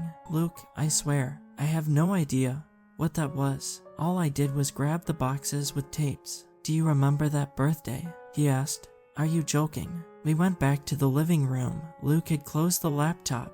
I remember your 3rd birthday. Some of your kindergarten friends were there. Mom baked a cake. There was no bouncy castle, and whatever else the hell that was. My stomach was still turning. I've watched plenty of far more gory stuff in my life. I have no idea why this affected me so much. Mom and Dad come back tomorrow. We need to talk to them, I said in a determined tone. But Luke knew me well, and probably heard the fear in my voice. I'd never been scared of my parents before as far as I could remember, but I also know that they'd been slightly particular when we were growing up. My parents had always been kind of eccentric. Our house was always full of strange art, and they traveled all the time. Even then, they never hurt us. If anything, they neglected us a little. but I didn't remember anything scary ever happening. I can go alone.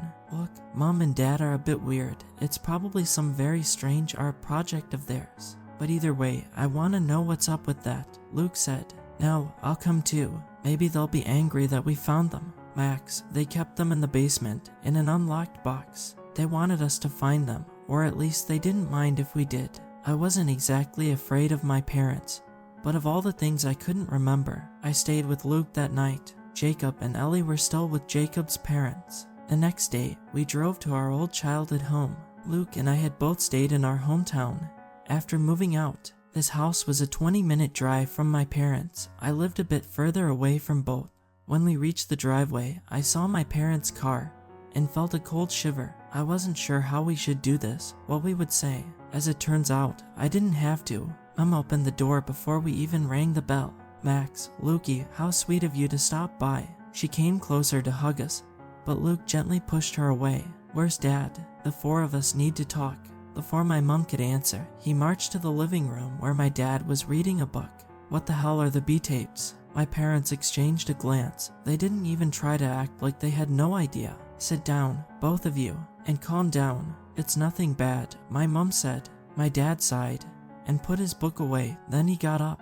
If anything, they looked annoyed that we disturbed their day. Luke and I sat next to each other on the sofa, and my parents were standing in front of us. For a moment it felt like we were little boys again, getting in trouble for breaking something. Neither of you ever got hurt. We made them for a possibility, one that you didn't even get. My father said, "Can you please talk less cryptic?" I chimed in. It was the first thing I'd said. Those aren't real videos of your childhood, just remakes for your audition tapes. They were searching for child stars. Luke didn't make the cut. And then we tried with you, Max, but neither of you were chosen. My mother took over. Who are they? And chosen for what? A movie? Luke asked. My parents exchanged another glance. Something like that. The filmmakers were looking for extraordinary children with specific instructions on how to show their personalities. The children that were chosen became part of this fantastic kids show, but neither of you were. Now Luke and I exchanged a look. I had all those questions. Why would you do that to children that young? Why did you never tell us about it? And why did those tapes make us sick?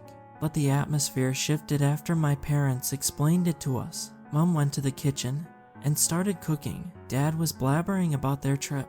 They acted like what he had seen was totally normal. That was the scariest part. How normal they thought those tapes were when they could even make a 2-year-old sick. I felt like I didn't even know my own parents, and I felt strangely out of place. Meanwhile, Luke looked like he would explode any second. Finally, he shot me a look and walked outside. I followed and we drove off without saying another word to my parents. At first, neither of us were speaking. I suppose we both didn't know how to deal with the situation. After a while, Luke parked next to a McDonald's. I thought he was just getting some food, but instead, he turned to me with a serious look. There's something you don't know. When you were sleeping last night, I watched a few more of the tapes. I mean, they made me feel terrible.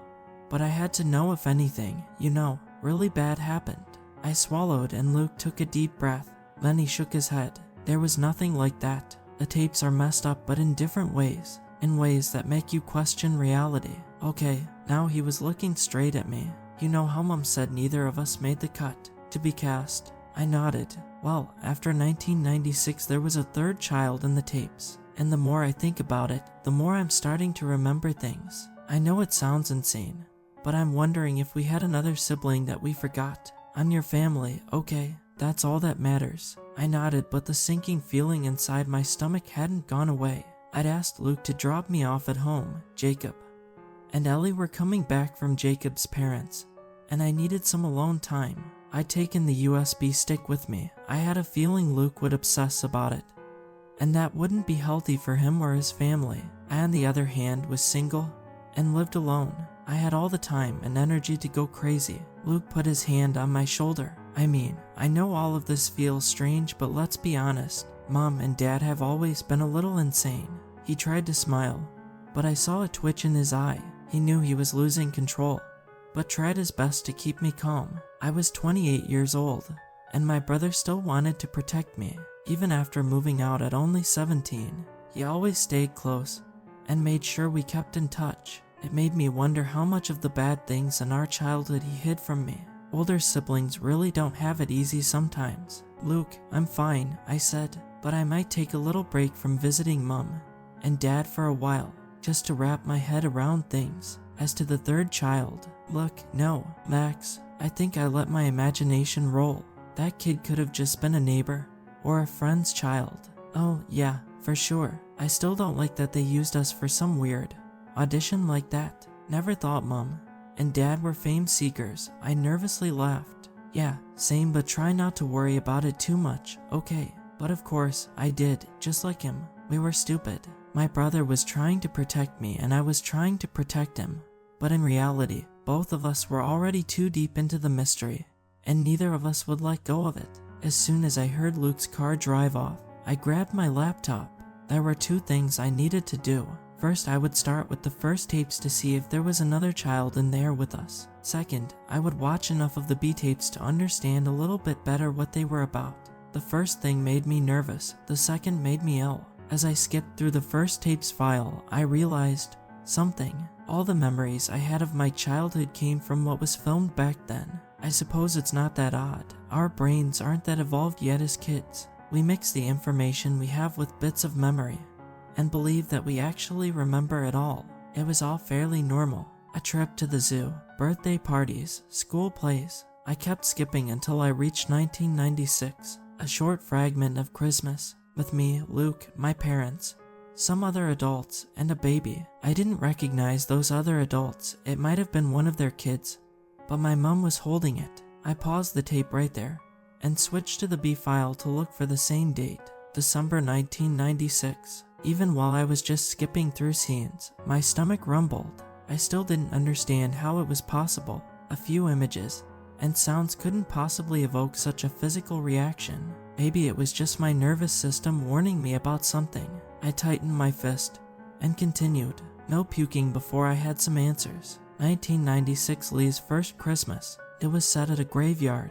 It must have been evening time, somewhere in between light and dark, but the contrast kept changing, making it difficult to focus on any specifics. Then two gravestones came into the frame, but I couldn't decipher the names or dates, although one of them seemed to say Montreux, our last name. I swallowed and kept watching. An adult I couldn't identify brought the child into the frame. Lee, I guessed, and the adult could have been my dad, although it was hard to say. He laid the baby down on the ground in front of the gravestones. All of a sudden, the light became crazy bright, almost burning my eyes. I looked away for a second, and the image had changed. What I saw now was our family. Mom, Dad, Luke, me, and Lee. We were sitting on a blue sofa, and behind us stood a red Christmas tree. It seemed as if all the colors were reversed. Luke and I kept moving and looking in all kinds of directions. But Mom, Dad, and Lee were staring right into the camera. No movement. Mom and Dad were both grinning. They almost looked proud. Then, Dad's face turned serious, and the video stopped. My heart was racing. There is no show or movie I could ever imagine who would want this as an audition tape, but I'd known that from the first few ones already. Somehow I still tried to find a logical explanation though, a reason why my parents were doing this. Yes, they'd been weird sometimes, but they were still my parents. I didn't want to believe that there was something utterly wrong with them, or imagine the kind of horrible people they were involved with. At this point, I believed it to be some sort of satanic cult. My head joined my fast racing heart. It felt like something would break out of my skull any second, so I closed the B file. When the Christmas video of the first file opened up, I watched a little more of it. It felt ironic, but almost comforting to watch that regular-looking Christmas. Luke and I were playing with presents, the adults were drinking and laughing, and then I saw a familiar face that didn't look as happy as the rest. My grandpa. I don't know why I hadn't thought about that before. My grandparents moved away when we were really young, and not long after that my parents broke off contact with them, or the other way around. We didn't even go to my grandmother's funeral. I took a picture and sent it to Luke. He called me back an hour later, his first words being I found him. Who? What do you think? Grandpa. He lives in a nursing home in a place called Watton. I thought, Luke, whoa, stop. You found Grandpa. How? I could hear him grinning through the phone. He has Facebook. I was quiet for a second. Did you text him? No, I thought we might pay him a visit. I looked up the town he lives in. It's a 4-hour drive. I already took time off work. Maybe you could say you're sick or... I didn't even think about it. Yeah, okay, let's do it. What does Jacob think of all this? I asked the next day as we were sitting in the car. Luke didn't answer for a while. I didn't tell him everything. Said the video was a strange art project of our parents, and that I'm in a fight with them about it, and about you leaving for 2 days, visiting our grandpa, who we haven't seen in 2 decades. I didn't question him further. It was his relationship, not mine, and it was probably for the best if fewer people got involved in this mess. We arrived at the nursing home around noon. A friendly nurse guided us to the garden, where an old man was sitting on a bench. I knew it had to be my grandfather, but it was strange to see how much he had aged, especially after I'd seen him in the video only the day before being more than 25 years younger. All of a sudden I started getting nervous. The last time this man had seen us we were children. He probably wouldn't even recognize us,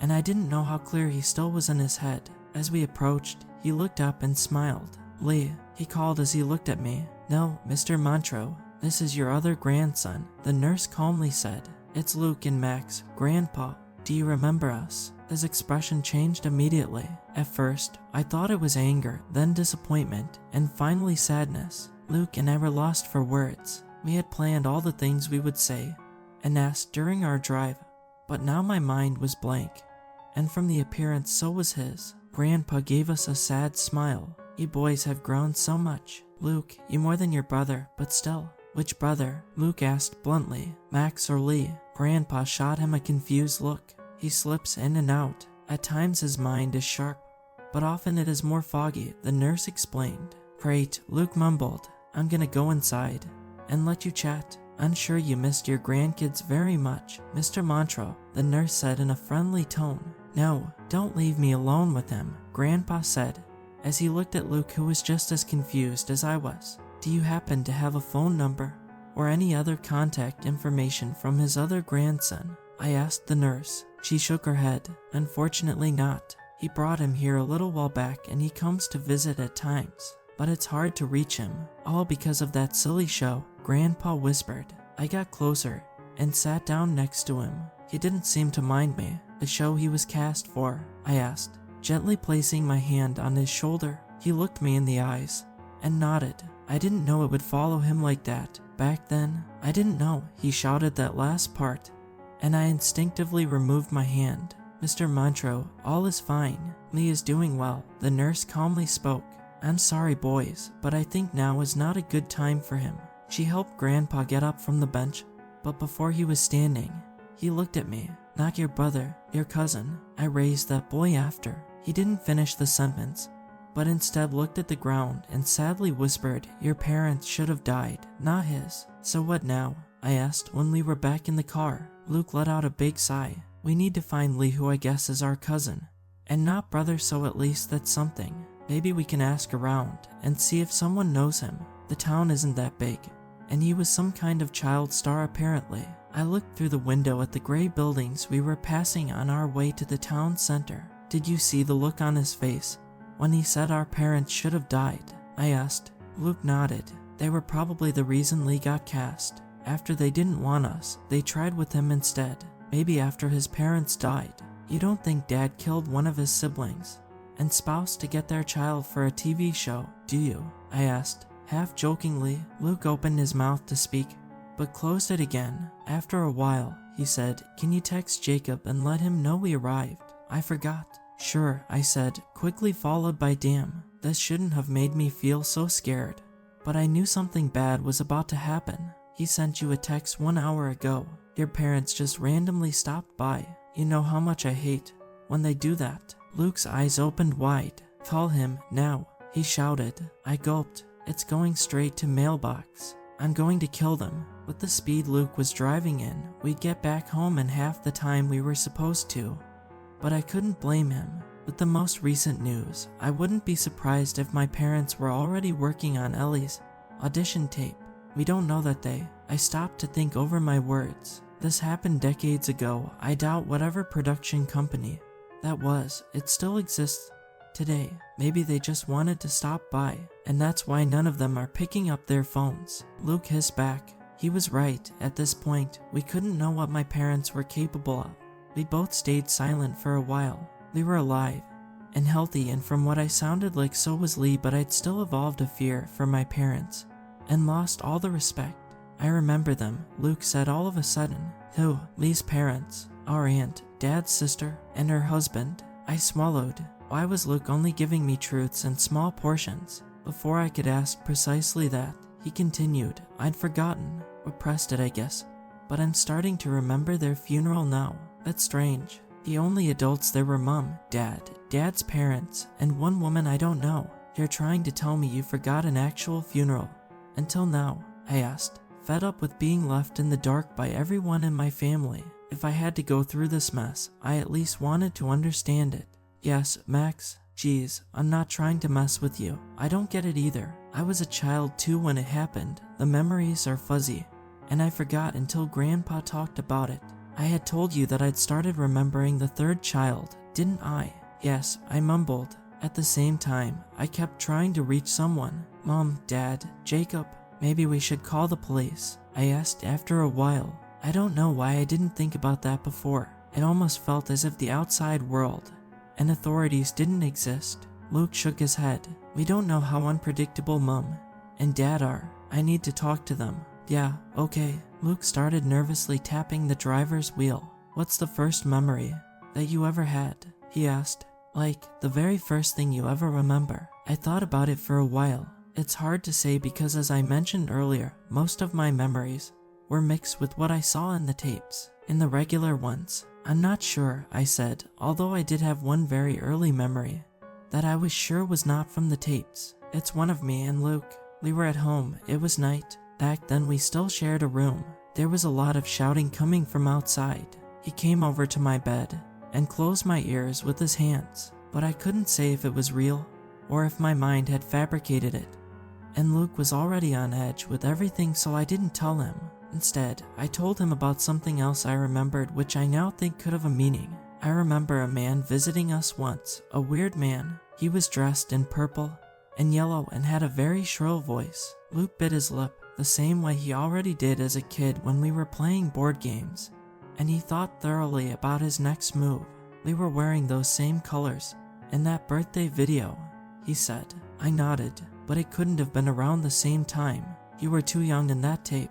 "What's your first memory?" I asked him. "Your birth. I think I was happy." We didn't talk much for the next hour or so. We were both lost in thought. I was trying to remember as much as I could from my childhood, and I think Luke was doing the same. His expression darkened more and more the longer he was silent. I had to ask him about more of his memories, but I decided to do it later, after he got his daughter back and knew that she was safe. As we finally pulled into the driveway of our old childhood home, we discussed our game plan. We'd start normal and calm. We'd let ourselves in with my key. We wouldn't shout or cause any trouble, but act like nothing was up. Mom and Dad had no idea what we'd been up to or how much we knew. Before we could do any of that, Mom got in the way though. She'd already opened the door as we approached with a bright smile on her face. "Boys, you're back, and just in time as well. We were just sitting down for dinner. How are you acting this normal?" I blurted out, forgetting that we'd planned to do the same thing, and that Mom hadn't been with us these past hours. She had no idea about all the disaster scenarios that were going through our heads. She answered me in the shape of an eye roll. "You're so dramatic, Max. Sometimes I really wonder why you weren't picked. Maybe if you were better." She stopped herself by clenching her fist. "Unimportant," she continued. "Come in." Luke shoved her to the side and shot through the door. I quickly followed, leaving the door open behind me. Our home has an open design with few doors, so you can quickly skim through the kitchen and living room. There was no one around. "Where are they?" Luke shouted. "Not up here." Mom shook her head and pointed her fingers down. "Stay here," Luke said as he walked towards the basement. Mom quickly followed him, making small jumps with each step. Ignoring my brother's instructions, I went to the kitchen, grabbed a knife, and followed them to the basement.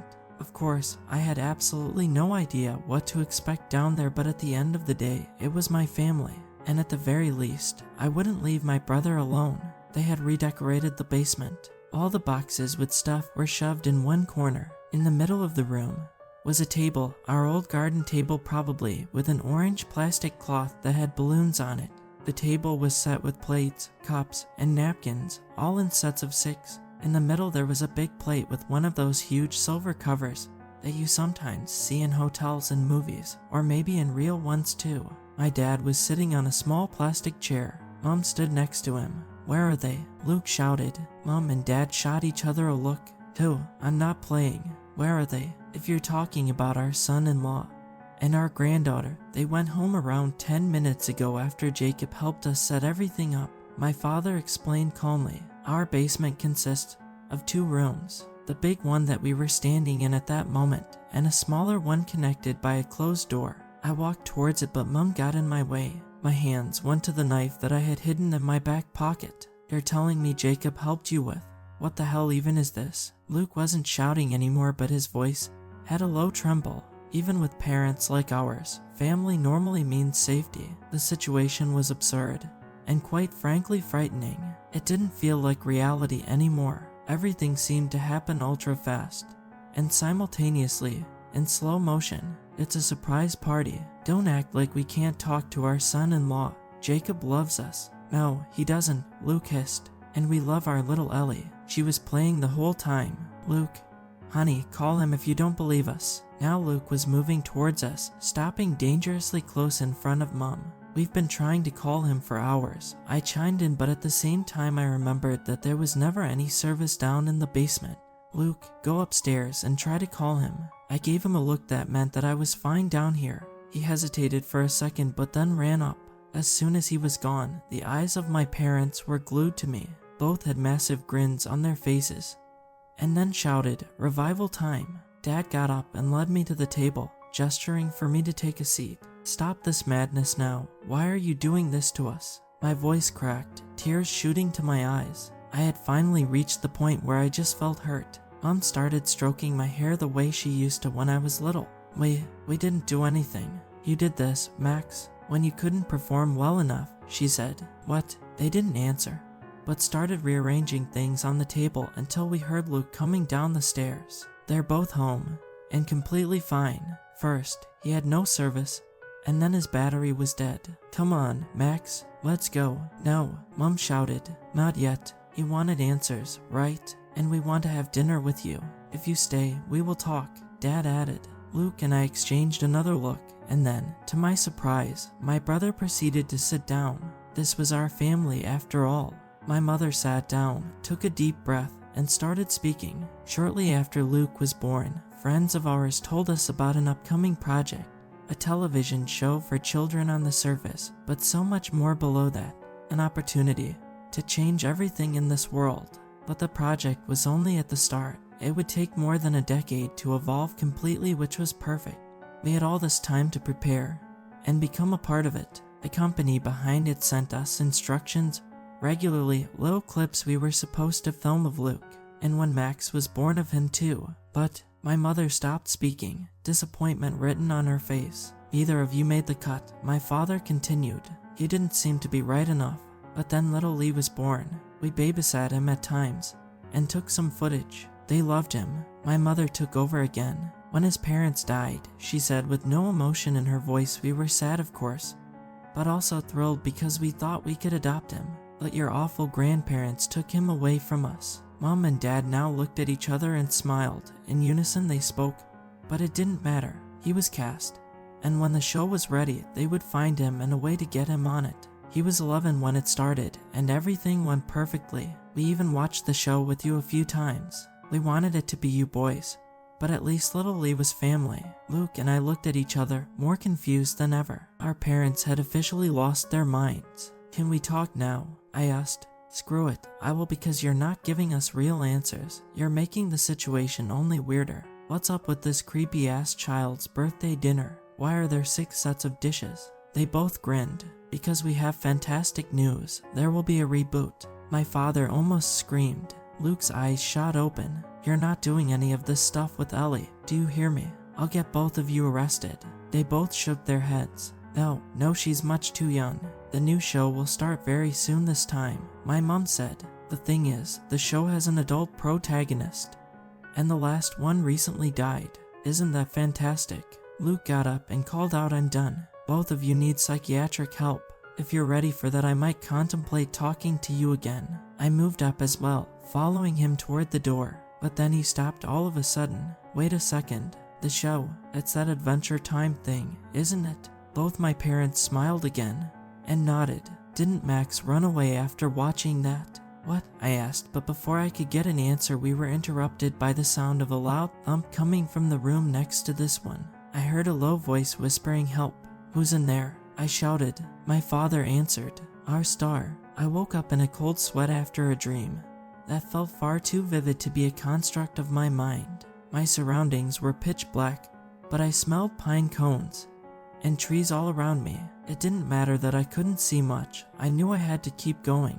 There was something waiting for me, or someone. Nobody had seen me leave. I climbed out of the window. I was afraid, but I didn't stop walking. It was as if I was being controlled by external forces. Suddenly, 2 arms grabbed me from behind. "Not you. They promised you would be safe," my mother whispered. I had forgotten about this experience, possibly because I wasn't entirely myself when it happened. My mother brought me back home, where a police car was already waiting.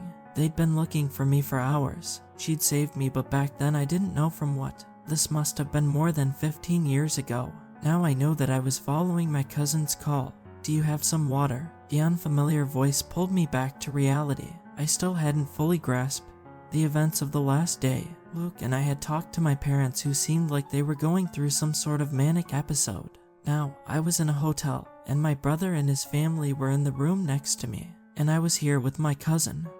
"No, but I can get you some from the sink in the bathroom." He looked miserable. His eyes were bloodshot, and his dark hair, which resembled mine, was going in all directions. He was lying in the bed while I was sitting on the sofa. I must have dozed off on it sometime early this morning. He slowly nodded.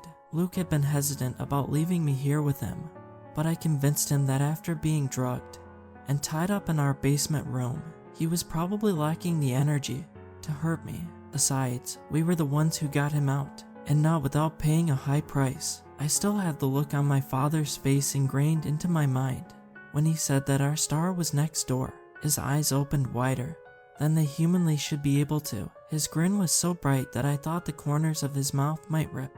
The excitement quickly wore off, however, after I'd pulled the knife from behind my back. It might have been a rash reaction, but for whatever goddamned reason, I chose fight at that moment instead of flight. "Max, stay calm," Luke whispered, but I couldn't. My entire body was shaking. And then the most surprising thing happened. My mother started laughing hysterically. Then slowly she got up from the tiny plastic chair she was sitting on, all while still laughing. And then my father chimed in and laughed even harder. For a split second, I almost believed that my entire family was playing a prank on me, but then my mother started talking. "Leave the show for the producer, dear. She'll be here soon. I even give you permission to slit my throat," she said with tears in her eyes. "We're you fathers, but it should at least be taped." "Honey," I was frozen and almost didn't realize that my father had been walking up to me, his hands reaching for the knife, until Luke jumped in and punched my father in the face. Something I never believed I would witness. My father, who had grown old over the years, fell back, and for a moment I felt pity. Even after all they'd revealed about themselves, I still felt bad for them. I still felt attached to them. After the punch, things were going really fast. Luke had taken the knife from my hand and was shouting at my mother to stay back. He walked up to my dad, but instead of helping him up, he grabbed the keys that he had tied to his belt. He threw them over to me, but of course, they fell to the ground. That's when I unfroze. I grabbed the keys and tried a few until one fit the other door in the basement. Inside lay Lee, falling in and out of unconsciousness. It was immediately clear to me that it was him because my grandpa was right. We looked very alike. Luke shouted some more things at my parents and helped me pick up our cousin. Together we carried him upstairs. My parents didn't move, but as we walked up the stairs, I heard my father say, "You're making a mistake. They will find you." We were on our way to a hospital when Lee started waking up more and more. He begged us not to go to the hospital, but instead to drive to some hotel as far away as possible. Luke didn't question him. After picking up a clueless Jacob and Ellie, we were on the road. On the drive there, Luke tried his best to explain everything to Jacob. He left out some parts which I assume was because of Lee, so I suppose they used us as bait. They said they wanted to plan something for your birthday. Recreate a party they had when you were kids or something.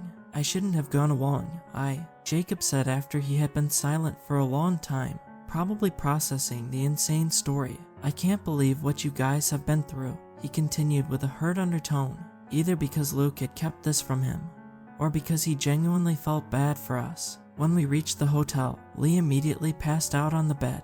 I sat down on the sofa, making sure he kept breathing while listening to Luke's and Jacob's muffled voices next door. But now Lee was awake, finally, because we hadn't been able to ask him much, and I was damn ready for some answers. After texting Luke, the three of us were sitting on the bed, almost as if we were just boys, cousins, hanging out. But I didn't even remember this cousin. To me, he was a stranger. I swear everything is getting a bad reboot. Even our murder show, Lee casually said after a while. How can you be joking right now? Luke asked. He shrugged. You get desensitized after a while. Can you tell us more about this show? I asked. Do you want the short or the long version? Maybe start with short, I said, getting nervous. He shrugged. I don't remember much about my parents' death or life before it, to be honest. I don't remember either of you, and I didn't even know you existed. I grew up with Grandma and Grandpa. When I was 11 or so, I saw an ad looking for actors for a new TV show. No idea why, but for some reason I thought that was exactly what I wanted to do. He sighed. I thought there was no way I'd ever get cast. I was some kid from some boring-ass small town. Grandpa took me to auditions. He had no clue what this was about, and for some reason, I actually got the part. Everything else from that time is kind of foggy. There were a couple of other kids who I recently got back in touch with, and some dude named Worley. Luke and I stayed silent, listening to every word. The next part might seem a little absurd to you. He took a deep breath. This show had an awful effect on kids. After watching it, they would run away from home. It was some kind of sick mind control from the production company. I know this sounds insane, but they took all those kids. I don't know how many of them died. He looked at us, waiting for a reaction, probably thinking that we wouldn't believe a word, but we'd seen the tapes and had felt the effect they had. Did you ever go to the police? He shook his head. No, and I suggest you don't either. The risk is too high that they will just send you to the producers. They have powers you can't possibly imagine. But our parents said that the adult in the show is dead. That's Worley, right? Luke asked. Doesn't matter. He didn't matter. They can kill and replace any one of us. To be honest, I don't believe there is anything they cannot do, and running away from them is next to impossible. A while back, my friends and I had a terrible encounter with them, and then again, but we were able to fight them. Now for a while, I thought I was fine, but it never seems to end. And now they somehow got my uncle to lure me back in. I got up from the bed and started pacing around the room. How the hell did my parents get you into our basement? I asked. He looked at the ground. I don't have any family left besides Grandpa. When they reached out to me, I had no idea that they were connected to Worley, that they were insane. He took another long breath. Look, I can tell you everything else I know about this, but first, I need to know how you are all connected to this. Luke and I exchanged a look, one that said, can we trust him? But then I thought about it. We could have been the ones in his place. We were lucky they chose him instead. Luke must have been thinking the same because, after some silence, my brother started speaking and told Lee everything that had happened after we watched the tapes. When Luke was done, we both looked at Lee. He had been quiet all throughout, but now he opened his mouth to speak. So this didn't start with the auditions. It has been determined since I was a baby, and your parents knew everything. I guess maybe yours did too, Luke said. Did you tell your parents before looking for the tapes, the regular ones? He asked, looking at me. I nodded. And you'd never seen the other ones before, so they probably planted them there for you to find. But why? He was scratching the stubbles on his face that didn't quite yet make a beard. Did you feel anything when you watched them? Yeah, they made me feel sick and overall a little strange, I said, my mind racing. I looked over at Luke, but he seemed frozen. Cold sweat was forming on his forehead. Lee sighed. If those tapes were made with some connection to the production company, they weren't normal. Watching them might do stuff to you and your mind. Maybe it already did. My guess is that your parents wanted you to see them. And we should find out why before it's too late for you. It had taken power over me once before and I realized that it could happen again. Maybe it already had. But what I couldn't get out of my mind was that Mom had saved me back then. Why would she push us back in now? So, what should we be prepared for? Luke asked. Hard to say. I mean, if you can't trust your own mind, you just have to go with whatever you believe is real at the moment. There's no survival guide or anything like that. We just have to do our best and hope we survive, Lee said. Fantastic. Lee gave him a half smile. It helps not to be alone. I wouldn't have made it without my friends back then. You have each other and that matters a lot. Well, for what it's worth, you have us as well. Our parents might be dicks, but we're here for you, Lee, my brother said. Besides, someone who's already been in hell knows how to survive it. I'm still feeling normal, at least I think so, I said. What about you, Luke? He started fumbling with his ring around his finger. Mostly normal, although I've never punched Dad before, and I never threatened our parents with a knife before. To be fair, they deserved that, Lee said, and the three of us laughed. For a moment, we really felt normal. Why do you think they chose you for the show? Why not Luke or me? I asked after a while. I'm not sure. Maybe because I was Alex's age. Who's Alex? Lee looked away. He was the main character, next to Worley, the real star. Luke asked. Lee nodded. So why don't we get that guy? Maybe if they have. I don't know where he is. Lee interrupted with no further explanation. Luke started massaging his temples. I gotta go check on Jacob. And Ellie. He gave me a look I didn't understand and walked outside. Do you know what happened to all those children that ran away from home? I asked Lee after a while.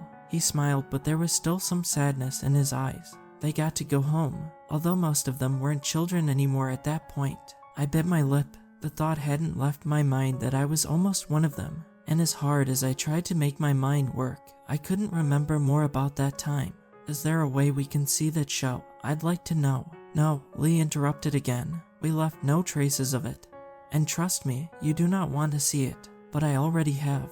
Well, when I was younger, I was one of the kids, but I don't remember it. Lee looked me up and down. How old are you? He asked. 28. So you were 11 or 12 when Worley aired. Almost too old. He started rubbing his face again. Did your parents ever tell you that I was in it? I shook my head. You said that Worley is dead. Are you sure about that? I asked. He nodded and looked away again. I knew there was more to it. Lee looked like he'd been through a lot, and I could tell that he wasn't quite ready to open up about all the trauma, but he tried. The producer slit his throat in front of my eyes. That's when I realized this wasn't really about Worley. He was a pawn just like the rest of us. Damn, that producer lady really is ruthless. Lee frowned. Not a lady, a man. He was really charismatic too, which makes him even scarier. Are you sure he was the producer? My parents were talking about a woman. Maybe it's a new one. Maybe that's why it's starting again. I gotta make a phone call. Can I borrow your phone? He asked. I handed it over after checking if my parents had tried to contact us. Nothing. No calls. No texts. Lee walked out to the hallway, but came back seconds later. The door to your brother's room is open. I immediately jumped up and followed Lee to the room next to ours. It was empty, and on the white sheets was a red stain. Damn, I shouted Luke, but of course, there was no answer. Maybe they went downstairs to get some food, Lee asked, but he didn't sound very convincing. I shook my head. He would have told us. Maybe they left. Your brother seemed suspicious. Maybe he was scared for his daughter or... No, I whispered. Luke would never leave me alone. The hotel was empty. There was nobody behind the reception, no one in the lobby or the hallways. A massive building, simply wiped clean.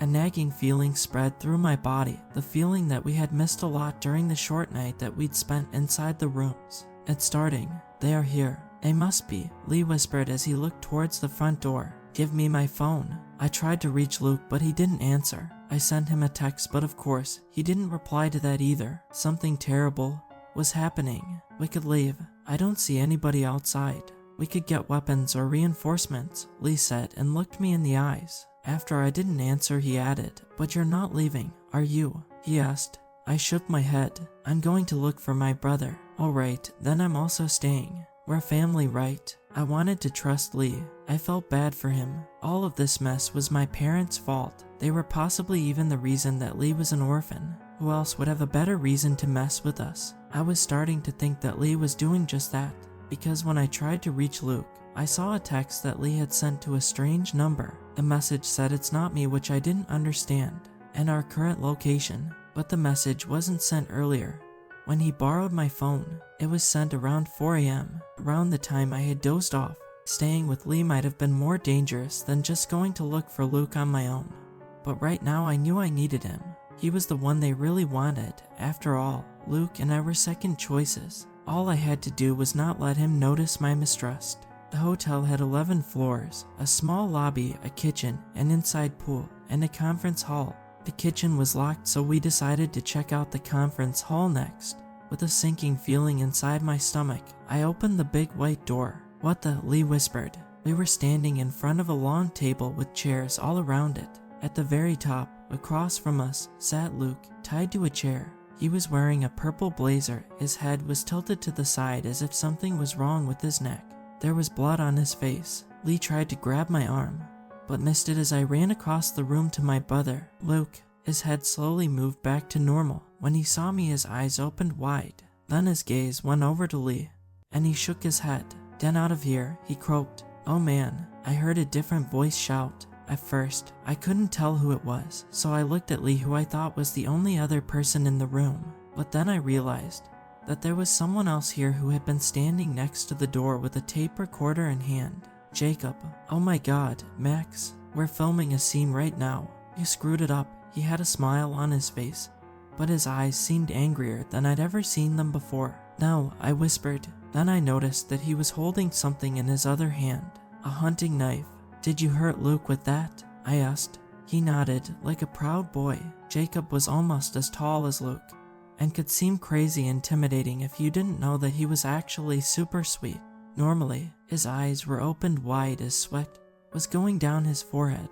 "Only a little bit. He's totally fine." "Where's Ellie?" I asked, looking at Luke. For a split second, I saw the devastated look on his face and thought of the worst. "She'll be right back," Jacob whispered, his eyes twitching for a split second. "Anyway, you and your cousin, especially your cousin, are more than welcome to join us," he asked while moving the knife around. I looked at Lee, who was still standing at the door. He could have run away, but he didn't. Instead, he was making eye contact with me, and from what I interpreted, it looked like together we can take him. But before we could move, we started hearing the sound of heels walking on the wooden floor. They stopped right behind Lee. A woman started caressing his cheek with long, black nails, and Lee lost all the color in his skin. She was wearing a checkered jacket, denim pants, and purple shoes. In her left arm, she was holding Ellie. My eyes opened wide. The woman smiled. "Hello there," she said in a playful tone. "Give her to me, please," Luke begged. The woman walked past Lee and towards the table where she took a seat on the right side next to Luke. Ellie reached out her arms when she saw him, and my heart broke a little, but at least she seemed fine. She was smiling and didn't have a single scratch on her. "Come on in, Lee. We have a lot to discuss." He walked towards me, and together we sat down on the left side of the table. It felt surreal, like we had just joined a regular work meeting. Jacob followed and sat down next to the woman. All of us were suddenly eerily calm, except for Jacob, who still had that insane look on his face. "Alright, let's get straight to the point. I was personally asked to take charge of the reboot of Dr. Worley's Adventure Club, and I have a proposition for you boys." I swallowed. "You're the new producer, huh?" Lee asked casually. "What happened to the old one?" "He is very busy, but he trusts me to do well with this task." "Right, and what's stopping us from punching you in the face and running off?" She shrugged. "Nothing, I wouldn't stop you, so no need to punch me. I am giving you an opportunity right now to start a conversation with us. As you know, we get what we want, and we will always find you again. What I'm doing now is giving you the opportunity to get the little girl out of here. We're not interested in her." "How?" Luke asked, slowly coming back to his senses. "I don't need all of you. And, believe it or not, I don't want you guys to hate us but join us, which I realize won't happen if we keep the babe. So I'm letting one of you leave with her. The other ones stay at the hotel with me and talk.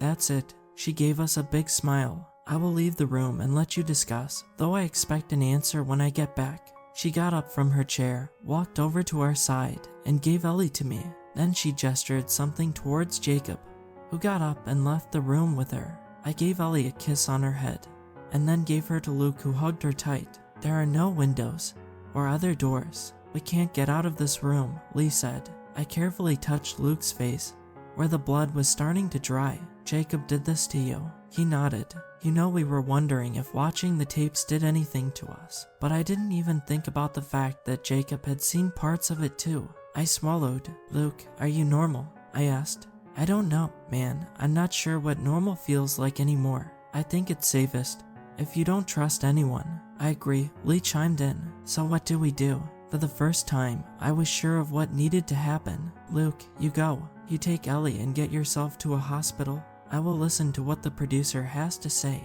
Max, no way. I put my hand on his shoulder and leaned in closer. We've been cursed since the first moment, Mom, and Dad got involved in all this. But we're adults now. Ellie isn't. Get her out. I started remembering Lee and Alex, and I now know what my mother did.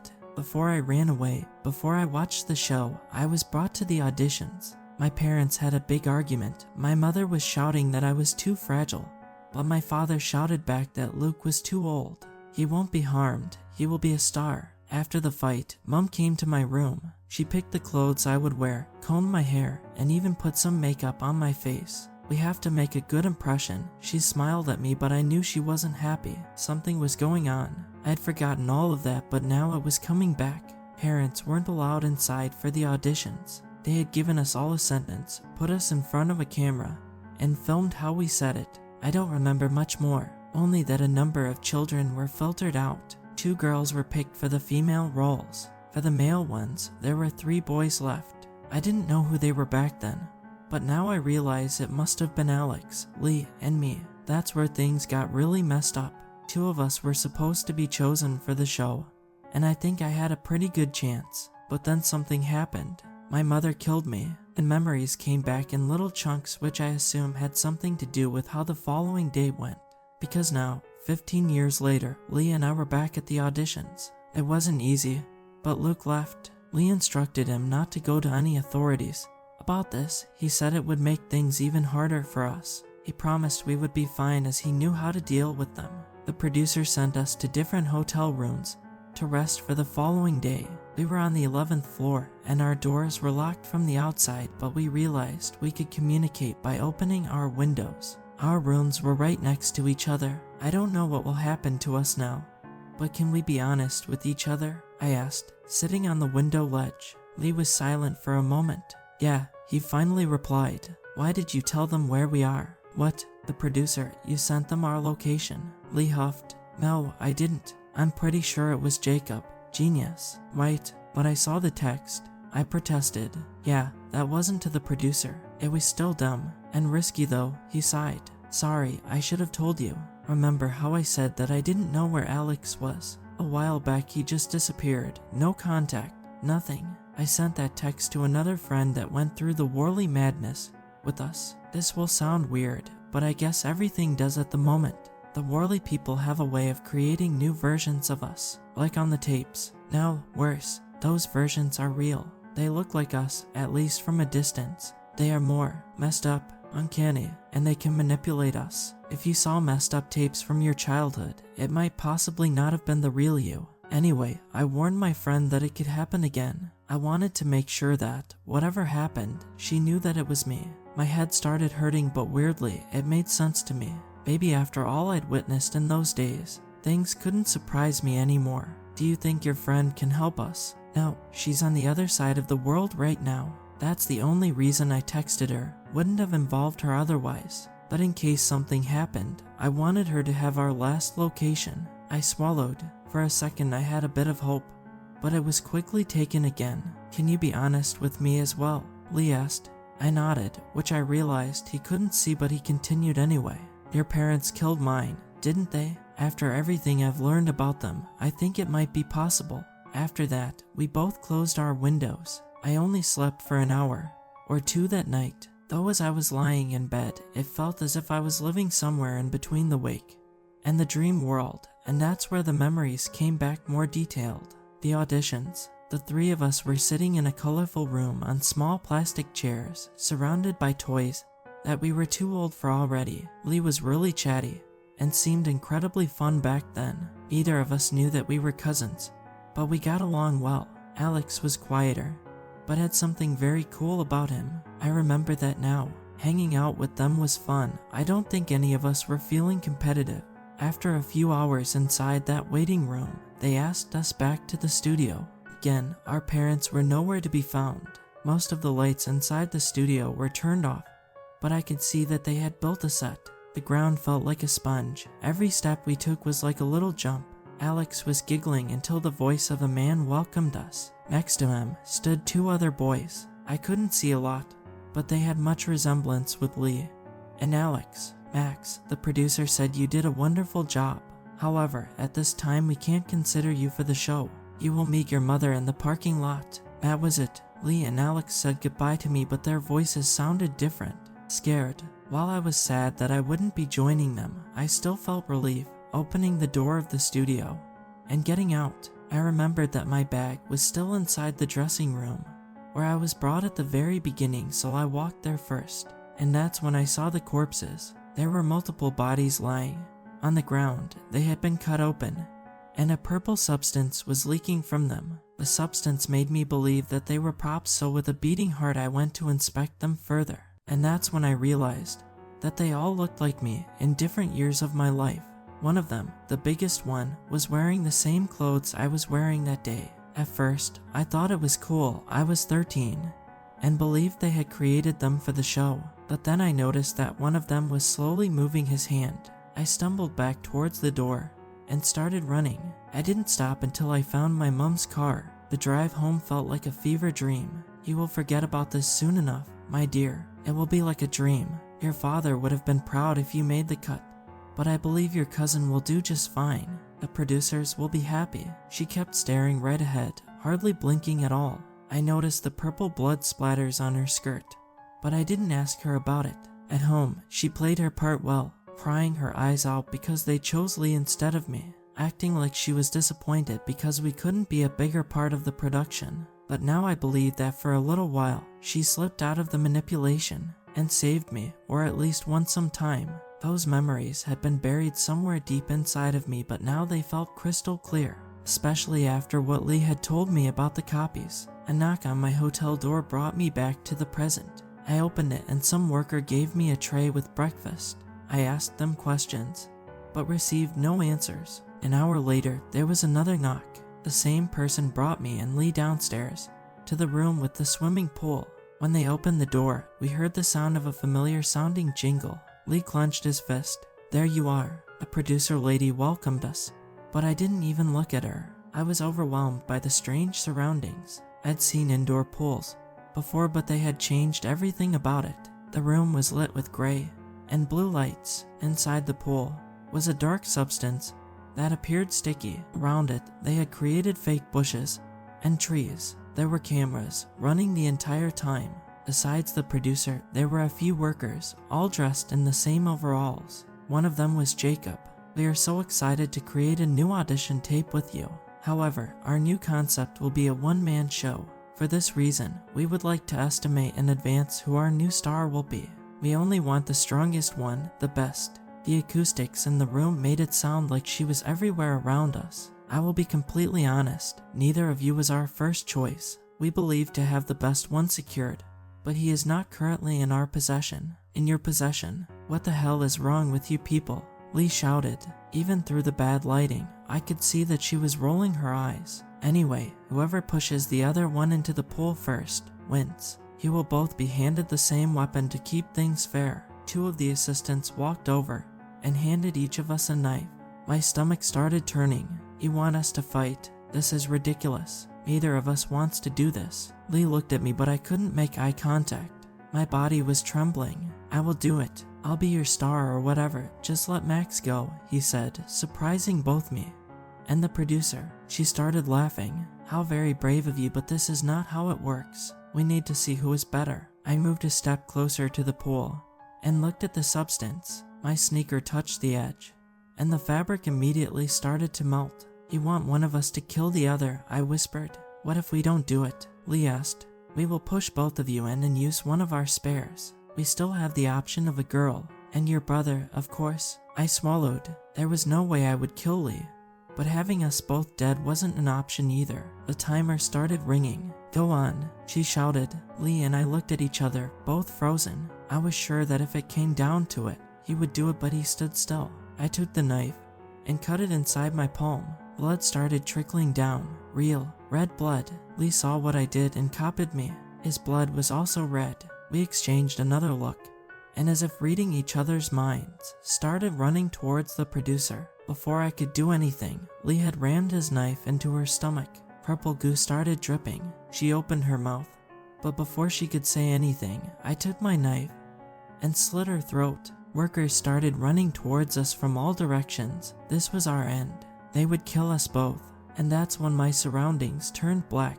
When I opened my eyes again, I was looking at an unfamiliar face. Slowly I was coming back to myself and saw my surroundings. Lee was lying next to me, awake, but just as confused, and Jacob was there, unconscious and tied up. We were inside a moving van. Alex, he whispered as the stranger smiled and hugged him. Suddenly I felt wide awake and looked at the driver. Next to him was a baby seat. Luke, you didn't think I would let you die in there, did you? I couldn't comprehend the situation. Tears started forming in my eyes. I didn't believe I would ever see them again. Alex started speaking. A lot has happened in the past year, something I will tell you all about. I was trapped for a long time, but recently found a way out. Of course, I had to stay hidden. The only person who knew where I was my mom. And yesterday, Helen called her. I didn't know what was going on, so I just drove to the location you had sent.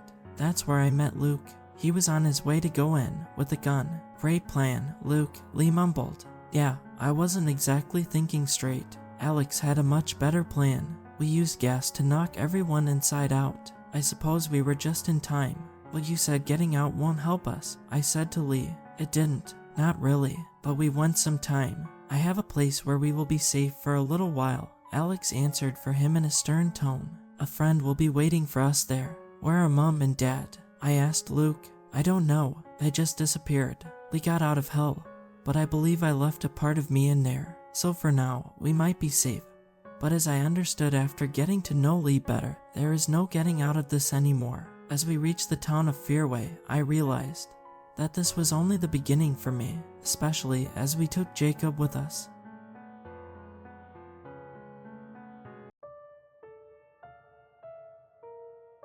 I never really thought I would have to write about something like this. I'm Dr. Jorge Weaver. I'm a lead mycologist at the University of Maryland. Recently things have been going to hell, so let me start from the beginning. It was a warm day in May. My friend Roy Fitzpatrick and I were going to a state park in Virginia. I forget which one. We had packed beers and random food items. I was going to drive us down there, and he was going to drive back. When we arrived, it was mid-afternoon, and we started to set up our tents. I've always been terrible at it, so Roy had to help me. I was good at lighting fires, only because I had brought a lighter. I lit a fire and got out our food. I had brought some chips and hot dogs, and Roy brought something, I can't remember, maybe some food. We sat around the campfire and reminisced about our life, and if we were proud of who we had become. I enjoyed my life. I lived alone except for pets, and I have a well-paying job that I genuinely liked. Roy worked as a biologist on the same campus that I did. We met at a bar a few blocks away. We have been friends for about 12 years. I never thought life would change so suddenly. We sat around for a while longer before we both crashed. We were planning to hike tomorrow once we were coherent after all of the alcohol. When I woke up, it hit me like a truck. There was a hideous stench sitting in the stagnant, humid air. It was extremely foul, not to mention that it was raining. The forecast had said it wouldn't rain, but it was wrong as usual. I was drenched the moment I stepped out of my tent. I saw that Roy's tent was already open. When I walked over to his tent, it was empty. I didn't know where he was. I decided to try to find the source of the stench. I covered my nose with my shirt. I looked around for a while. When I went along the hiking path, it got worse. I knew I was closer when I could smell it through my shirt. When I rounded a tree, I saw what I was smelling. When I laid eyes upon it, I puked up what was in my stomach. Before me on the ground was a body that appeared to be in an advanced state of decomposition. It had a plethora of toadstools and molds growing out of it. This was jarring because I should have been able to smell it the night before. I looked closer and realized that the body was, as far as I could tell, Roy. I wanted to run away. I wanted to run to the car and speed away, but I had to call the police. When the police arrived, they questioned me. Obviously, I was the main suspect. They told me I could leave, but they seemed apprehensive to do so. I drove back to my apartment in DC. I ran in and locked the door before dropping to the floor to curl up in the fetal position. I don't know how long I sat like that, but eventually I had to get up to drink water before I died of dehydration. I went to work the next day, trying to forget what I saw. I was given a sample of mold from a patient at the Baltimore Municipal Hospital. A man that handed it to me also informed me that it was growing in his lungs and heart. I wasn't thrilled to see this because my friend had just succumbed to some sort of fungal infection. I placed the mold under my microscope and observed it. The mold seemed to be moving on its own, very subtle movements. It would take someone observant to notice. It was moving towards me as best as possible while being trapped between two pieces of glass. I removed the top piece. Its fungal strands began growing toward me. I placed the glass back on. I had never seen mold like this. The patient that they had gotten this mold from had died before the ambulance reached the hospital. I decided to go see the patient for myself and see how the mold was growing. When I arrived at the hospital, I told the receptionist who I was and what I was there for. She told me that the patient was in room 406. I took the elevator up. I trotted down the hall to room 406. When I entered, they were right about to move the body to the morgue.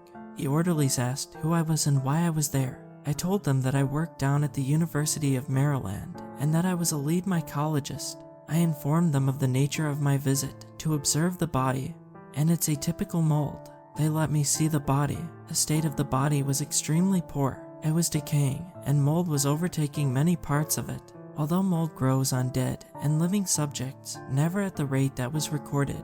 Generally, people who inhale spores can be treated and released. Perhaps this was a form of hyper-fatal mycotoxin. It was possible, but certainly uncommon. I took a sample of the mold and put it in a small container. When I detached the strands of mold, they began growing towards me, exactly like the last sample I was given. I looked once again. One thing I noticed was that there were very small toadstools growing out of the patient's eyes. This was too much for me to bear, so I thanked the orderlies and quickly left. I thought I could forget about what happened yesterday, but I guess working so close to fungus doesn't help. I returned to the campus and went to my lab. I was perplexed at the nature of this mold. I continued to observe this mold. After doing so for a while, I decided to test it out on something living besides me. I retrieved a ladybug from outside and dropped it in a strand of mold in a container. The mold grew towards the ladybug.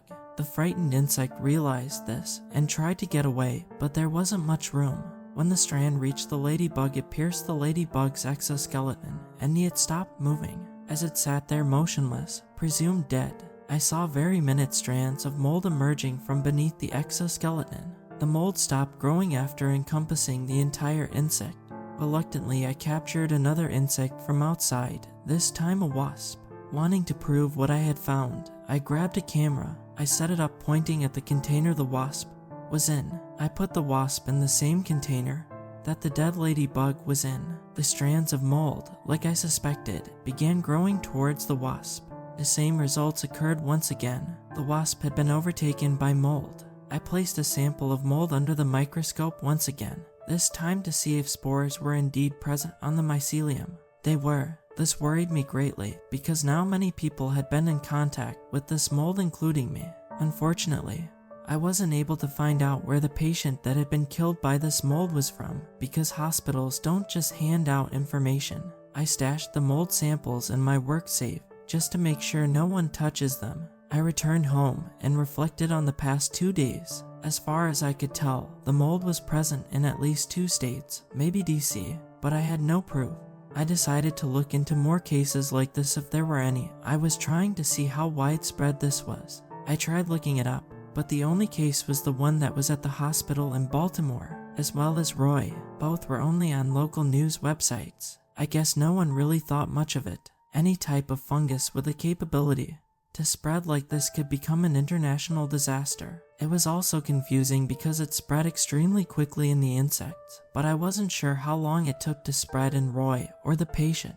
The next morning when I arrived in my lab, I was informed of 3 more cases of the mold, all occurring in the orderlies that had helped transport the body to the morgue. They were all currently in the hospital in critical condition. A few minutes later, a man in a black suit arrived. He was looking for mycologists. I obviously was trying to get an inside look at the patients and their conditions. I told the man my position, and he seemed to think that was good enough, so he took me back to his car. I entered and sat down in the front passenger seat. Along the way, the man explained to me that he was working for the hospital and was sent to get someone that was good with fungus. He informed me of what was happening to the victims of this mold. When we arrived at the hospital, we rushed to the isolation ward. I was given a hazmat suit to wear. I was glad that in my previous 2 encounters with this mold, I had been spared the fate. We arrived in the room with the 3 patients. They were all being tended to by hospital staff in hazmat suits. All of them looked like they were on the verge of death. By just looking, you could barely tell that they were alive.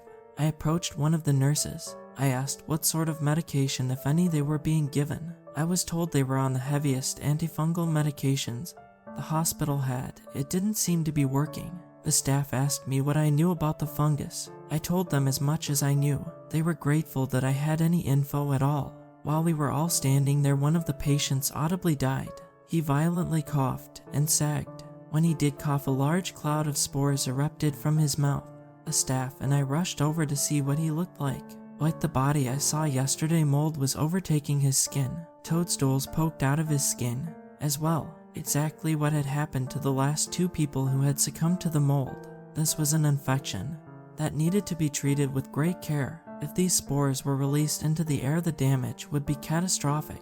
I told the hospital staff here that they needed to treat this situation as if it would end the world. A woman in a hazmat suit stepped up to me. She had dark blonde hair and a scowling face. She looked to be about in her mid-50s. She introduced herself as Dr. Catherine Breckenridge. She was the hospital's Disaster Response Director, or DRD. Her main job was to prevent the spread of extremely deadly or contagious diseases. She asked me how fast something like this could spread. I explained that when the spores are released, if they are carried by the wind, they can travel as far as the wind goes, theoretically to the other side of the world, if the wind holds up the whole way. She sat and thought for a moment. She decided that even though it takes up valuable space in the isolation ward, she would keep the patients in here. She asked me what the most effective ways to remove fungus were. I told her that vinegar might work to kill it, and otherwise extreme heat, extreme cold, or fire.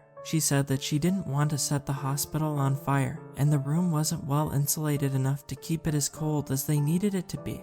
Vinegar probably wouldn't eliminate the threat entirely. I informed her that bleach might work as well. She thought for a moment before departing the room. I looked at the other patients, which according to the heart rate monitor, were still somehow alive. They looked as if they were in hell. I could see the mold spreading under their skin slowly. One of them started flatlining. The other staff in the room made no movements, perhaps thinking that there was no way to stop what was happening. I saw the mold under her skin had reached her skull, so I assume it grew into her brain.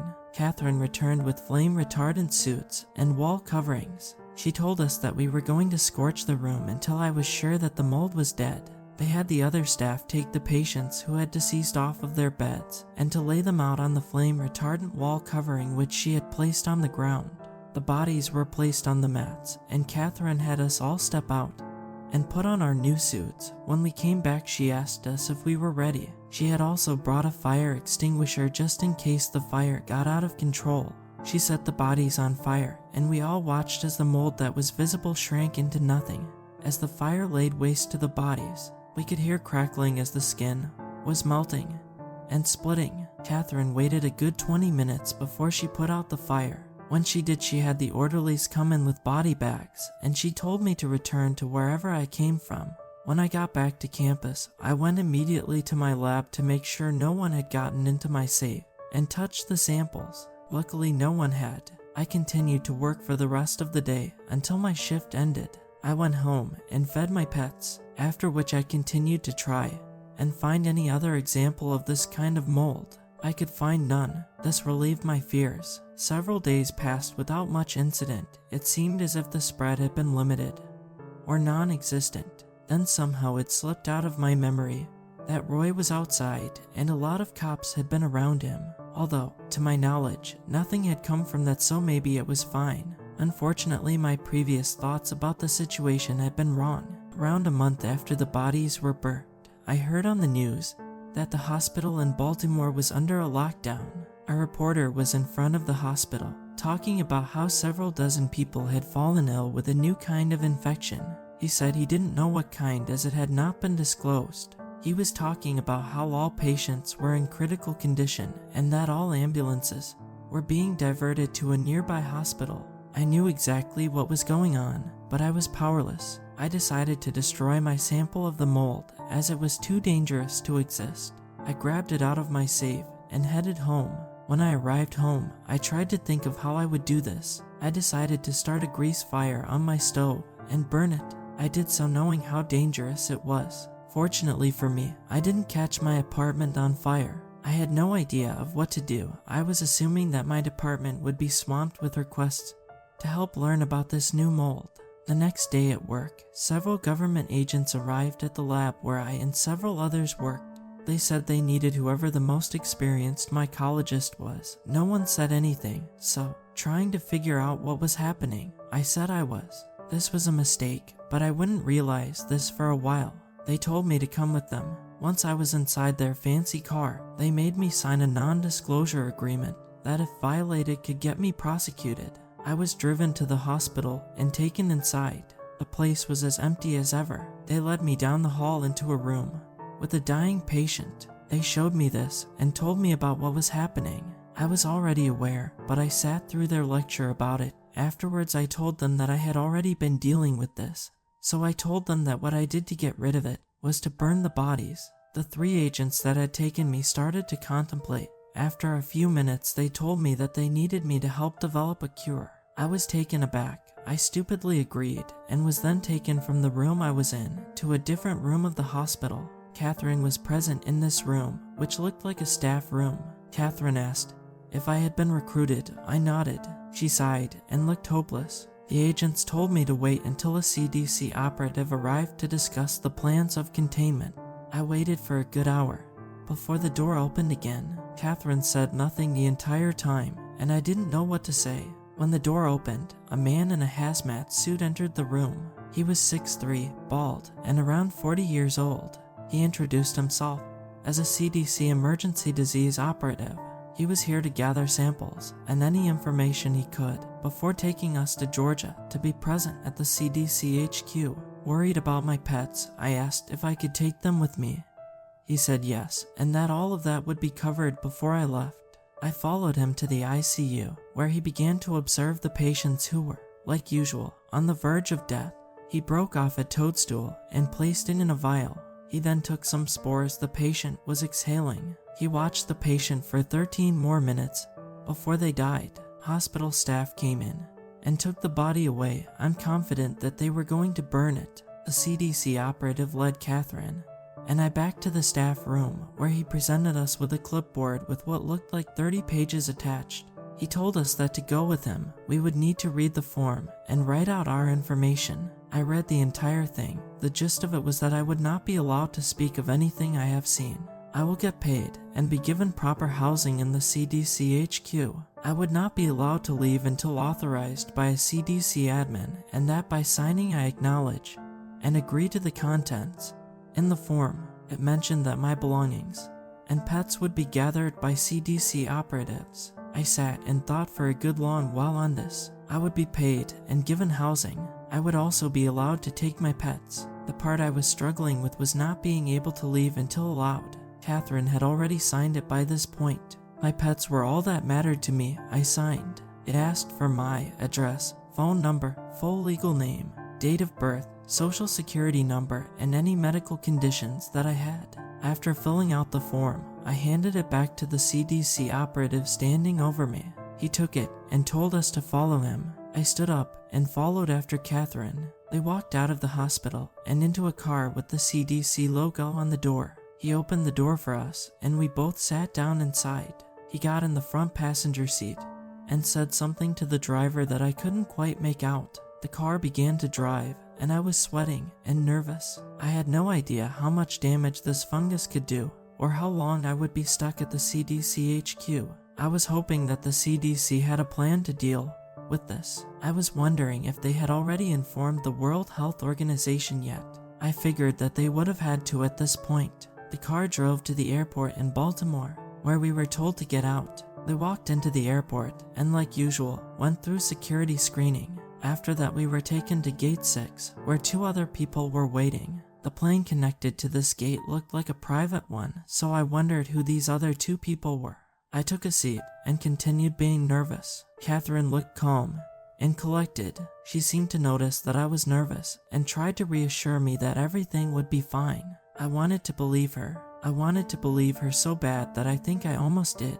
After a few minutes, we were able to board the plane, which was fairly small and had couches and a TV. I had never been on a plane like this before. Usually all I can afford is a coach ticket.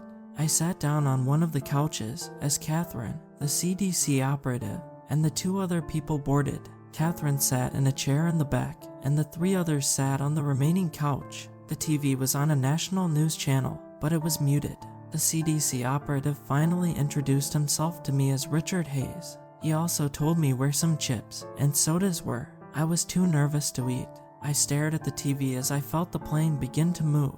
I was told the flight would be about an hour and 30 minutes. I was on edge the entire time. The news never mentioned anything about it, which I was glad about, meaning that it wasn't too bad yet. I wondered if everyone who was infected at the hospital was already dead. If so, I knew that they were going to be burned. I hoped that this proved effective, although I don't know how many spores were floating around in the hospital. Catherine did nothing the whole time. As for Richard and the other 2, they talked for the whole flight, although it was muffled so I couldn't tell what they were saying. They gestured at me a few times, so I assumed they were talking about me at one point. I felt the plane land, and my stomach sank again. This time I wondered what I would be told at the CDC HQ. When I got off the plane, I was led by Richard out of the airport and to another car with the CDC logo on the door. However, this one was a limousine. I sat in the back as everyone else filed in. The car started to move, and it wasn't long after that I arrived at the CDC main building. It was impressive. I might be excited if the circumstances weren't so grim. Richard led us into a reception area. We were allowed to keep going without signing anything. Through twisting corridors and stairwells, we arrived at what I figured to be the 3rd sub-basement. From here we were led into a large circular room with a table in the middle. From my count, 28 other people were sitting at the table when we walked in. Not too many people seemed to even notice that we had opened the door. I took a seat at one of the empty chairs, and after a few minutes of the people talking, they finished and looked over at Catherine, and the man who looked to be in charge spoke. "So you are Jorge Weaver, I presume? And is this Catherine?" "Oh yes, sir," I stammered out. "Thank you for choosing to work with us. You've made this a lot easier. Now you may have some questions surrounding your involvement. Well, you, Jorge, were picked because not only are you a mycologist, you were the first person to see an example of what we are now calling a GG91. As for you, Catherine, you were chosen because you were in charge containing some of the first infected. Now if you could be so kind as to share with us what you already know about this disease." I started. Well, I actually had a sample, and after testing it on 2 insects, a ladybug and a wasp, I can tell you that whatever this is, it is able to sense where the closest organism is to it. It will grow towards it and then pierce the skin or exoskeleton to begin growing inside of the organism. Catherine interjected. From the time of arrival to the hospital to a patient's death was on average 15 hours. Now, to be clear, I don't know how long it was growing inside of them before they were admitted. When they were admitted, the usual complaint was that they had a hard time breathing and they had either tachycardia or arrhythmia. So going based off of that, it had already made its way out of their lungs and into their heart. And this means that every single one of the patients that was admitted had inhaled spores, meaning that spores are in the air above and around Maryland and Virginia. There was silence in the room for a good few seconds before several people left. The man who had addressed us told us to follow him. He led us to a computer room with a large screen at the front of the room with a world map on it. I watched as the map zoomed in on the eastern United States. He asked me to tell them where exactly I was when I first saw a GG91. I told them the name of the park, and I saw a pin drop on the location. On another panel, I saw them looking at wind patterns. For the past 47 days, they overlaid that data with the data of outbreak locations. Based on what it was saying, the spores could have traveled as far as Maine by this point. I felt my stomach drop again. If it was as far as Maine, how could it ever be stopped? The man who had brought us here took his cell phone out of his pocket. He used one of his speed dials, and he walked away while it rang. Catherine came up next to me and just shook her head. What the hell did I get myself into? I was only a few years away from retiring. I looked over at her, wondering how she was staying so calm. Maybe she just didn't care, or maybe she had just seen so much that nothing affected her anymore. What about you? Why did you do this? Her question startled me out of my thinking. Curiosity and money, I suppose. The only real thing I care about is my pets, and they're here. She looked away when I finished talking and crossed her arms. I looked back at the screen. A number appeared labeled confirmed cases. The number read 43. Maryland, DC, and Virginia were shaded in red. After a few moments, the number jumped from 43 to 49, and New Jersey was shaded in. I figured at this point that they were calling major hospitals in these states and asking if they had anything like this. 6 new cases in New Jersey. Another number appeared, labeled confirmed deaths. The number read 40, meaning that only 9 people who were infected were still alive. I don't know how long I watched that number rise, until Richard told me I could go to my room, and that if he needed anything, that he would call me. I decided to stay in the large room, wanting to see the number of cases rise. It was at 67. I don't know when, but I fell asleep because I was woken up by Richard, who told me that he needed my help. The screen still displayed 67. I walked with Richard to a laboratory room. Several people were working here. When I came in, Richard handed me off to another person. This person introduced themselves as researcher Kevin Graham. He told me that he wanted to know what could be done to kill the fungus. I told him that super strength antifungal medicine slowed it slightly, but other than that all I had tested was fire. I explained how maybe extreme cold could, but you just end up killing the patient with hypothermia. He considered for a moment. I could see that he had a sample of the fungus behind him. He had tested it on a rat. The rat in question was long dead, it seemed. He asked if the spores were flammable, and I had no answer. He turned back around to his dead rat and leaned in closer to observe. I could see the fungus trying to grow towards him. I asked him if I could test something with it. He said yes, as long as I didn't remove it from the container. I positioned me and him approximately the same distance away from the container. I was trying to see if it could grow towards more than one organism at a time, and yes, it could. It was growing towards both of us, towards me faster, I assume because I was closer. I then asked if I could put some soil in there. He said yes. I was trying to see if it would grow underground, because if so, we were in trouble. My fears were confirmed as I saw it taking root in the ground, seeming like it was trying to prevent its own removal. Based on the test with the rat, it was strong enough to penetrate skin and exoskeleton, but not glass. I asked how long it took the rat to stop moving entirely, and he said 15 minutes and 36 seconds. He said he had the rat inhale spores, so 15 minutes from the lungs. As I watched the fungus grow in the dirt, its mycelium began to grow out of the dirt, and once at a certain length, they released spores, a cloud so thick that I was able to see it. My only thought was, damn. I watched in horror as the spores fell back on the ground in the container and started growing more of the fungus. The growth of the fungus was the most alarming thing about this. After about 30 minutes, the container was covered in fungus so thick you could hardly see the rat anymore, buried underneath the thick layers of overlapping fungus. Kevin was logging the data we had acquired and sending it to a main server. I stood there staring at the containment tank. Curious, I took another rat from the tank of them in the bottom left corner of the room. I waited for a time when spores were settling down to drop it in. I could hear it squealing for a few minutes before it got faint. I couldn't really see it in the tank, as there was far too much fungal material in there. However, this added amount of mycelium and spores led to the rat dying in 3 minutes and 47 seconds. This meant that the more dense an area was with AGG91, the faster it could kill people. I considered what the international implications of this could be. Considering last I had seen the number of confirmed cases was 67, it may kill itself out as other diseases have. I quickly dismissed this thought, realizing that the fungus affected everything from grass to humans. What would people think once the existence of this fungus made its way to the general public's knowledge? This was definitely a borderline apocalyptic scenario. I felt out of place here. I wasn't entirely sure my purpose. I went back to the monitoring room, where I found Catherine. She was asleep in a wheelie office chair. The screen read 68 cases, 61 deaths. No new states were shaded in yet. I was surprised Delaware had yet to be filled in. Canada had luckily not been exposed to the spores yet.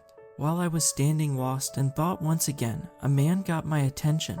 I turned to see a dark-skinned man with short curly hair in his mid-40s. He introduced himself as James McDonald, the CDC director. He told me that my purpose here was to try and research or find any sort of treatment that could possibly prevent people from dying. My resources were near limitless, and my time was limited only by the spread. I was sent to the main holding area containing the fungus. There were several researchers here seemingly studying AGG91. Trying to create a cure was going to be extremely difficult given what I had to work with starting out. No fungal infection in history had ever been this extreme. Nothing could even compare. Most rational remedies would not ever work. As far as I knew at that moment, it couldn't be cured. Giving up wasn't really an option though. Things like eucalyptus, lemongrass, and peppermint usually worked as antimicrobials. However, in this case they were useless, doing absolutely nothing at all to stop the spread of spores. Most of my work during this time involved me slowly realizing the existential horror of the scenario playing out. However, I did make some strides in creating a cure. In the first month I figured out that the fungus reacted violently with other fungi, often to a point of killing off AGG91. The problem was, a massive quantity of any given fungus in relation to AGG91 was required. This only worked on the fungus proper, and attempts to stop spores had been unsuccessful. There were fungi non-fatal to humans, however, like I mentioned earlier, you required such a massive quantity as to make it non-viable. Another thing I quickly figured out was that the spores were in fact highly flammable. The temperature at which they would burn was 160 degrees Fahrenheit, or 71.1 Celsius. Humans certainly couldn't survive long enough in this temperature to have all of the fungus cooked out of them. After a month, the cases had risen to 109. The CDC was requiring all hospitals to report any case of it to them directly. I couldn't figure out why the case number was still so low. By this point, Delaware, Connecticut, and Massachusetts were shaded red. The fungus seemed to have a hard time spreading in major urban centers. For a couple days, New York City had infected cases, but they all died out, and no more had been reported. The next thing I tried was having the fungus infect a host that was infected with a bacterial or viral infection already. In most cases regarding the bacterial infections, the fungus would ignore it. However, with very certain bacteria, the fungus was slowed significantly. I reported these findings. In almost all cases with viral infections, the fungus was not affected. However, I did discover one virus that kills the fungal presence in a host. The virus wasn't one that would cause any symptoms for humans. For once in this mess, I finally thought there was a bright light, any sort of hope. The virus in question was rather hard to obtain samples of, as it generally dwelled on oceanic creatures. I needed to test it on a human who was already infected. So with a sample in hand, I was flown to Baltimore once again. Once permitted into the hospital, I was led to the ICU where a couple of patients were being held. I gave it to one who was in the early stages of infection. I injected the virus into his arm and hoped. As I was leaving earlier, the researchers said they would try and figure out why it stopped the fungi and if any viruses related to it had the same effect. To my knowledge, most microviruses didn't actually harm the fungi, rather it would keep its host unburdened because they exist solely on fungi. This one was a rather interesting exception, as it would also affect saltwater creatures. Its provisional name was MCV91. I had decided to use said microvirus because I figured out that the fungi spores would be rendered inert in salt water. As for the fungus itself, it significantly slows growth in soil recently saturated with salt water. This was a non-solution, however, because injecting someone with salt water wasn't viable. The fungus growing inside of the patient hadn't yet reached a stage in which it would have been visible growing under their skin. I told the doctors to report to me anything that happened with the patient. After around a week of silence, I was given the news that the patient had survived. He had to have the dead fungi removed, but he survived. This, of course, was all covered up by the government to prevent mass panic. Once the cases had been dropped to zero, to prevent the spread on land, massive wildfires were started along the east coast, as well as the spores in the air being set ablaze once the immensely hot smoke surrounded them. It's been 3 years since then, and no new cases have been reported. All I wonder now is what would have happened if I hadn't taken a shot in the dark with that virus.